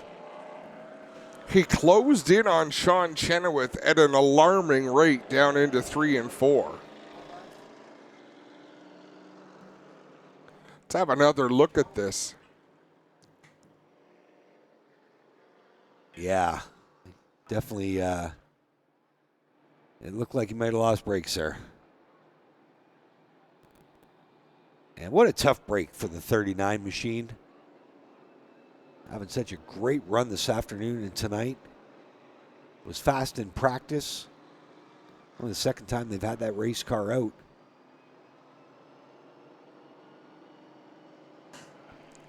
And obviously not going the way they wanted to. No, he was carrying a ton of speed down into the corner as he somehow spun that car around, which I think was the best result for him. But it did, after doing a full 360 and a half, slap that turn 3 wall hard with the front end.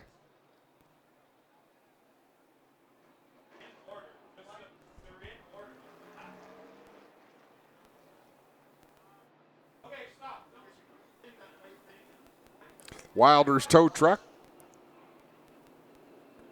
on the scene quickly, getting the front end of that car hooked up.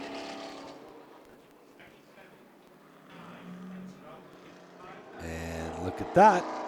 19, Connor Pritico back on the lead lap. And it looks as though... It only took him about 180 laps to get there. Right. It looks as though this will be the second break. So we did the first one 12 laps early, doing this one 11 laps early.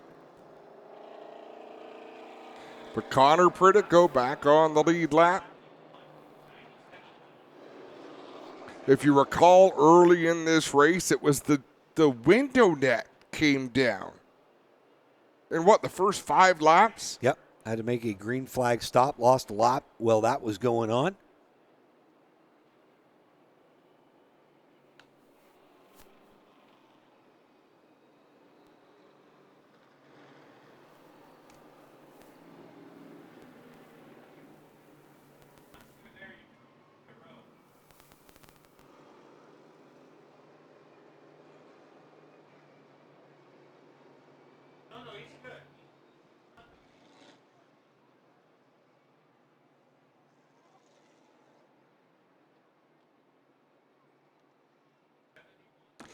Let's take a quick break on Racing America. When we come back, business is about to pick up on pit road. Looking to start a new career path in motorsports or searching for something new in your racing journey? Racer Jobs is your destination for providing the most current job openings from top racing teams, manufacturers, sanctioning bodies, and suppliers. Whether you're a budding race engineer, a seasoned mechanic, or a marketing ace, we consistently refresh our listings with new roles that could meet your ambitions. Looking for a great candidate as an employer? Then tap into our Racer Jobs audience and database to find that perfect candidate. Go to racerjobs.com today.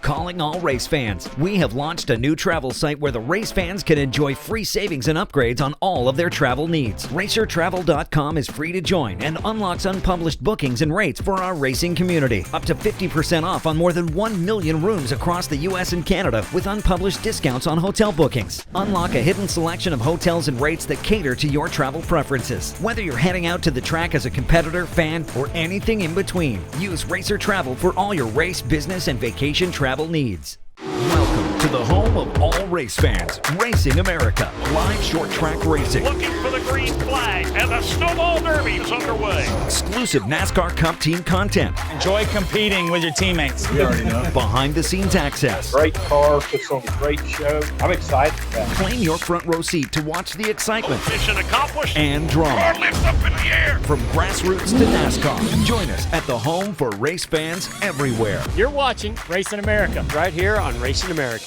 Racing America. It's in our DNA. Welcome back to Delaware Speedway, where Castrol presents the Great Canadian 300. It is our final scheduled break of the night. All the cars will roll down onto pit lane. Once they have all stopped and shut down, technical director, Daryl Timmermans, will sound the horn. That means crews have 3 minutes to fuel these race cars. And then we'll send them back out on the racetrack, get the field in order, and open pit road in case anyone wants to put on tires. The big story right now, Connor Pritico, after going a lap down very early in this one, finally gets the free pass he's been waiting for to get back onto the lead lap. Connor Pritico runs in the 13th position, so 13 cars are on the lead lap. Still up here down on pit road, you've got Shea Gemmel, J.R. Fitzpatrick, top 2 still since the last gas stop. Jesse Kennedy still hanging around here in the top 3 as well. And he's having a solid run here in this 10 car so far. Jesse Kennedy's doing everything he needs to do. We're going to try and get a word with Jake Sheridan in just a moment and see what he's feeling as his brother Nick will hand him a cold water through the window for Jake to get some refreshment here. We'll let him get a sip in, and then we'll jump in and talk to him and see what he's thinking. The other one here is Dale Shaw in the top 5 as well. Didn't have a great qualifying time. He will work on the top 5 position right now as well. We'll get in here and talk to Jake Sheridan in just a moment as soon as he's ready for us. Well, Jake, you know, you've battled back through this one already, got into a jingle already, but things seem to be rolling better towards the front for you. How do you feel about your 52 now? It sucks what happened, but that's just what happens when you got the best race car in the entire racetrack. So we're able to save our stuff and still come through the track. So really, really, really good race car here. It's hard to bide your time there. You just got to be smart and let everybody else do what they may, whatever they think is best. So we made the decision to put tires on. It wouldn't have made a difference either way. I feel really good about it, and hopefully we can get rid of some of the crap that happens at the back. That sucks what happened earlier. Sucks took out a couple of good cars. All right, good luck, Jake Sheridan, as he goes for the APC Championship. Well, we'll talk to another former champ here in this division. Dale Shaw, you have rebounded up here into the top 5. How do you feel with 100 and so to go? War stick out. Yeah, so long night, right? Yeah, I don't know whose idea this is, but we shouldn't be running 300 laps here. There you hear from Dale Shaw. Long race for these guys as well, and all kinds of action going on. The horn has sounded. Everybody will have to finish up their fuel stop and get back in order. We'll be right back live here from Delaware Speedway. It's the Great Canadian 300, and we got about 100 and a bit to go. We'll be right back live here from Delaware, Ontario.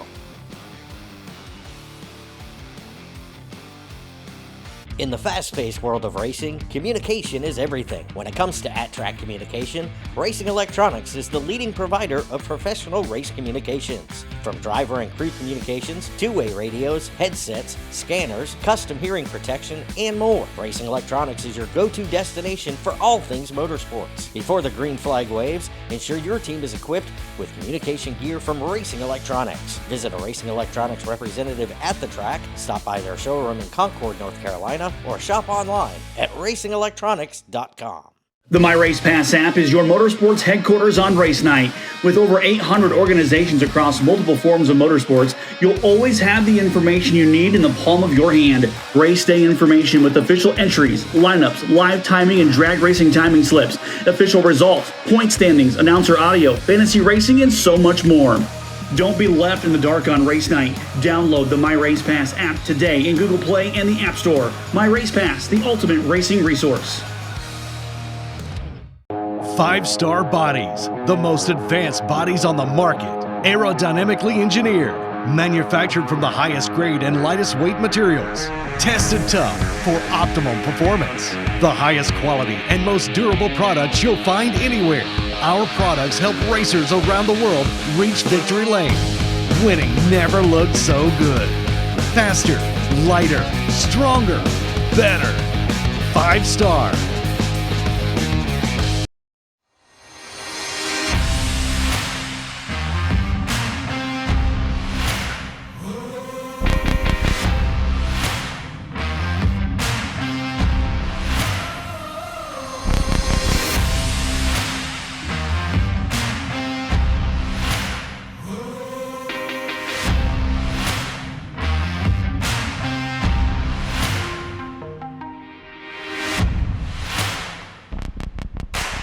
Step into the fast lane with the Race of Champions Modified Series, only on RacingAmerica.tv. The best drivers, the wildest races, and non-stop action are here, bringing the heat to short tracks all through New York and the Northeast. From nail-biting finishes to fierce rivalries, this is modified racing at its best. Don't miss a minute of the excitement. Watch the Race of Champions family of series all year long, only on Racing America. Welcome back to Delaware Speedway. There's 111 laps to go in the Great Canadian 300, presented by Castrol. He's cleaning up for a caution that involved Brady Smith up in turn 3. Tough break for Brady, who was having a dynamite run. Again, looked like brake problems on that 39 car. A couple races within the race. Obviously, we're talking about the race. We're talking about the championship. $2,500 bonus to the best aggregate finish of anybody who ran last night and tonight. So they've opened pit road, but they've got safety vehicles stopped in the middle of pit road. Sorry, Jamie. That's okay. They've cleared the safety vehicle and cleared the official. So right now, J.R. Fitzpatrick in the best shape to collect that bonus right now, running second. And he had a 8th place finish last night.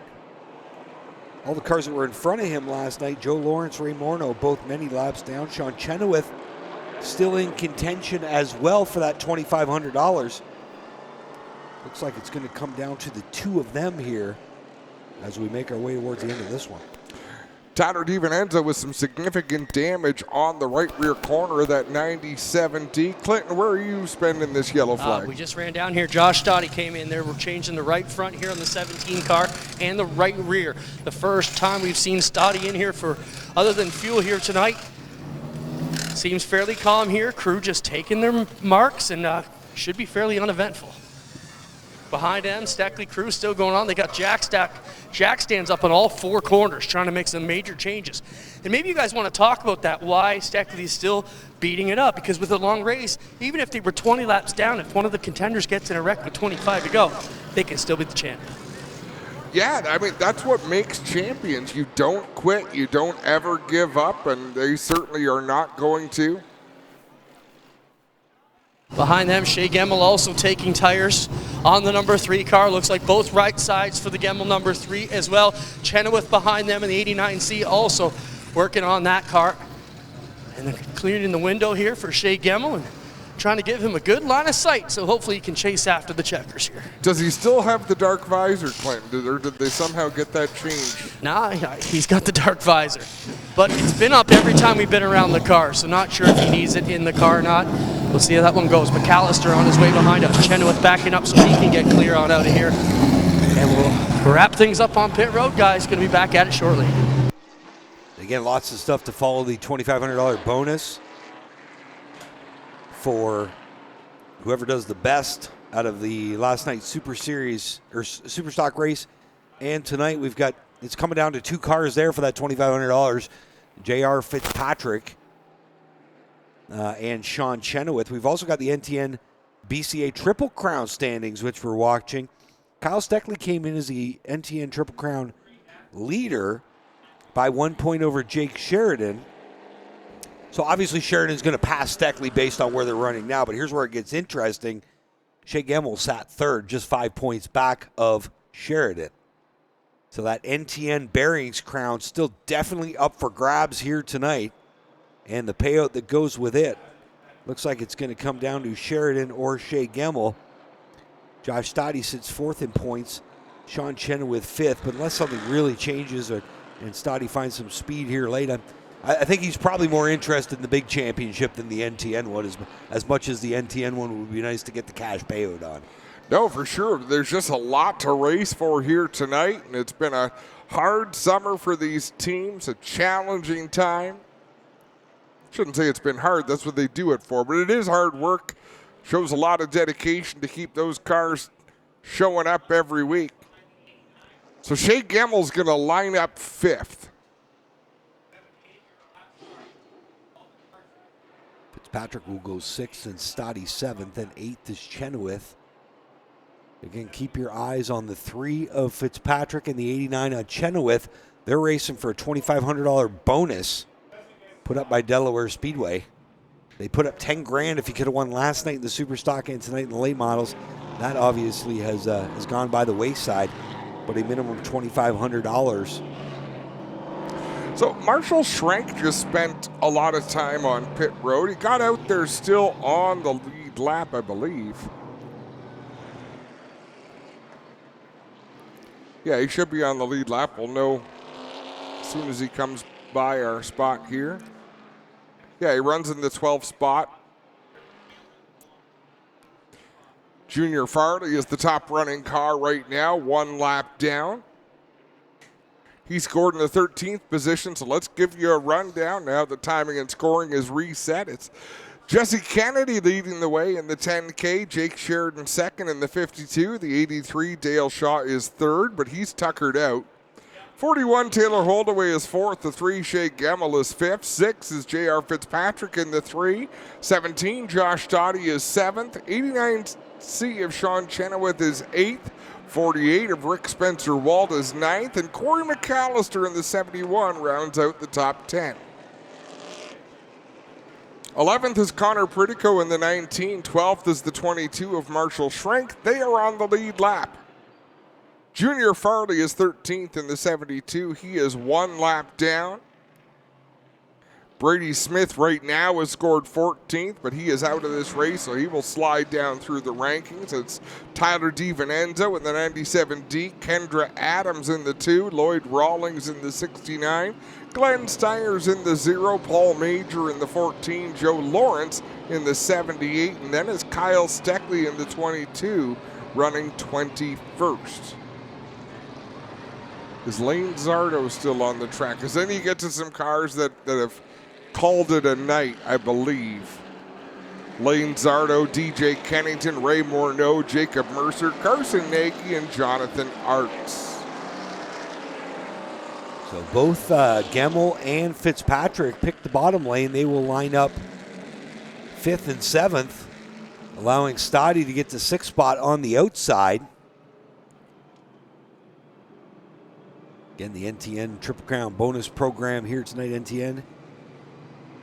World leader in roller bearings. There will be 106 laps to go when we go back to green flag racing, because Sean Gibbs in the flag stand says 1 to go.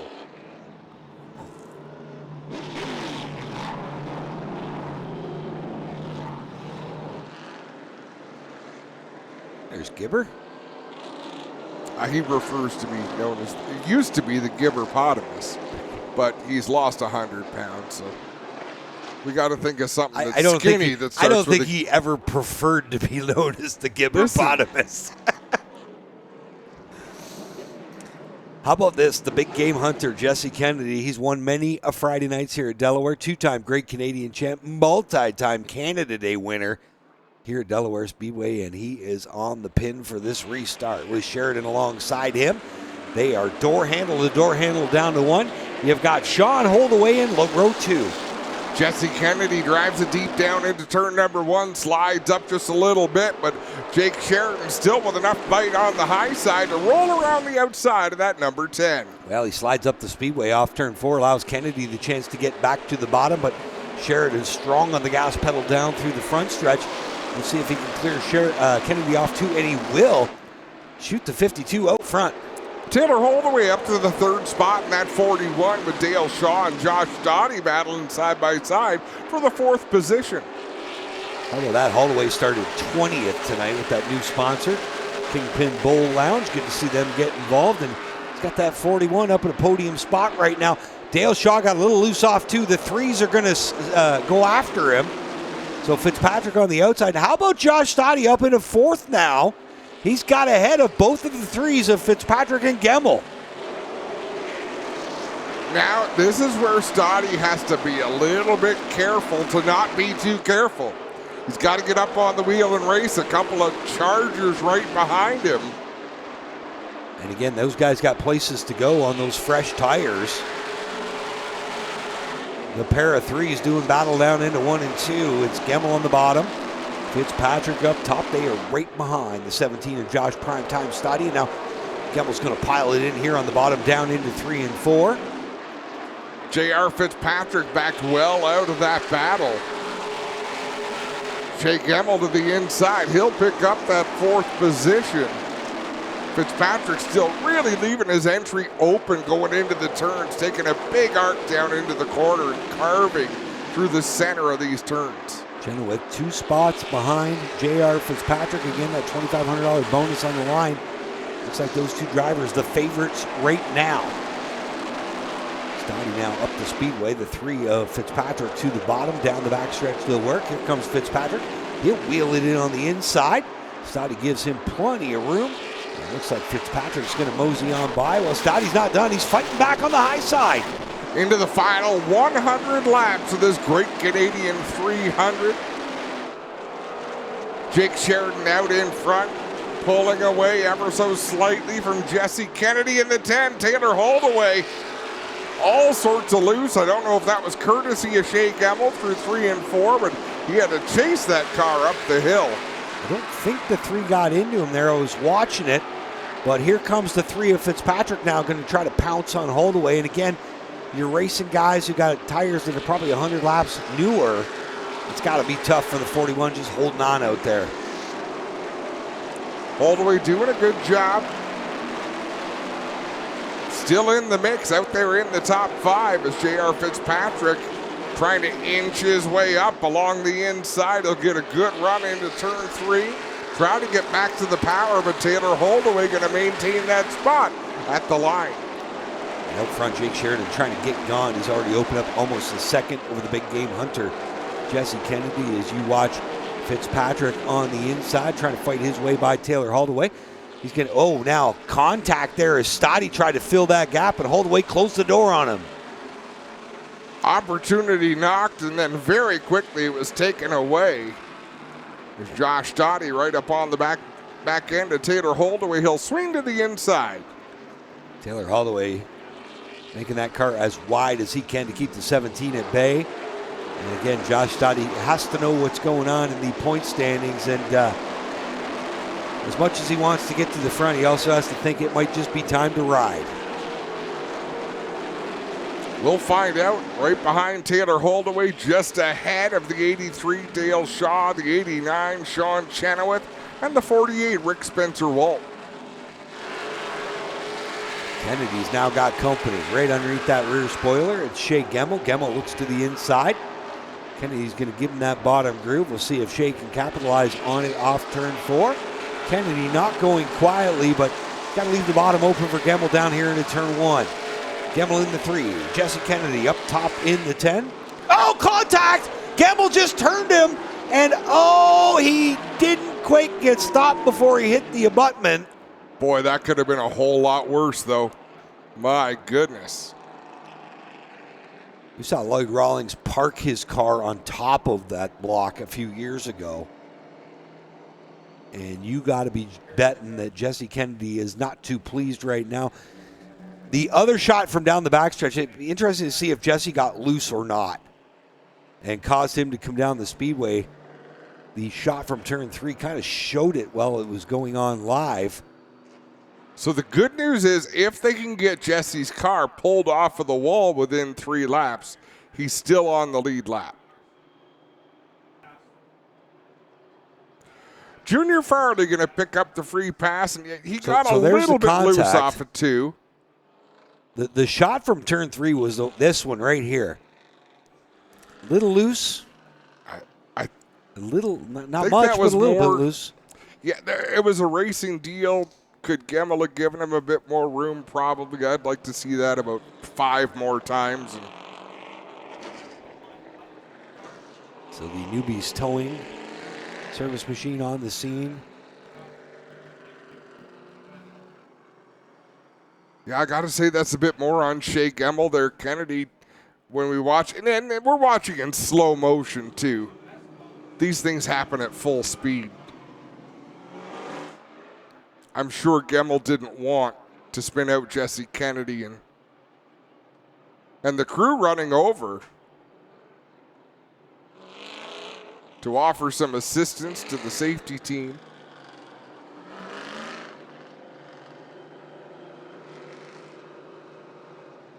And the problem is it's taking so much time, it's going to cost him a spot in the lead lap. Well, right now, Kennedy is still scored on the lead lap.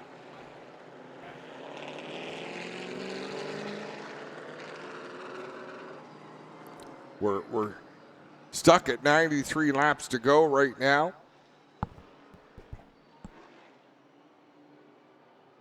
Randy Point Services crew on the scene.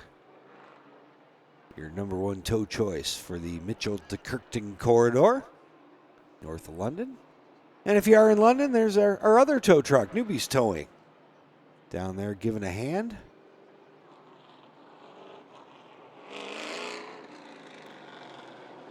Cody Newby and his wife GPS Becca getting him to all the scenes. And there's the contact, and I'm glad they put those water barrels up there. And the decision comes down from race control. The 3 of Shea Gemmel is a penalty car. 3 of Shea Gemmel is going to the back. And it looks like they've got him off the blocks. We're still at 93 laps to go.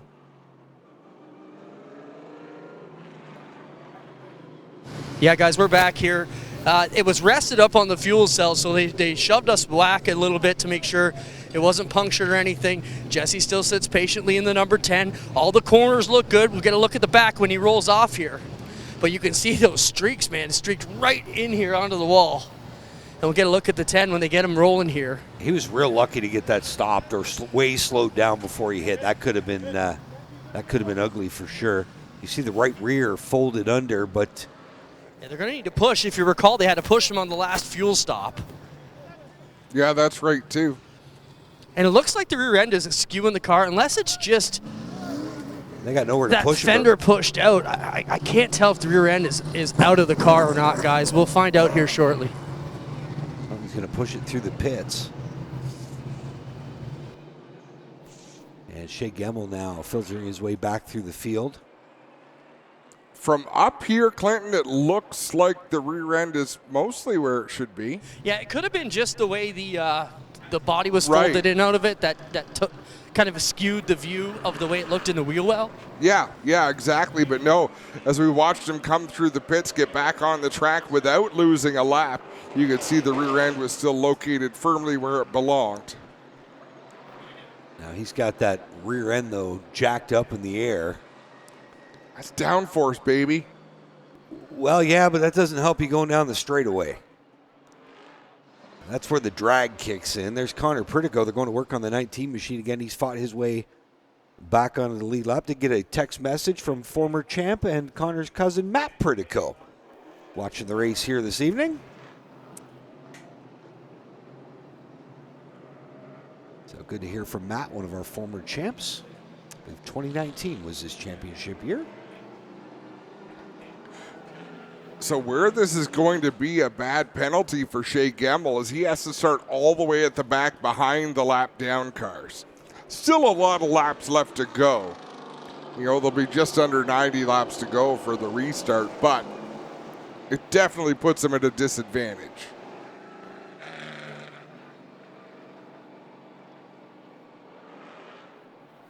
So it looks like, I believe Jesse Kennedy stayed on the lead lap, yes. So Jesse Kennedy will start at the back of the lead lap cars. Oh, there's problems on that 10. It is smoking. Something's rubbing on the 10.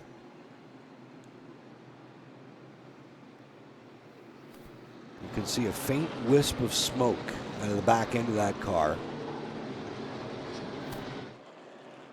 You sure it's not your tired eyes, Jamie? Maybe it's only backstretch. Oh, there it is. Yep. No, that's smoke. That's smoke. Yeah. I thought for a minute it was only backstretch smoke and not front stretch smoke, but that's not the case. So hopefully it's just a case of something simple rubbing and they can get the big hammer or the Louisville Slugger out and readjust a quarter of the car and send them away.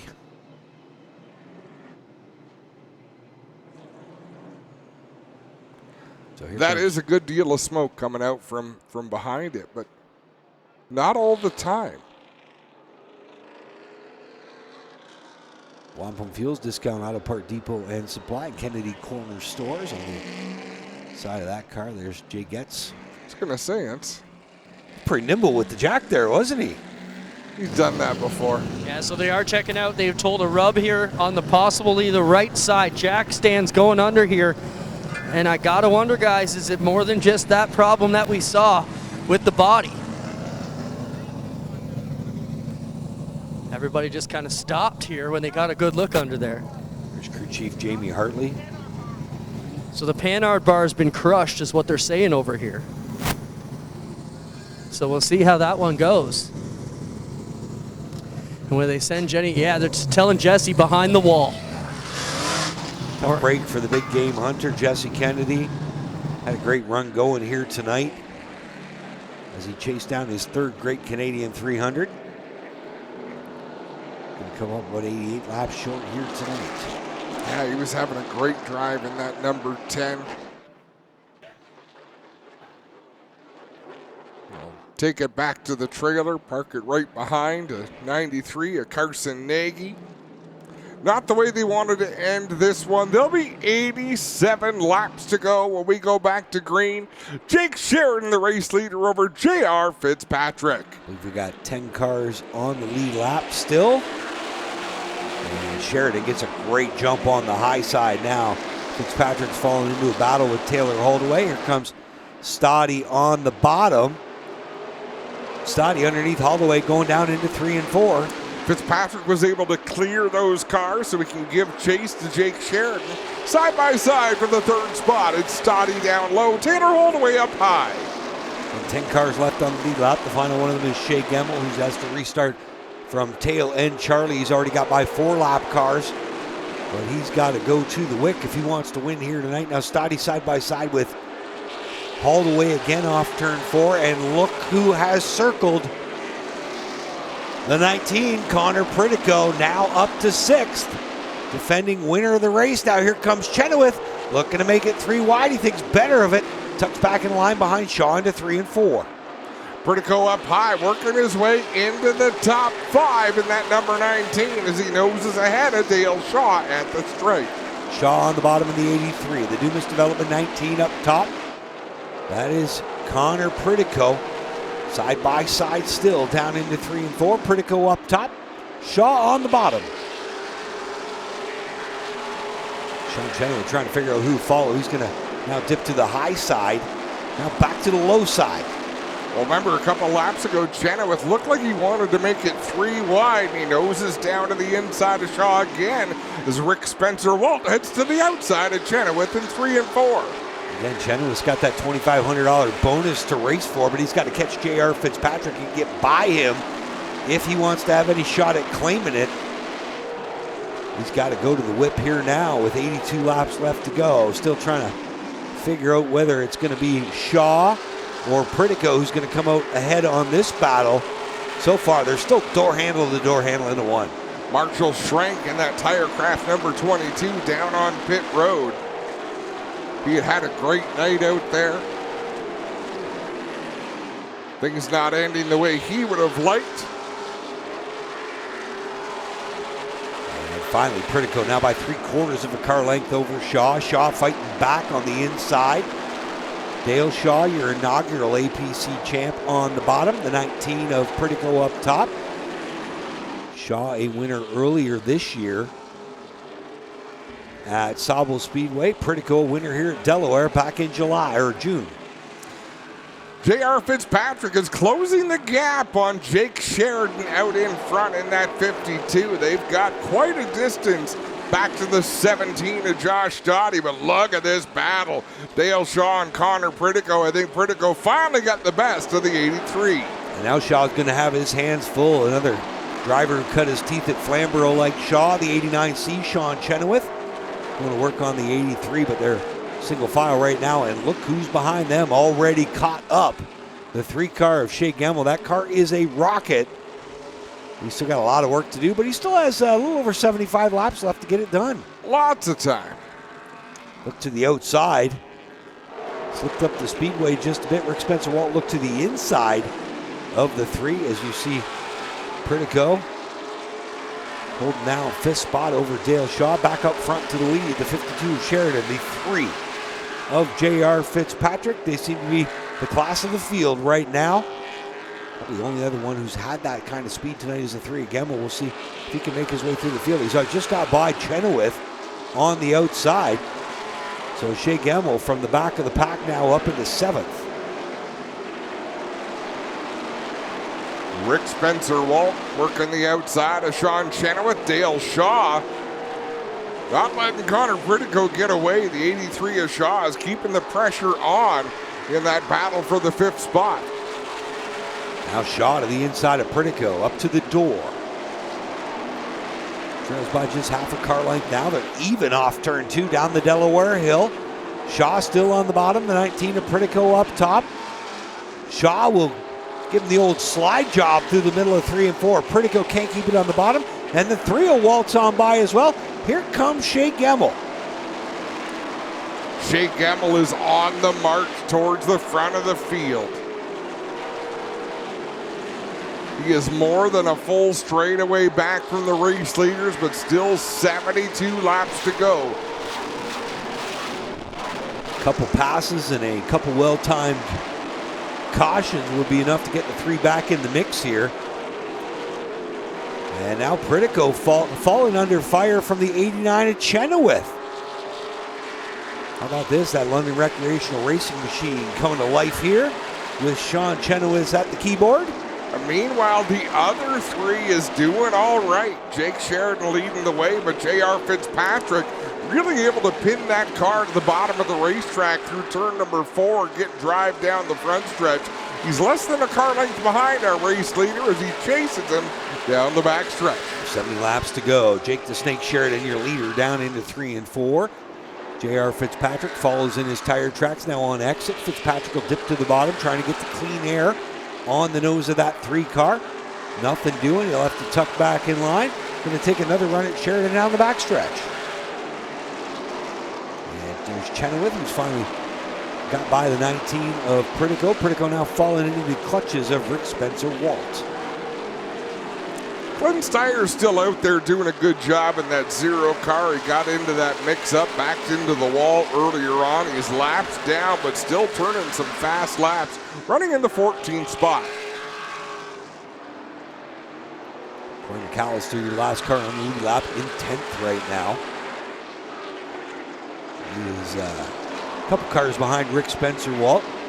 Got the 0 of Steyer's in between him and Spencer Walt as we focus our attention back on up front now with 67 laps left to go. Sheridan still holding serve, but Fitzpatrick not letting him get away. Josh Dottie, we've talked about him a fair bit tonight, doing exactly what he needs to do. He's out there running in the 3rd spot, all by himself out there, which is exactly what that driver from Chesley, Ontario wants. Nobody in front of you, a car 10 car lengths behind. That's exactly what he wants to hear from his spotter right now. No pressure for the 17. He can finish where he is right now and have a healthy enough point gap over Jake Sheridan for sure, and obviously the 22 not a factor anymore, Kyle Steckley. No, it would take a lot of situations to get Kyle Steckley back into contention in this one, but as we mentioned, they're true champions. You don't give up. You keep the car out there on the track, and that crew has done a great job of that tonight. There's your leaders off turn 4 again. J.R. Fitzpatrick able to keep that car a little tighter on the bottom on exit. Will that come into play and help him a little later on? We'll see. 63 laps left to go. Your leaders through 3 and 4 again. Sheridan shows the way with Fitzpatrick running 2nd. This is all going on about 4.5 seconds in front of 3rd place, Josh Dottie. Tanner Holdaway showing it was no fluke that he was up there in the top 5. He still runs in the 4th spot in that 41. Doing a great job behind the wheel with that new kingpin look on the 41 machine. He's got Shea Gemmell closing in from behind though, and Gemmell has a fast race car. Yeah, Gemmell's had a hot rod since the get-go. Definitely has been a factor in this one.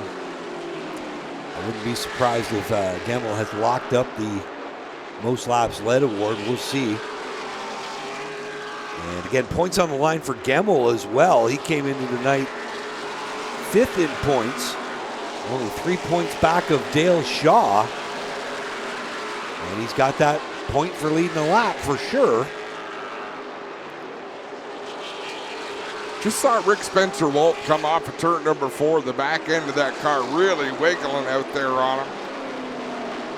Well, it was just a few laps ago. He was up on the tail end of the 19. Looks like Marshall Schrenk has got by Rick Spencer-Walt as well. 22 is at least 1 lap off the pace, though. Connor Pritico sizing up the 89 of Chenoweth. There's Rick Spencer-Walt. Joe Lawrence, he's had a tough night. Former champ, another former champ. Kyle Steckley, 2-time champ. And he documented his struggles. J.R. Fitzpatrick continues about 2 car lengths off the back end of the 52, and Jake Sheridan as Sheridan leads the way.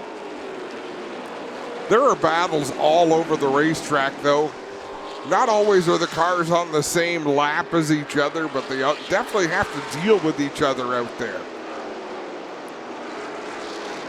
Shea Gemmel to the inside of Taylor Holdaway down the front stretch. He'll drive it deep down into turn number 1. Gemmel trying to pick up that 4th spot. That's the race for position down the backstretch. Gemmel on the bottom, up top. It's the 41 of Holdaway. The leaders there, Sheridan and Fitzpatrick, and this is as close as we've seen Fitzpatrick in a while. There's Gemmel to the inside of Taylor Holdaway, and again, congratulations to Taylor Holdaway for landing that new sponsor. Kingpin Bowl and Lounge, a few locations throughout Ontario. Great to see them getting involved in motorsports. J.R. Fitzpatrick is able to hug the inside of turn number 4. He is really working the back end of Jake Sheridan as we see some other lead lap cars working through some intense battles there. Shea Gemmel, Taylor Holdaway, Dale Shaw in a 3-car feud, but J.R. Fitzpatrick keeps closing in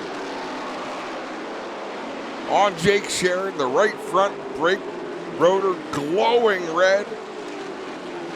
He's using all he can in that 3-car to put the pressure on the 52. There's the other 3-car of Gemmel. Still pulling his hair out, trying to get around Taylor Holdaway. Also got the 83 of Dale Shaw right in the mix for position as well. That is 3rd, or 4th, 5th, and 6th. How about Taylor Holdaway holding the Delaware home track guy off for another lap? I don't know if I imagined that, but Jake Sheridan looked awfully loose coming off of turn 4 to me. But he's carrying good speed.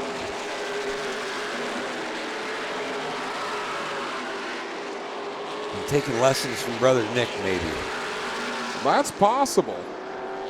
Back to the Gemmel Holdaway battle. Shaw in the mix as well. And Taylor Holdaway just fast enough to keep those cars at bay. 50 laps to go.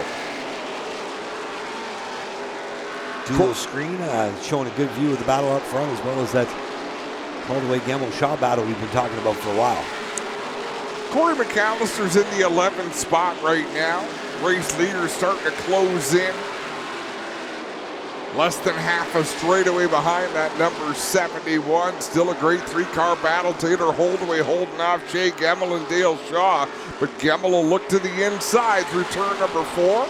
Not able to get the power down quick enough. He'll have to fall back in line. Try again. Contact between Gemmel and the 41 of Holdaway. Gemmel's lucky he didn't get run over by Dale Shaw, as Holdaway and Gemmel made contact off turn 2. Gemmel lifted to allow Holdaway to gather that car in. When he did so, Dale Shaw closed the gap on the 3. What a great battle here. They've been going at it for a number of laps now. Gemmel to the inside of Holdaway off turn 4.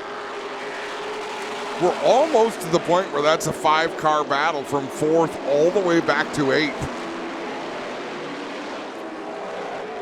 Yeah, Chenoweth, Pritico trying to get in the mix. I think if Gemmel can actually get by Holdaway, he will be gone. but he's having fits trying to get around the 41. And he saw Lloyd Rawlings up ahead, had to get back in line so they could work their way around the Rawlings 69. Now we'll have to set his sights once again, try to set up the 41 to Taylor Holdaway and make that move. Able to the inside of Holdaway off turn 4. Gets real wicked loose. Unable to get enough bite to pull alongside Holdaway. Now Holdaway's blue turn 1. Here comes Gemmel to the bottom. Gemmel's going to dive to the inside. He's going to pile it into turn 3 and 4 on the inside of Holdaway. Now Shaw looks to the outside. Gemmel not enough bite on the corner to get alongside him. Well, now he's got it positioned down into 1 and 2. Yeah, he's kept that position to the inside. Holdaway doing a good job, smooth and steady up in that outside groove, but I believe Gemmel might have the best of him now. This time off turn 4, a little bit of contact. They trade a little bit of paint. Holdaway on the top side. Gemmel down low. Gemmel got loose there on entrance. Holdaway not able to capitalize. Now the 3's finally cleared him.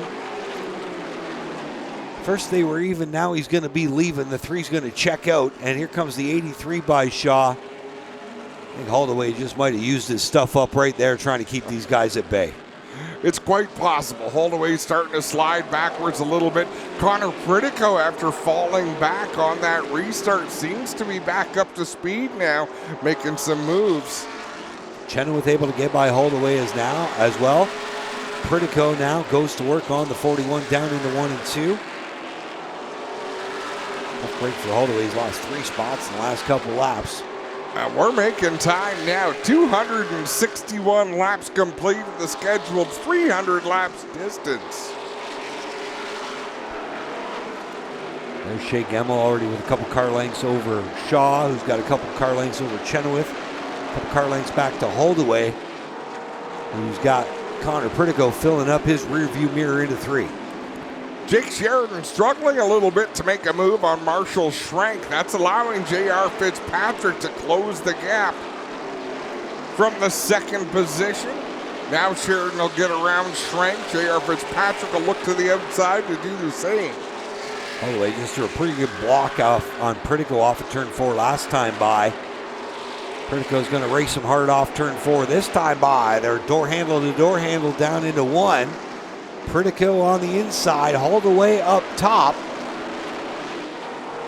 And Taylor Holdaway has been up on that wheel for the last 25 laps. Doing everything he can to keep these guys at bay on the older tires. As Pritico finally skates on by. Holdaway back to the 8th spot after running in the top 5 for quite a few laps.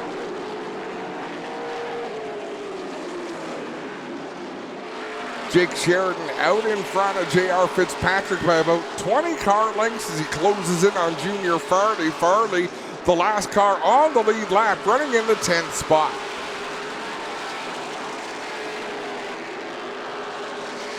Gemmel sits 4th, Stoddy sits 3rd. Gemmel was half a second behind last time by. Let's see if he's picking up some ground on that 17. Again, Josh Stoddy, big picture racing right now as you see Jake Sheridan. Winner in June at Peterborough Speedway. Winner at one more win this year. That came at Sunset Speedway, Labor Day weekend, so looking for win number 3 in his second Great Canadian, and he is behind a gaggle of lap cars now. This could get interesting. Kendra Adams on the bottom, Steckley up top. Steckley will clear Adams. Now Sheridan goes to work on the lapped car of Kyle Steckley. Steckley's going to give Sheridan the outside lane through 1 and 2. And Steckley and Rick Spencer-Wald are fast enough to give Sheridan some trouble out there as J.R. Fitzpatrick is closing in fairly quickly. Steckley staying to the inside, making Jake Sheridan go the long way around. Sheridan doing everything he can. Get around the 22 of Steckley. They're side by side now down into 3 and 4. Sheridan on the bottom, or Steckley on the bottom, Sheridan up top. And Sheridan has had to race Steckley for a number of laps here trying to get by him. 22 racing him as hard as he can despite being about 22 or so laps down. That allows J.R. Fitzpatrick to close right in. Sheridan still not quite clear Kyle Steckley. He'll finally clear him that time off of turn number 4. With a big slide too. 52 of Sheridan. The lead down to 2 car lengths over J.R. Fitzpatrick. Rick Spencer-Walt, another driver who's not really going to lay over and play dead. He wants to stay on the lead lap out there in that 48 Zancor home-sponsored entry. He's the last car on the lead lap right now. Rick Spencer-Walt, multi-time winner on tour. Such a good driver, Rick Spencer-Walt. Always squeezes the most out of his race cars. J.R. Fitzpatrick right there on the back end of Jake Sheridan. Sheridan gets around Spencer-Walt to the outside. Fitzpatrick gonna do the same thing down into turn 3 and close the gap on our race leader. And the one that worked, that lead still 2 car lengths from Sheridan back to J.R. Fitzpatrick. Now call it a car length and a half. The 3 doing everything he can to put the heat on the 52. Not sure what Kyle Steckley's up to, but he is as fast as the 2 race leaders there. Been a rough night for that 22 team. It went south early as he was involved in our first caution of the evening, which tore up a bunch of race cars. Jake Emmel got around Josh Stoddy. That's for the 3rd spot. Stoddy back to 4th. Dale Shaw right behind him in 5th in that 83. Then it's Sean Chenoweth in the 6th spot in the 89C. Connor Pritico 7th in the 19. The 41 and Taylor Holdaway running 8th. Those are all the cars on the lead lap. Spencer-Walt would be in the lucky dog position right now. There's Josh Stoddy working his way down into turns 1 and 2. Shea Gemmel in front of him in 3rd. Stoddy runs 4th. And 5th right behind them is Dale Shaw, inaugural series champ. Competition yellow. Was there a 100 lap rule, Jamie, or a 75 lap rule under green flag racing? I gotta be honest with you, I have zero idea.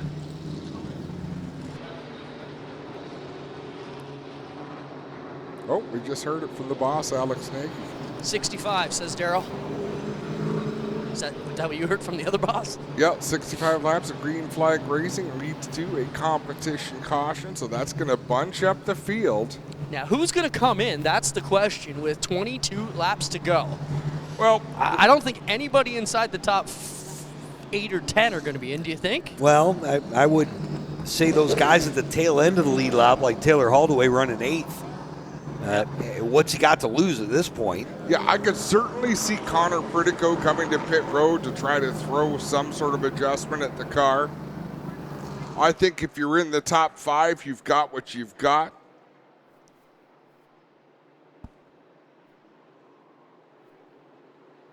So Rick Spencer-Walt unofficially will be the free pass car. He'll be back on the lead lap, running in the 9th spot. Junior Farley is 10th, 1 lap down.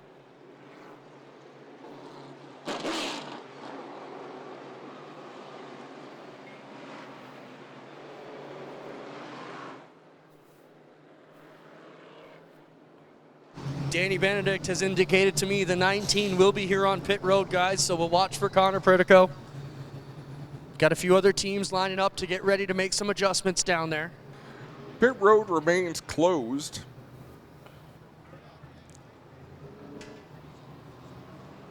According to the red light in turn number 3 and the red light on the front stretch fence.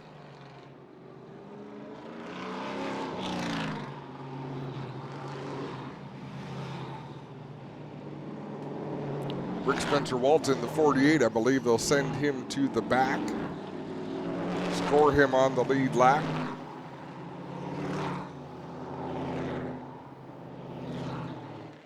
green light is out for pit road, so pit road is now open.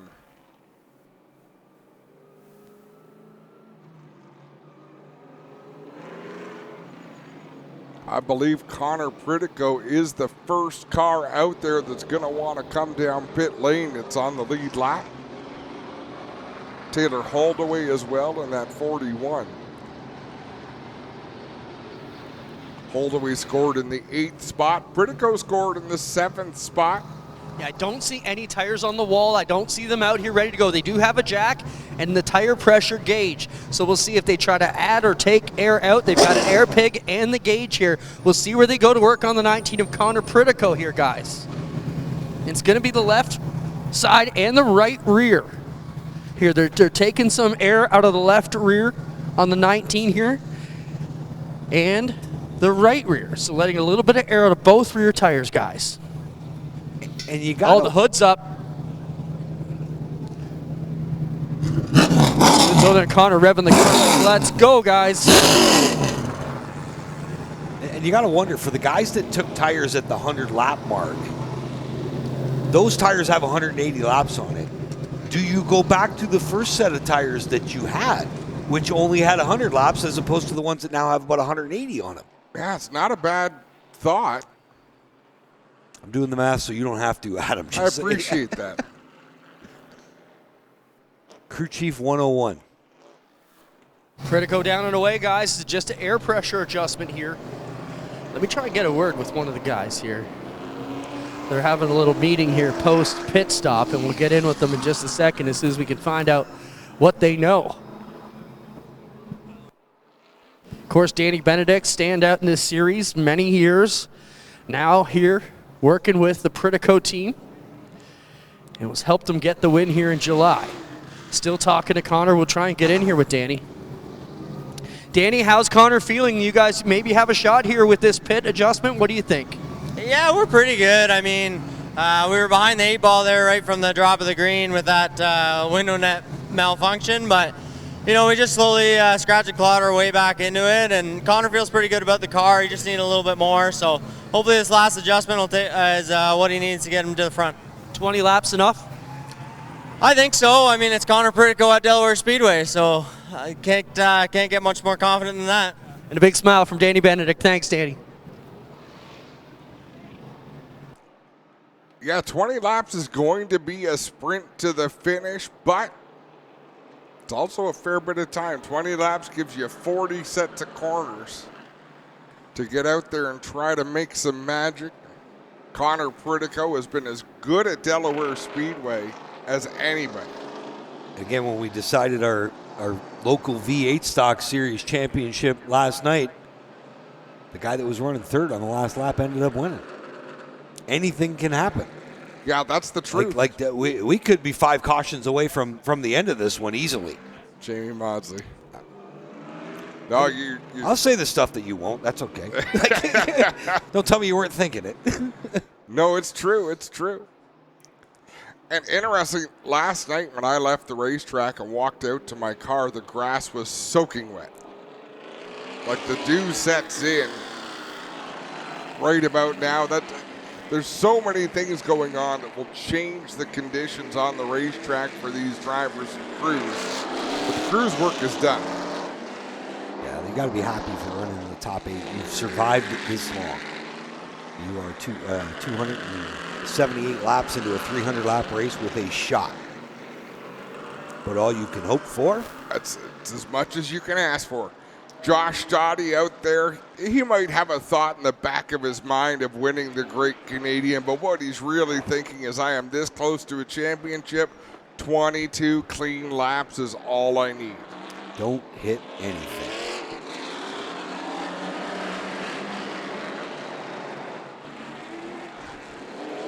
Seems simple enough, doesn't it?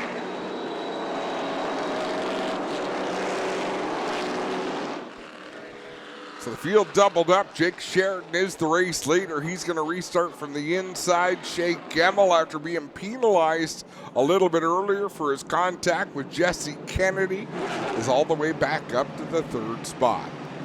Just doing the rough math. I'm not sure who's led the most laps, but if Sheridan has, Stoddy has to finish 7th or better. If Sheridan were to hold on to win this, Sheridan gets a great jump down into 1 of 3. Fitzpatrick up top. You got Gemmel filling the hole in the bottom. He's going to bypass Stoddy off turn 2. Stoddy will stay 4th. Now here comes Pritico on the high side. Connor Pritico up into the top 5. Wow, Shea Gemmel was all sorts of loose off of turn 4. He wants it bad. He's got 2 more cars to get by if he wants to win here tonight. J.R. Fitzpatrick lost a lot of ground in the 52 there on the restart. Great start by Jake Sheridan. He was able to get out to a lead. And it doesn't look like Fitzpatrick's car has fired as fast as a 52. No, it doesn't look that way. Out in front, Jake Sheridan trying to open a gap. Shea Gemmel to the inside of Fitzpatrick, down into turn number 3. Give Shea Gemmel the runner-up spot. Fitzpatrick tried to fight back on the bottom. He tucked in the line in front of Stoddy. Again, Fitzpatrick's got to know the $2,500 bonus up for grabs and where Chenoweth is 4 spots behind him.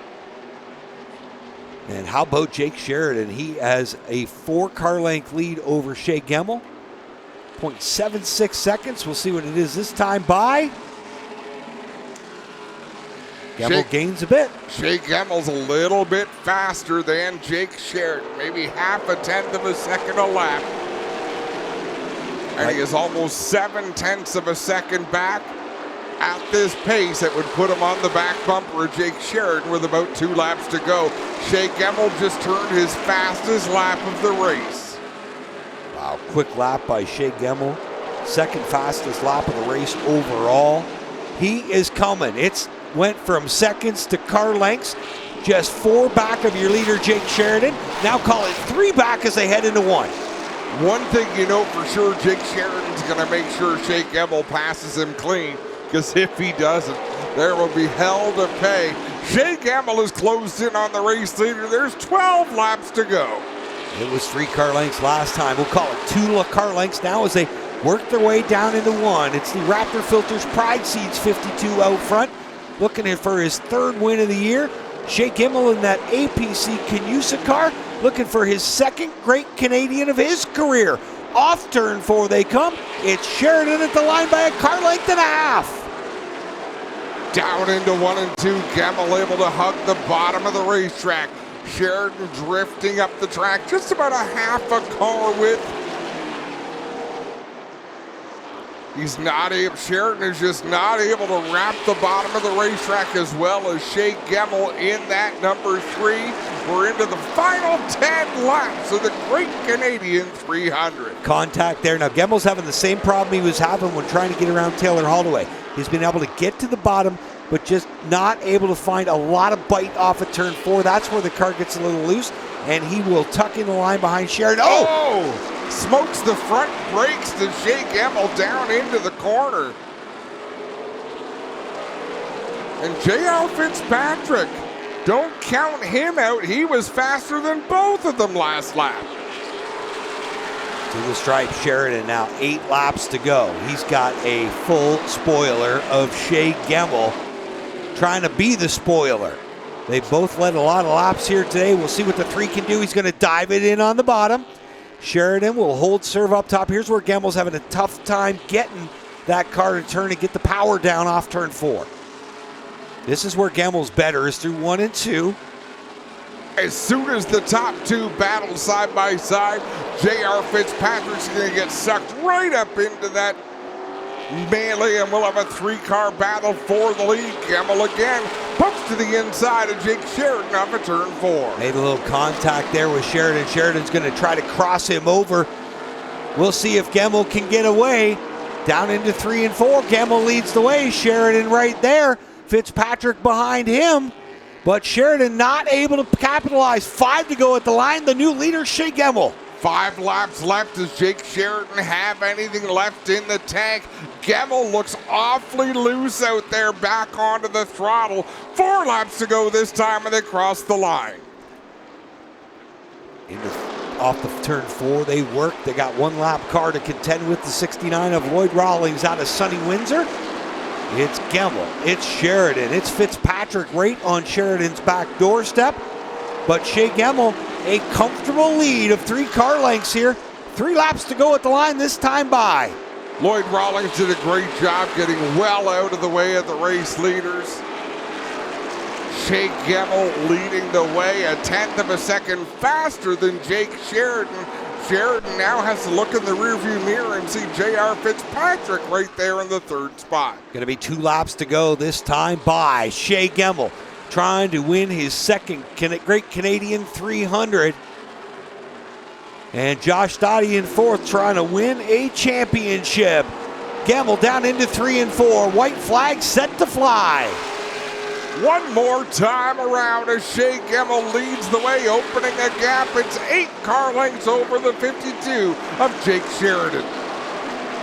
Off turn 2 for the final time. The last trip down the backstretch for Shea Gemmel into 3 and 4. He's got 5 car lengths over Jake Sheridan, and off of turn 4 for the second time in his career, Shea Gemmel will be a Great Canadian winner, and with a 4th place finish, Josh Stoddy will win a championship, and with a 3rd place finish,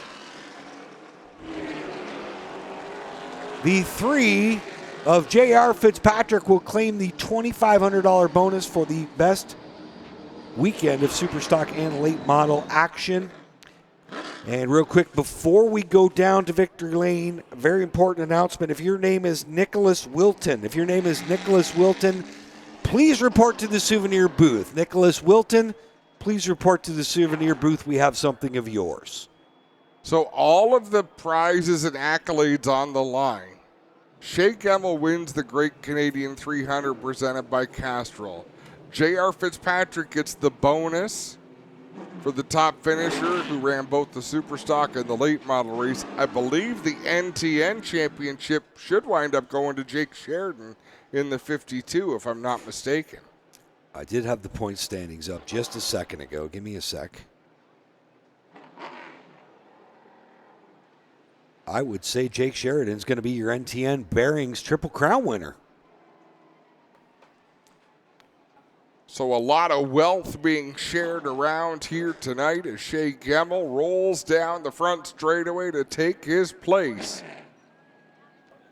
in Victory Lane.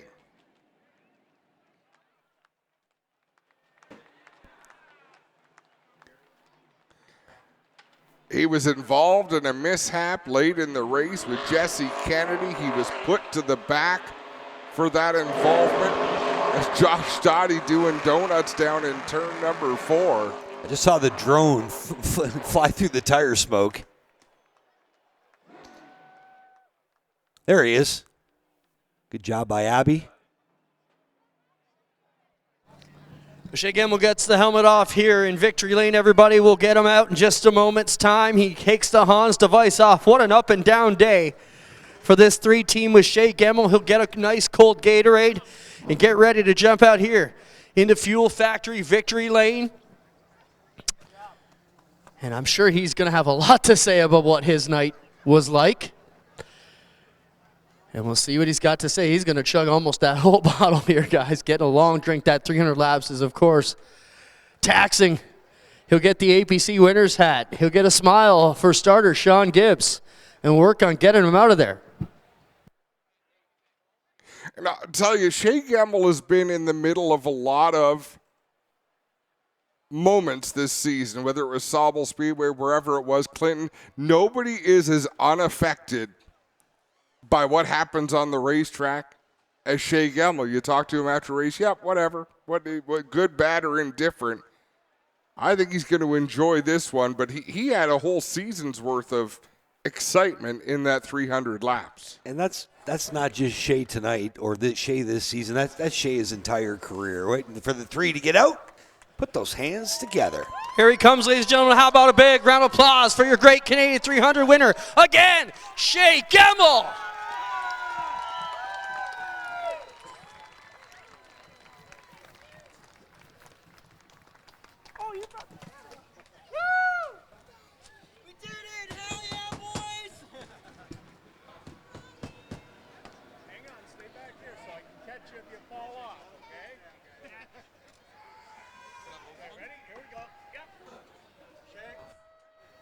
We'll get Shay around front, get a word with him here. Lots of family and friends in, obviously, to wish him a great job here tonight.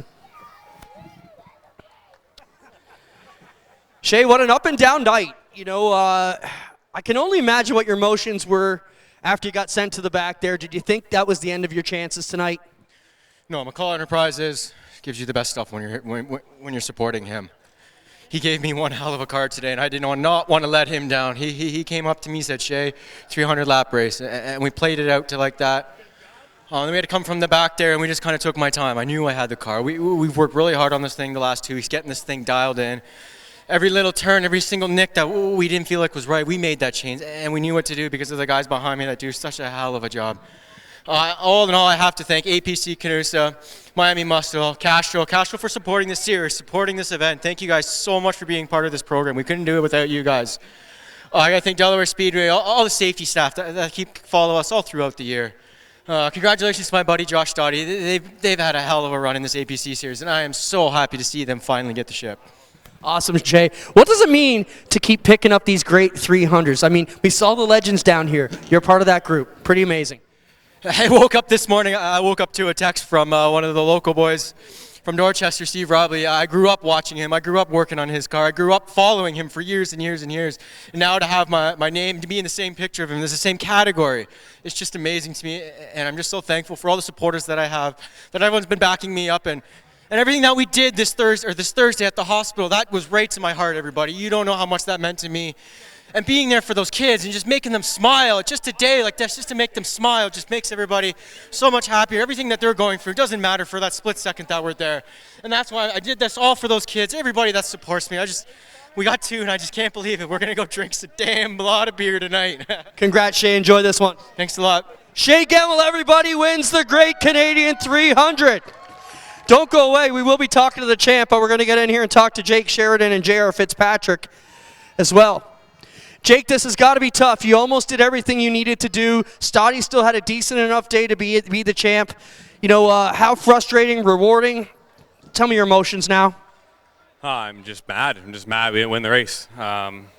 But really thankful for a great season. That can't really look at that right now. I'm a racer. I love to win races. The championship stuff's cool, but the reality is what a great deal for the organization. Marie put on a great program, and Josh won the championship, and we win NTN, which is awesome. That's cool, man. NTN championship's something I've never done before, so I guess that's good. But you don't get a chance, you know, at a lot of 300s at the end with a really good race car, and then we put the right rear tire on that just went hard and took us out of contention at the end of it. So really upset about that, but I just love this race. I just want to run this race every year and really want to get it done. I feel like I owe it to my last name. So really, really proud of everybody, though. You know, can't take it away from everyone from working on the car all day. Nikki called a great race. I feel like our strategy was fine. We just didn't put on a good tire. So scuffed everything we could. Not a lot to learn out of it. Just sometimes you get a bad draw. So really, really thankful to Mike McCall, Paul Gignoli. You know, worked really hard on this thing, and we had a good car. We did. We had a really good car, and if we didn't get tore up in the ARCA, I mean, the lap cars looking like ARCA at the start of the race, maybe we would have had a better chance. But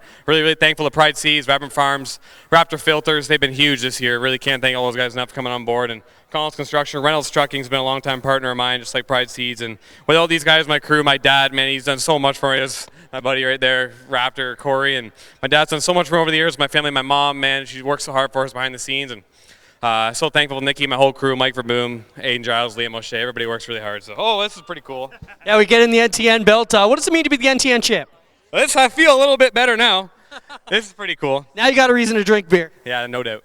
Congrats, Jake, on a good season. Not quite the champ, but still, second place is nothing to be ashamed of in this series. Let's get with J.R. Fitzpatrick and have a word with him and see what he's got to say. JR, how did it feel to be back behind the wheel at a place like Delaware where you've run so good before and to have a shot to win in a one-off deal here with Hathaway? Yeah, it feels great. I mean, the tire deal really paid in our favor, and Jake and Shay are just so good here. I need the tires, and our setup was just off just a little bit because the boys worked really hard on this thing through the practice trying to get the gas pedal to work, and man, it was definitely better. So big thanks to Jamie and Jason Hathaway, Chaco, Fast Eddie, Leland, everybody involved with this car, Brian. Thanks for the opportunity. I had a lot of fun. We can still do it. You're still smiling, but Thank you. J.R. Fitzpatrick will be third. Jake Sheridan second. And your winner is Shea Gemmel. We're going to hang on here, and we still have to get Josh Stoddy into victory lane here to talk to him about his championship. Spencer, Adam, Jamie, it's up to you guys. We can keep chatting. And we'll keep rolling here. So Spencer says keep going. So what a great season, guys. I think we owe it to the fans to take people through the rundown. We know who the top three are. Josh Dottie finished fourth. Dale Shaw rounded out the top five. Sean Chenoweth came home sixth. Connor Pritico, seventh after being a lap down early. Taylor Holloway, solid run with the new sponsor on board. He'll finish eighth. Brick Spencer Walt will come home ninth. And 10th, one lap down, Junior Farley.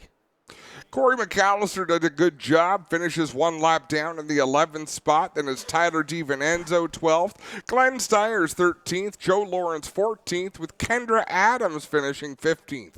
Marshall Schrank comes home 16th, 17th Lloyd Rawlings, 18th is Kyle Steckley, 19th Jesse Kennedy, 20th Brady Smith.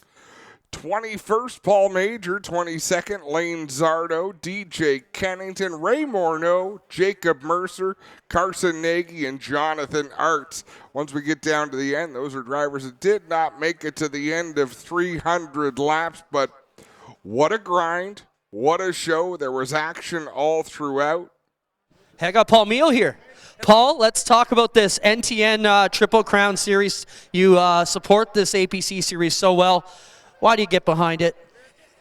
This the APC series is, I believe the premier racing series in Canada, and I know the APC team puts a lot of work. The drivers do so much to make this series a success, and from our standpoint, we just love to be a part of it. It's great racing for Canada, and we'll be back next year. We appreciate the support, Paul. Thank you. Hope you enjoyed the race. Paul Meal from NTN Bearings, everybody. One of the great supporters here, and we'll work on getting the top three. How about a hand for all your APC drivers this year? They put on a heck of a show. We got the top three down here for their photos, and we still have to talk to Josh Stoddy, guys. Absolutely. And who did we pick? I had Connor Pritico. He didn't get it done. I had Joe Lawrence. He did not get it done. Clint, who did you pick? I picked a 52. Jake Sheridan. All right. Yeah, second. Not bad. You win Jonathan Art's money. I was technically second both nights and still out $140. So one guy we glazed over in the running order. Got to put a quick shout out to Corey McAllister, 11th place finish. He will win the APC Rookie of the Year. So congratulations to the NTN BCA two-speed motorsports driver, Corey McAllister, on his Rookie of the Year, and a good job by the other rookie, Kendra Adams. She got right to the finish here today and only finished a few points behind Corey. So an impressive rookie class here in 2025. Congratulations to Corey on his Rookie of the Year. What a great victory lane photo. Shea Gamble is all smiles. J.R. Fitzpatrick is all smiles. And Jake Sheridan forced one down there. Love the competitive drive of that young man. Maybe we can talk J.R. Fitzpatrick into coming back full-time next year. It'd be fun for the fans. There's no doubt about it. He's just a great competitor. I know he's having a lot of fun racing on the road courses. I believe just the road course. I think he's had the Super Late a bunch this year as well. Yep. But I think CTMP is the only place he runs his road course car. Yep.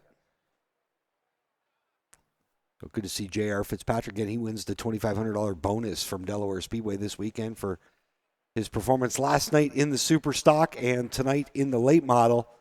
Best overall finish. And, hey, a good weekend for Sean Chenoweth. He would have finished second in that bonus category. Couple good finishes for the 89C this weekend. Yep, solid runs for sure. Hopefully that'll make that team happy. I think Mike Schmidt's happy all the time, isn't he? If he's at a racetrack, he's happy. Seems to be, and they'll be pumped up because they've got Frosttoberfest to look forward to at Flamborough, and they've got autumn colors at Peterborough, and they still got a car that's in good running condition, so that's always a bonus.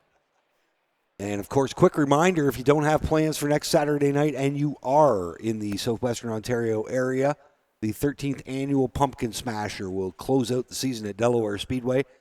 If you've never seen a Pumpkin Smasher, it is a treat. If you've got kids, They will have a blast next Saturday. DelawareSpeedway.com for all the information on that one. So we're clearing out the front straightaway. Well, first we're going to get Jake Sheridan in there as the NTN champion. Sean Gibbs, he's like Bill Broderick light down there, isn't he? I think he needs a big bushy beard. Him and Alex Nagy organizing the Victory Lane celebrations. And again, a big thanks to NTN Bearings for jumping on board in the Triple Crown. We had 3 fabulous NTN races this year. One at Sunset, one at Sauble, and then closing it out here at Delaware Speedway. And Flamborough. Didn't go to Sauble. My bad. Flamborough, Sunset, and Delaware were our 3 NTN Bearing races. I got the champion right, though. You did get that right. Definitely more important. We've got everything in Victory Lane except for Jake Sheridan. He had to go check on something in the hauler.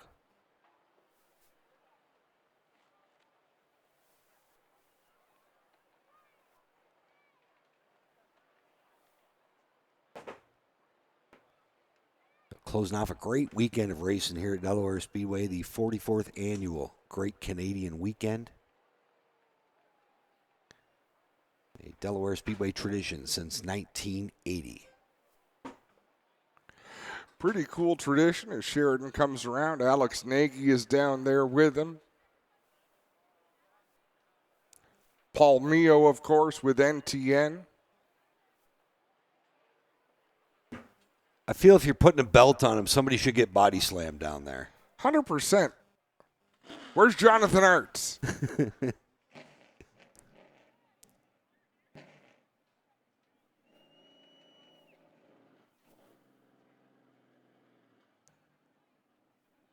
I don't know how well the belt's going to hold his pants up, but it looks good. Exactly.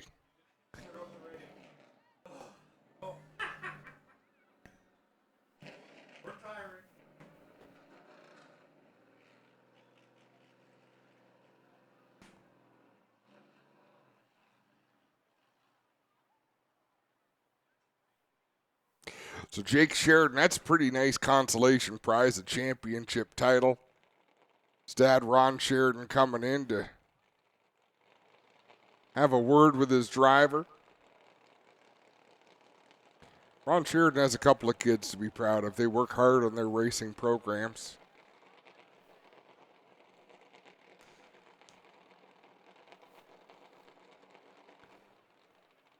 So I think most of Chesley is in turn 4 right now.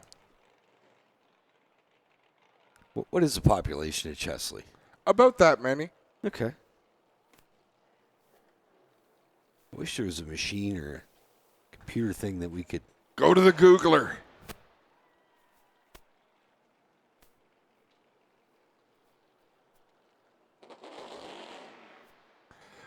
Here comes the man of the hour, the 2025 APC United Late Model Series champion,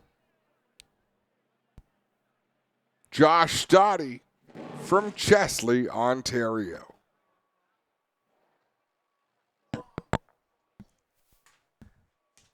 Well, guys, we waited for this one all night long, and I'm sure he did as well. He always jokes with us, says we're just pavers who play around with racing, but today they are champions. They've been the Iron Man here with this group since almost the inception. I'm not even sure if he's ever missed a race. Here he comes, ladies and gentlemen. How about it for Chesley's Josh Stoddy, the 2025 APC champion.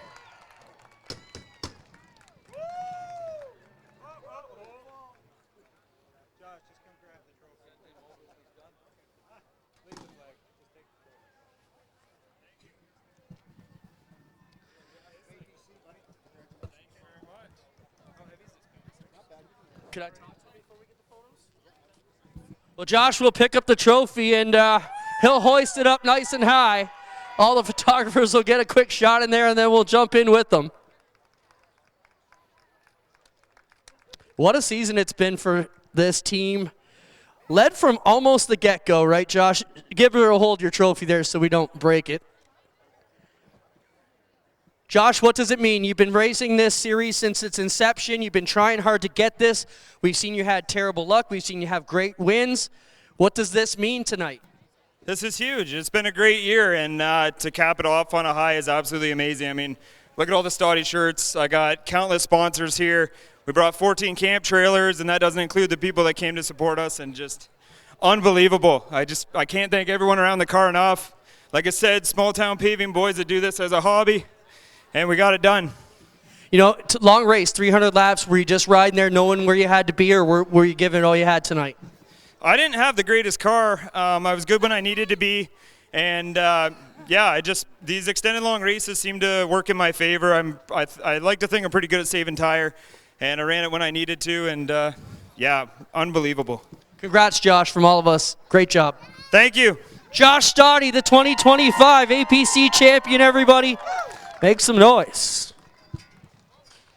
Guys, that does it for me in pit road down here in 2025 for APC. Take us home, guys. You know, that does it for us as well. It was an absolute blast from start to finish. Jamie, do you have any closing thoughts? Just another great Canadian weekend. Absolutely phenomenal. Big congratulations to Josh Stoddy. Big congratulations to Shea Gemmel, our race winner tonight, the NTN champion. Jake Sheridan, and then Jared Fitzpatrick for picking up the bonus. I mean, a lot of winners here tonight. A lot of winners here tonight, and that's going to do it from Delaware Speedway. We hope you had a great time. On behalf of Jamie Mozzie and Clinton Jeffrey, I'm Adam Ross saying so long, and we look forward to seeing you next season.